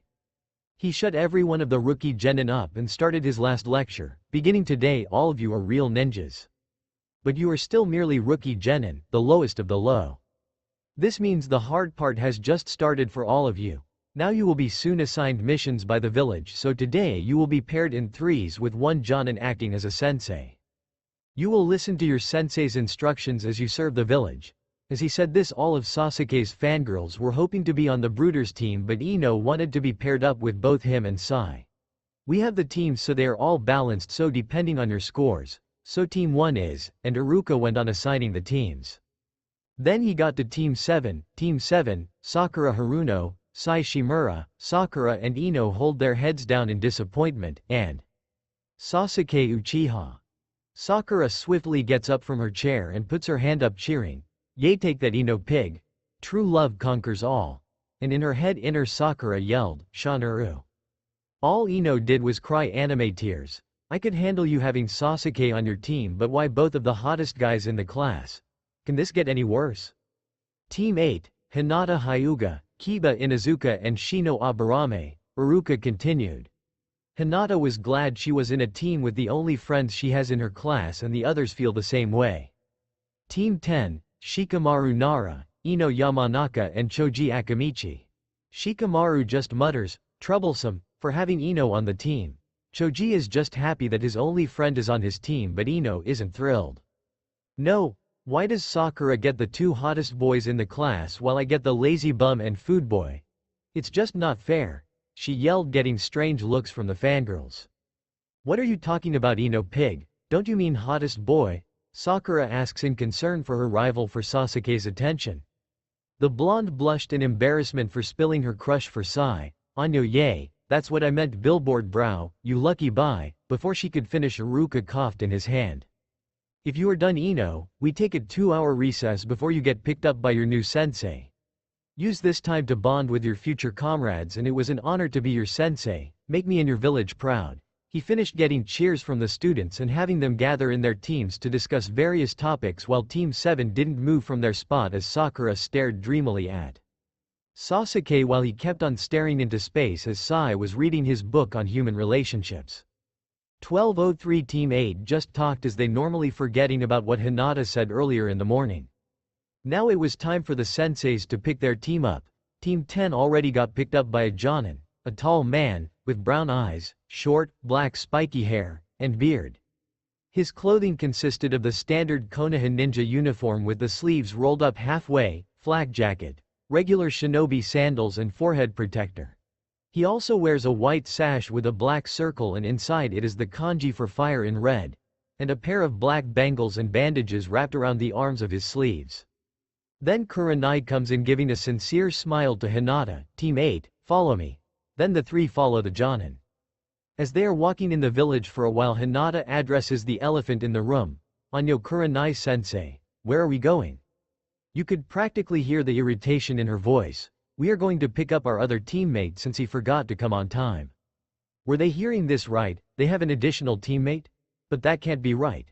A squad always consists of 4 shinobi. Being the brash one of the team, Kiba voices what everybody's thinking about. But sensei, aren't we supposed to be a 4-man cell? Why do we have an extra genin with us? He's not a genin, he will be assisting me in training you to be the best that you can be, she said, shocking the 3. If he's not a genin, then what is his rank? As they got closer to Ichiraku's, they heard a pair of voices, and he said, of course my kunai is shorter, I just had it sharpened. Hinata stiffened in surprise when she recognized that voice. Then there was a laugh. Ha ha ha ha, man, Naruto-kun. Your jokes get better every time. Now Kurenai knew that lazy voice and stomped over to the ramen bar with the 3 genin following her. She flipped open the flap to the bar angrily to see her charge and Kakashi, who should be getting his genin. He laughed nervously and said in a friendly voice, Kurenai-san, what are you doing here this fine Monday afternoon? Kurenai was so red with rage that she's living up to her name.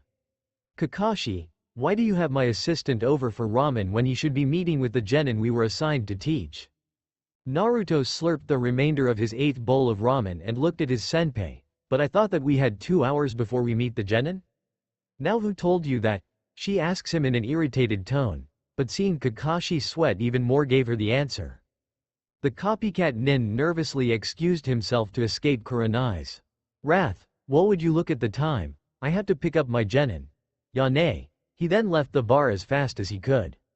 But the strong woman grew even more red and chased after the scarecrow, and if the 4 12-year-olds were not hallucinating, they swore that she was breathing fire. Get back here, Kakashi, and take it like a man. Off in the disdains they could hear Kakashi reply, but it's more fun to be a kid, and the 3 genin sweat dropped at the scene. During the comical scene, Naruto was reflecting on his progress so far with Kurenai.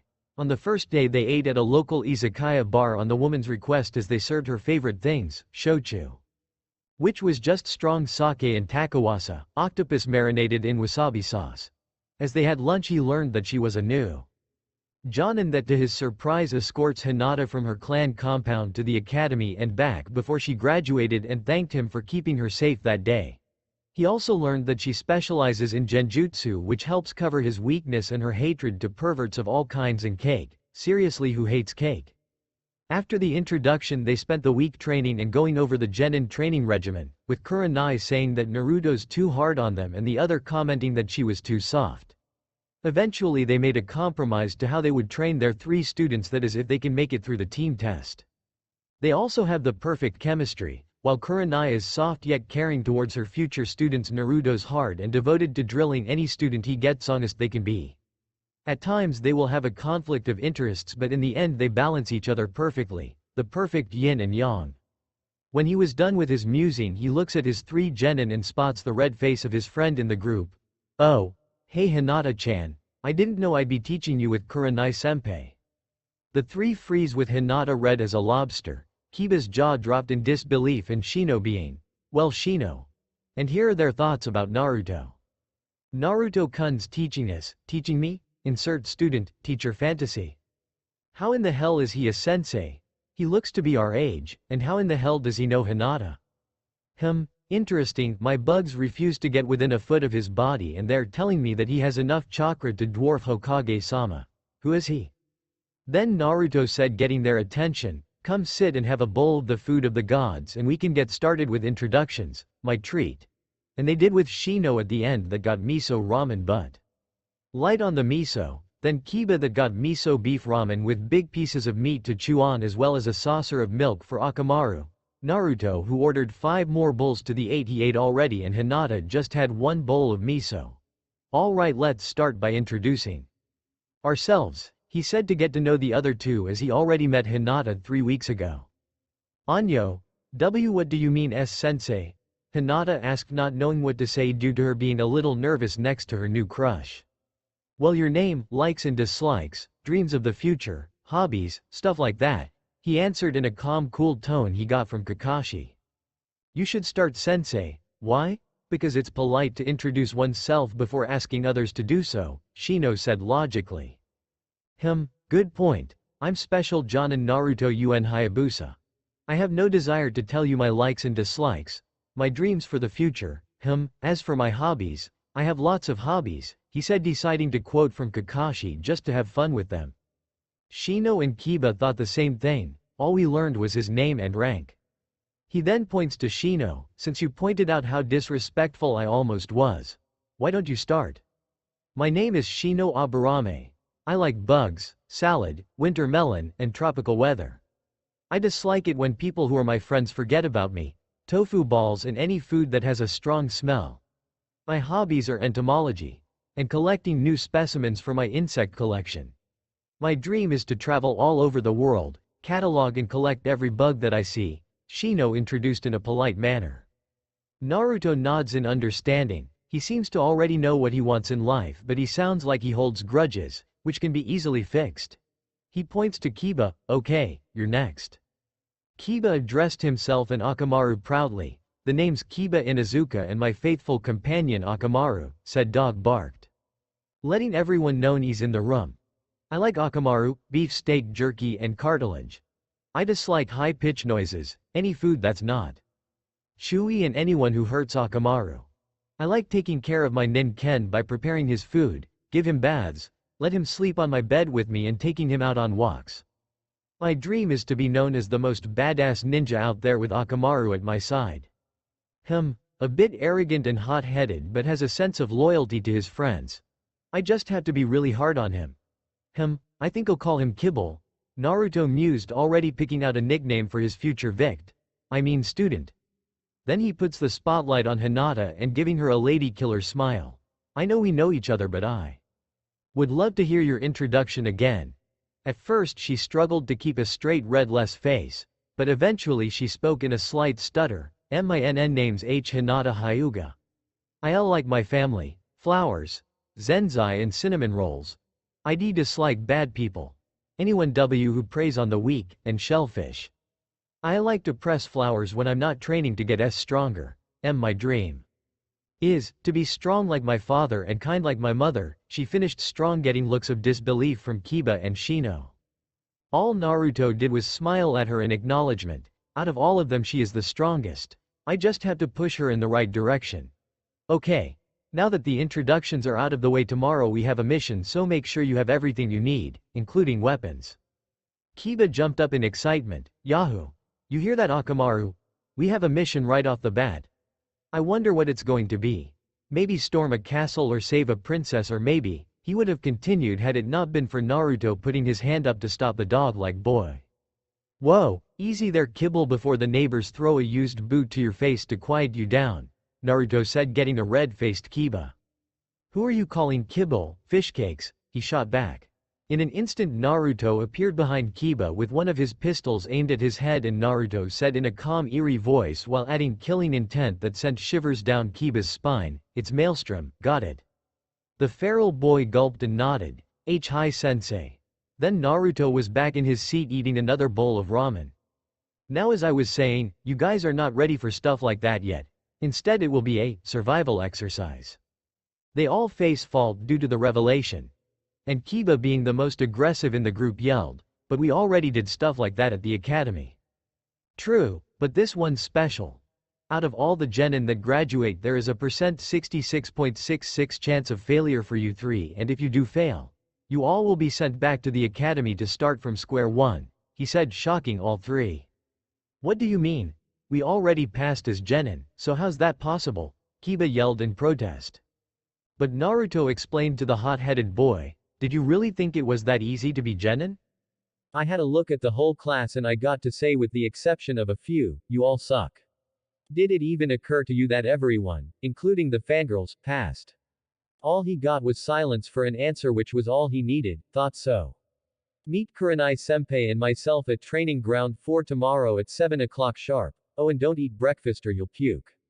Yane. He got up, paid for the meal and disappeared in a puff of smoke. The only thing the three were thinking about as they left for home is, we won't lose. The end. Remember to subscribe and like this video. See you in the next video.